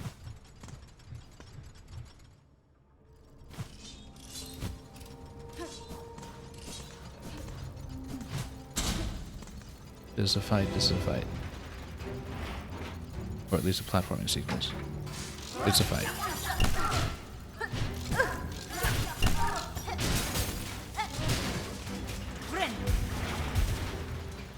Let's actually watch out what's going on here.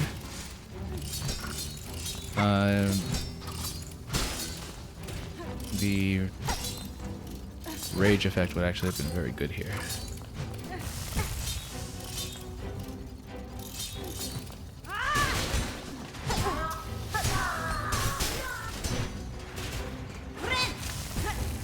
Nope. Corruption. Yeah, we need to heal against the walls if we need to heal it. Too dangerous otherwise. If you can spike them into some environmental damage, that works. But we should stay on walls. Oh, too much environmental damage. Let's just watch the ceiling. It's okay. First time there. But let's not get lost on the way back. That's kind of important. Since we don't have a map yet. I kind of don't want to push against the fight until we have a map.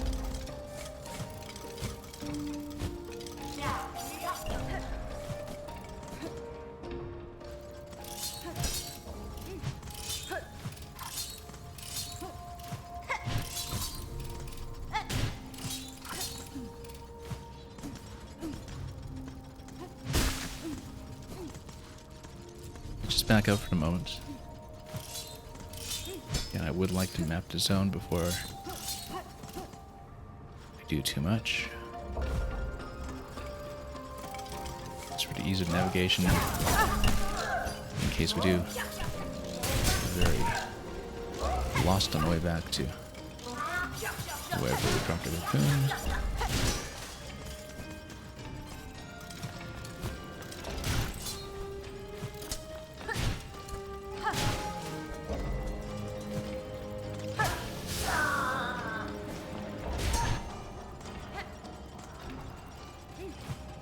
Let's drop down here.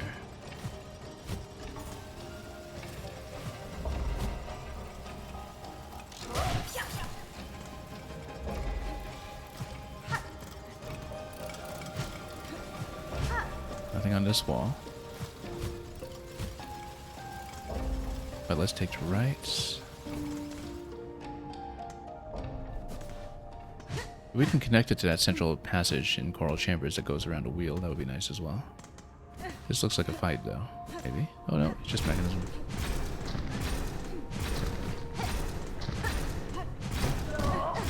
That's a fight.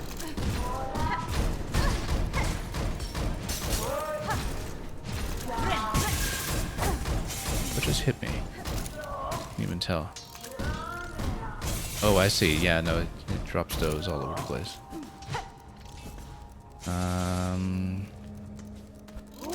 Try to do a little bit of hit and run, I guess.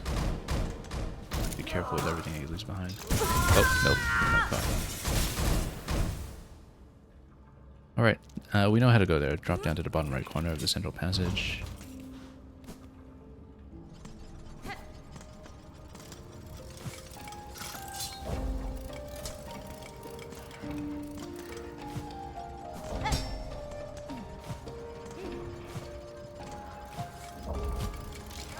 Obviously, there are a lot of shortcuts we could have hit along the way, maybe.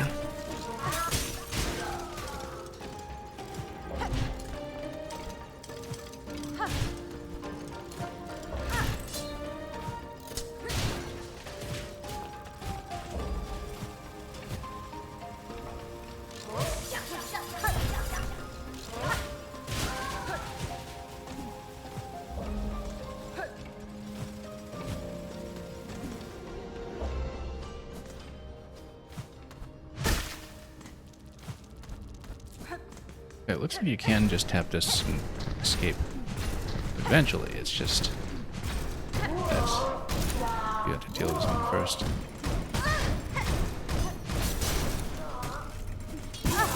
We better kill it.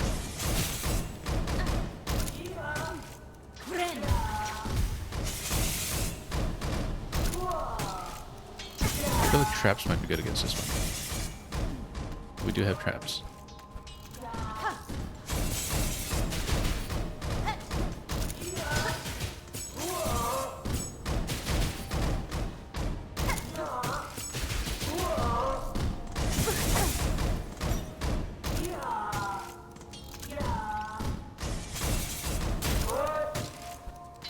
Oh, nope. It's blowing me up here.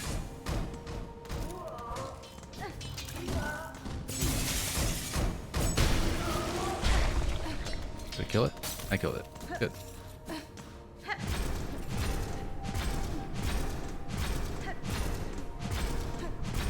So it looks like it is theoretically skippable if you know what you're doing, maybe.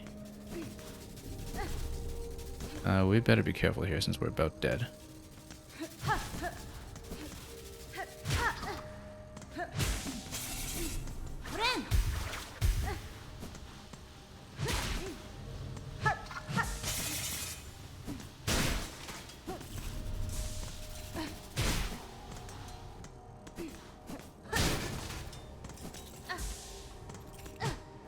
Anything? It looks like it's just this downward passage. This room might just be here for the flavor. Let's find out. Whoop.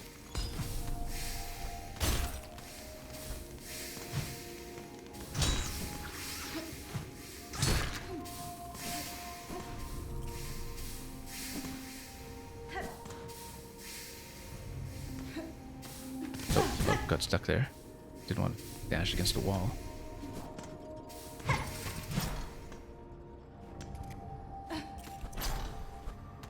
This opens an exit-only passage over here, okay.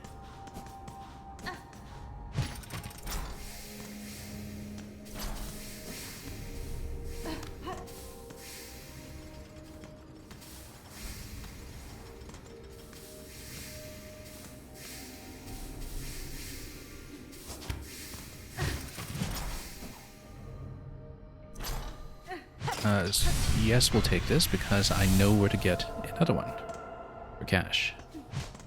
And I don't think we can afford it just yet, but a little bit of farming might get us to it. I wrote it down as costing 680 off Grindle. And you know, if we get out of here safely and buy it, maybe that's what we'll finish on today.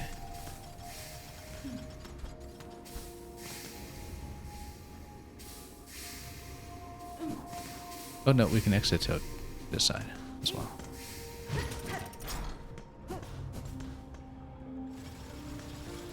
That's assuming we know how to get out of here first and get to a place where we can travel out.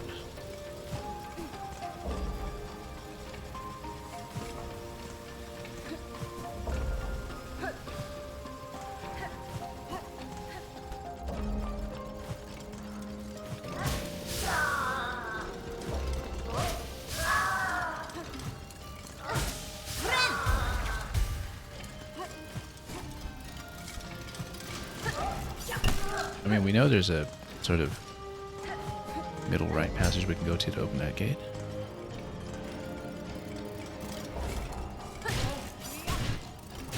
Would be nice to have a map.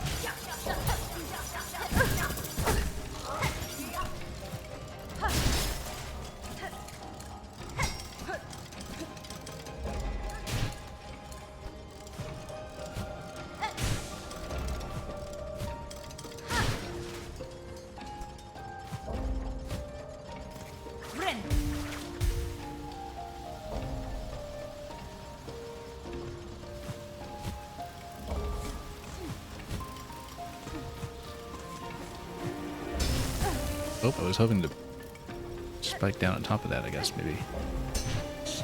Yeah, sure, that does work.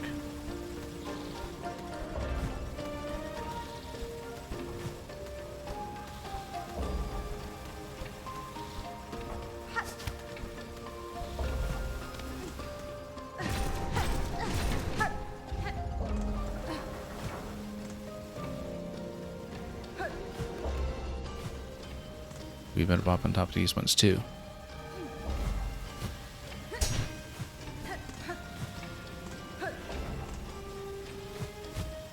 We'll peek in here first.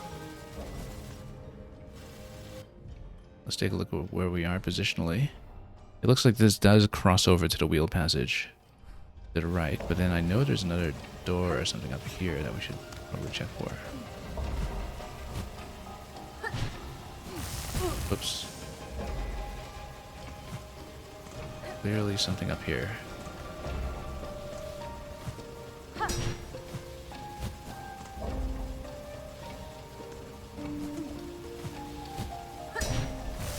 Nope.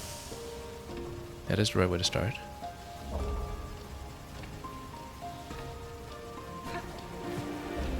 Oh, nope. Need to float towards it.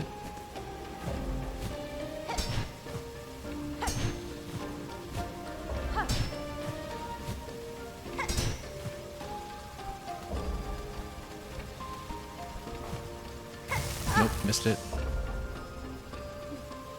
Really can't afford to miss the downward swipes.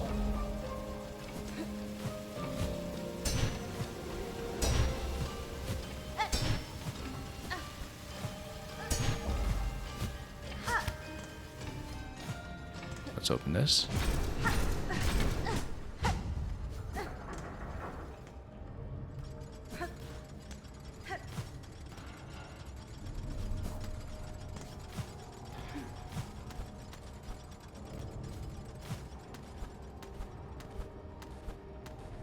Kind of a window to more of the machinery, but then where does this take us? Loops back here and creates some other passage that then allows a shortcut down below by the looks of it, but then to what end?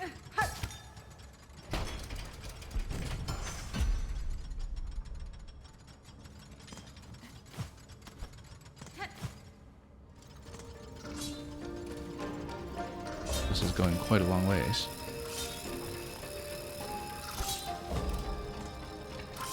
We could get very lost here if we're not careful.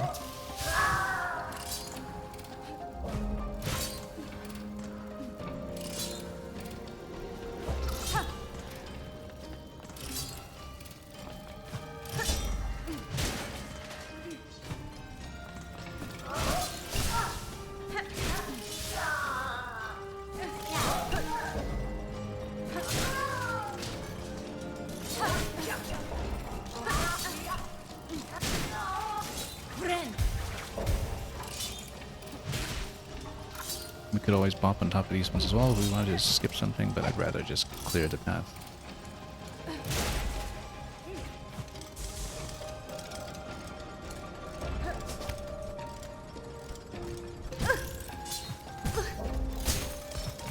Oh, nope, that was a disaster.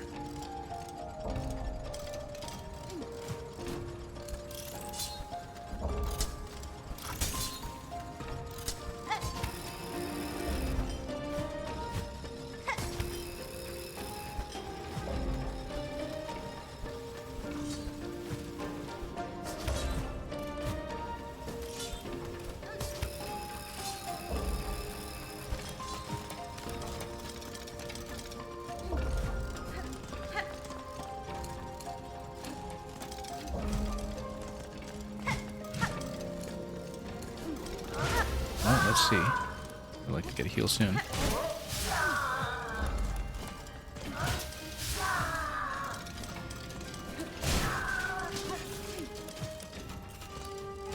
Connecting passage up ahead. Let's see what we can do with it.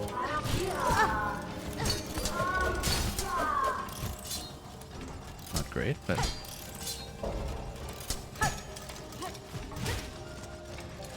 swipe against this one.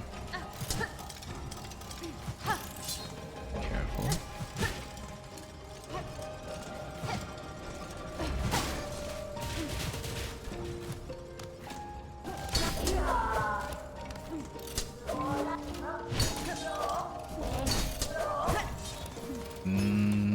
This is becoming a problem.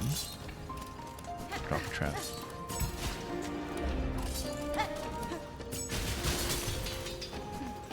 Okay.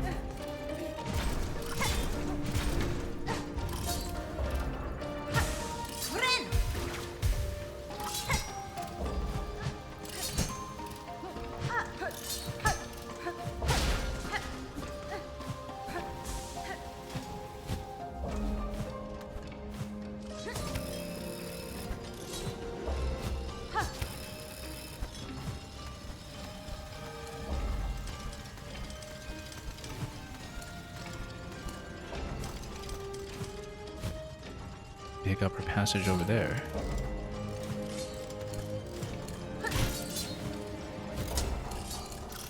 Oh. Whoa. There we go.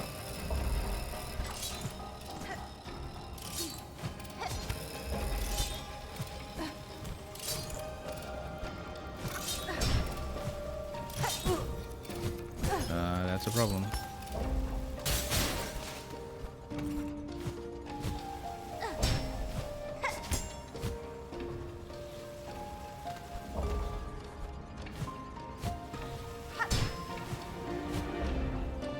We're up to the right side wall.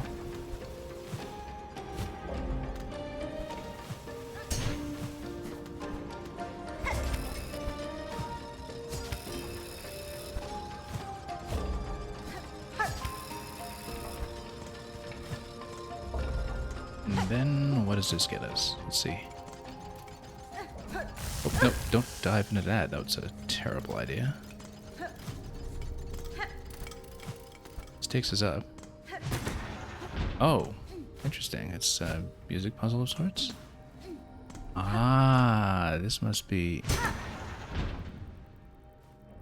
Well, we need to match something to basically let them line up and connect. This is a big decoder puzzle of some sort. I wonder if it's related to the gramophone cylinders that we have. If you can turn any of them, then...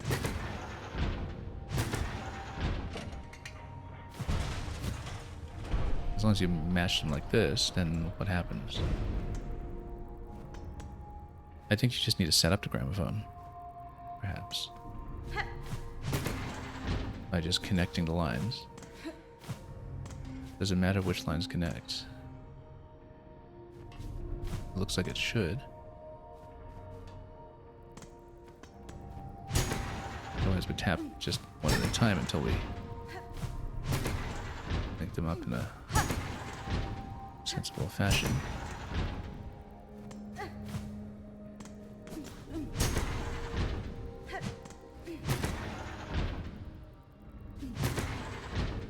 I mean, we just need them to create a coherent shape that will match. No? Or did I just accidentally brute force the first one? I think I accidentally brute forced the first one.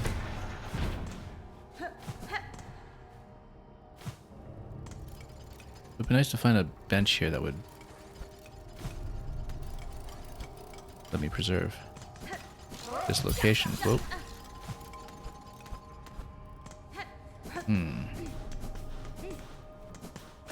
What have we played? I mean, this has got to be the gramophone that we heard about.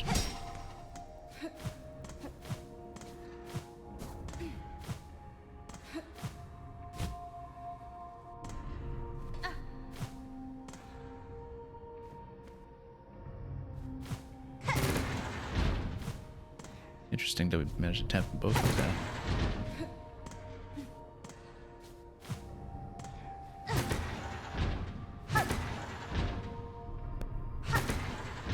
But we just need all the paths to connect. theory. But maybe there's a unique solution for each one in terms of what could match up.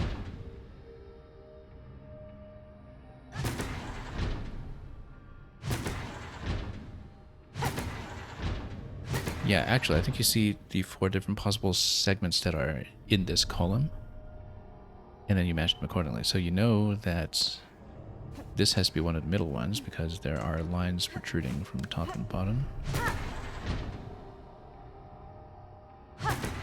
Maybe. Depending on how you're reading the stems.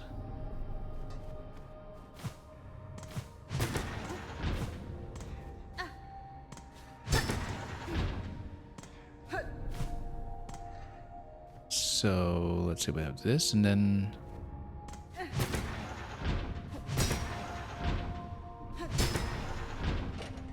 we just match it like that. Okay.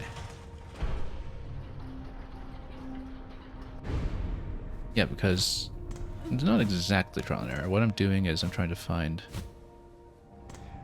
something that makes sense as the top segment, and then we just make sure that all of the protruding stems have something to connect to.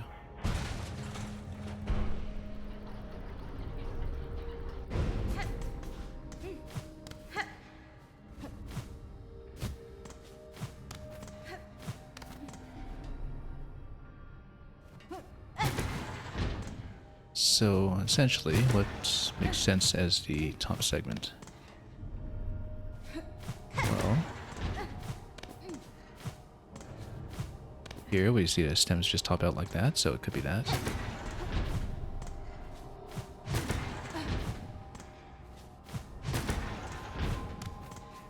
And then that connects. And then that connects. There you go.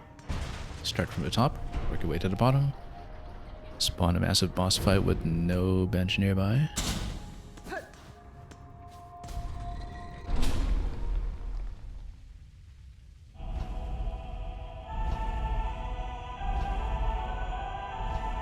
So we've got the gramophone. We've got 2 cylinders that we can play in here, in theory. Well, let's see what this is all about.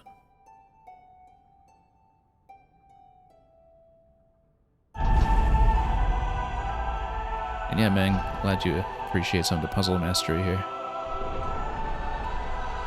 I mean, we roughly know what music notes look like. That was all there was to it. Oh, that's the Architect's Melody already. I actually didn't realize we'd climb that high into the unmapped zone. So, alright, we'll take it. I didn't expect it so soon.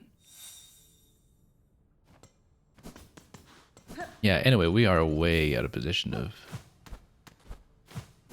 any kind of reasonable respawn point. And this is not the gramophone for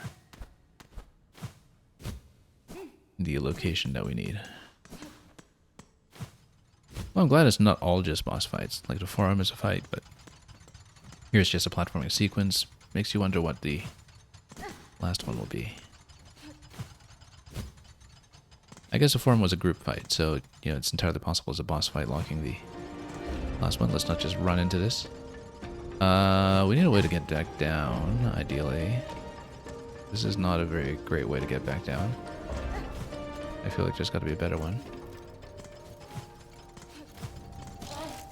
No, hang on. Although, interestingly enough, we could potentially tap this one for silk. Oh, let's not jump into that.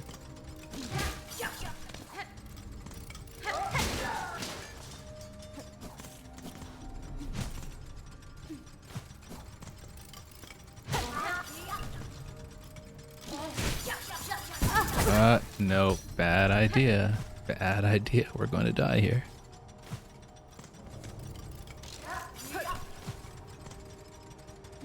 So how do I get out of here?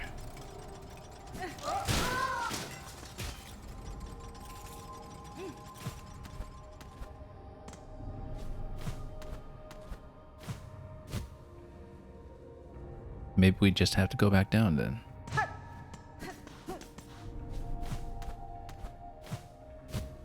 Doesn't seem particularly safe to drop down that way. I feel like we're missing some critical return passage.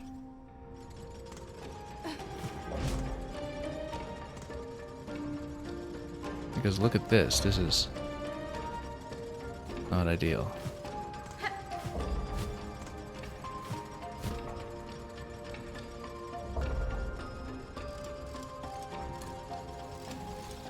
Not ideal at all.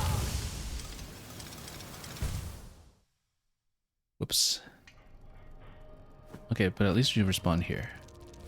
And then it's not too far to get to the cocoon. Okay. That's fine at least. Let's try to get out of here safely then.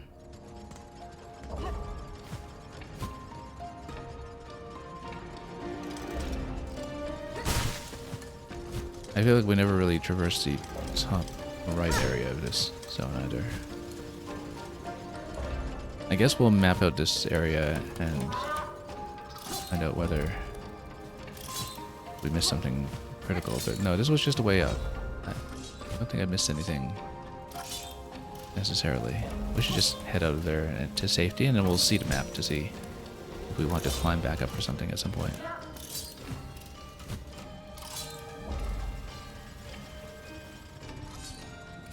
If you just float all the way down, maybe this will get us somewhere useful. No, that looks at the bottom rung.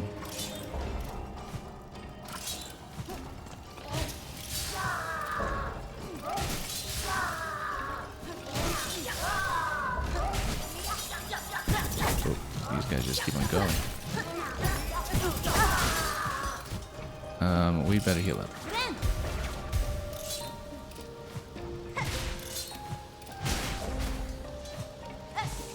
I kind of feel like those ones in the middle just basically exist for the sake of giving you speed shortcuts if you bounce well on top of them.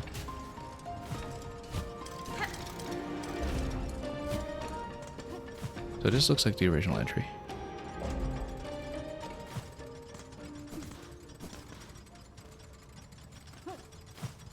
And this was the area we unlocked to go back down, which I did not demonstrate very elegantly. We still need a map of this section somewhere. Oop. Oh, this sends you back up. Okay. Fine then. Ah, and this sends you back to the original area. Okay. We never did acquire a map of this section. However,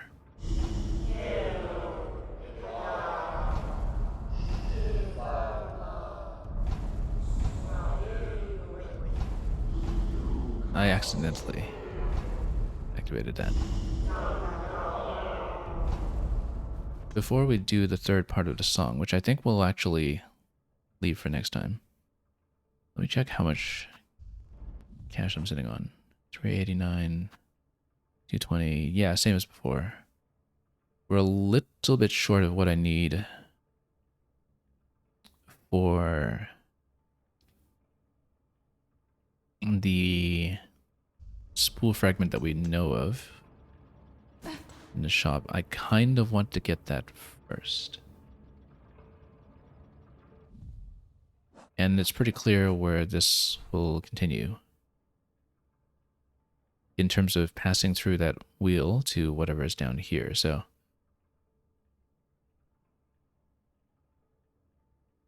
I think what we'll do is we're going to drop back down to the Grand Bellway. We'll kill what we can along the way to farm up some resources, and then we will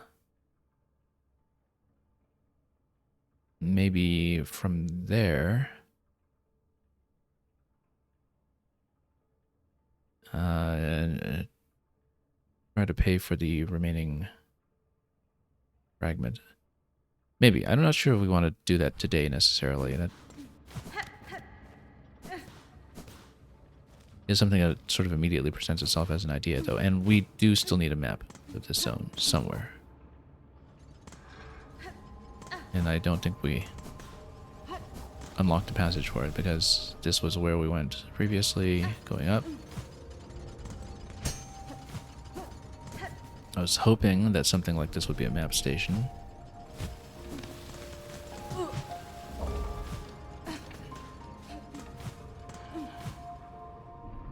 But yeah, before we get too deep, let's see if we can just fight our way down and farm up a little bit.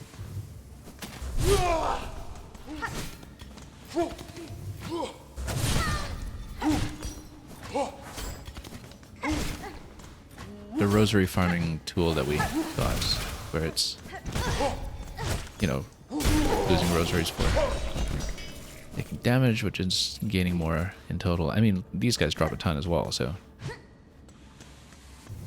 we just take them out. And that in itself is going to give me a pretty penny, perhaps. Yeah, we don't want it, our silk all devoured, but that's okay.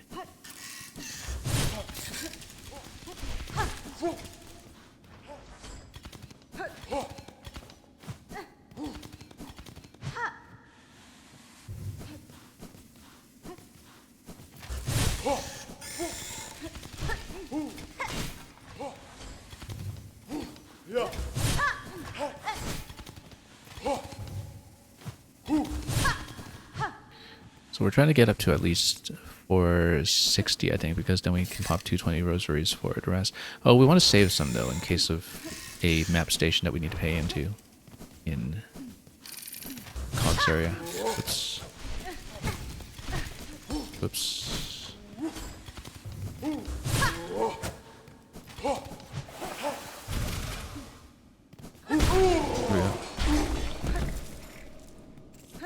Yeah, those pay nicely. That just gives you shards. Maybe just one more of these.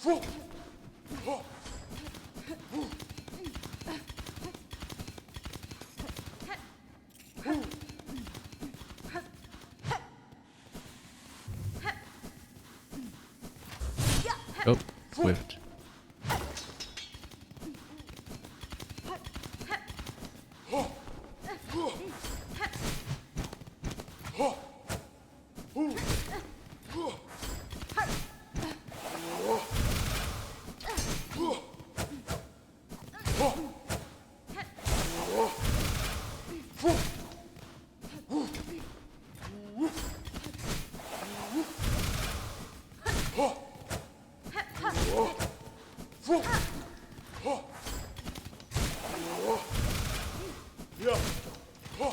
We just poke them down slowly. There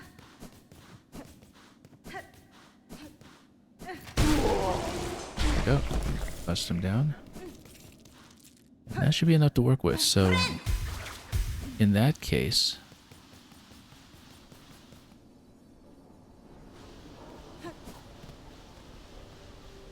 just in the interest of time. Well, you know what? No, we can fight our way down. Can we get about 200 fighting our way down? No, we'll see. Just want to make sure we have some rosaries in reserve. No, we can get rosaries in reserve next time, I guess, if we fight our way back up instead.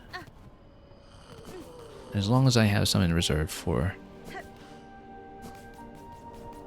maps and the like. Nothing new here, right? And anything new from Jubilata? No. She's back? Nope, not really.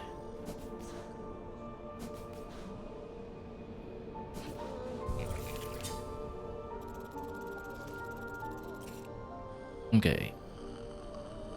In that case, let's go to Blasted Steps.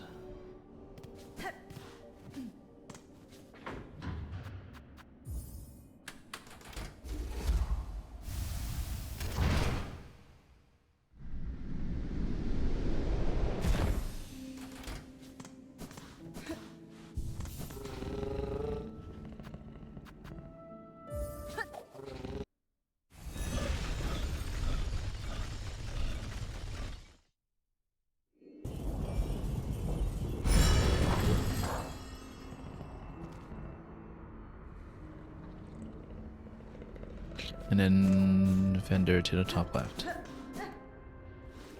Just Grindle.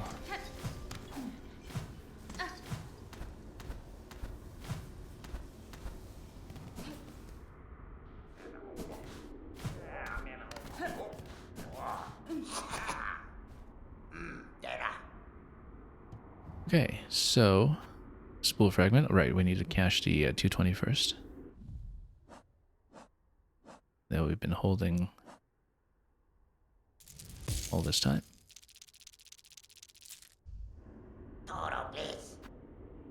And let's just grab it.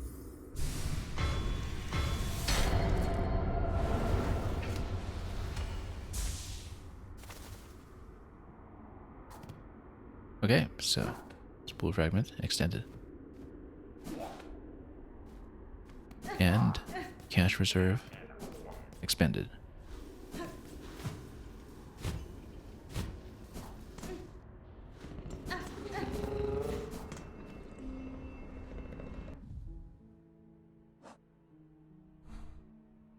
Well, in that case,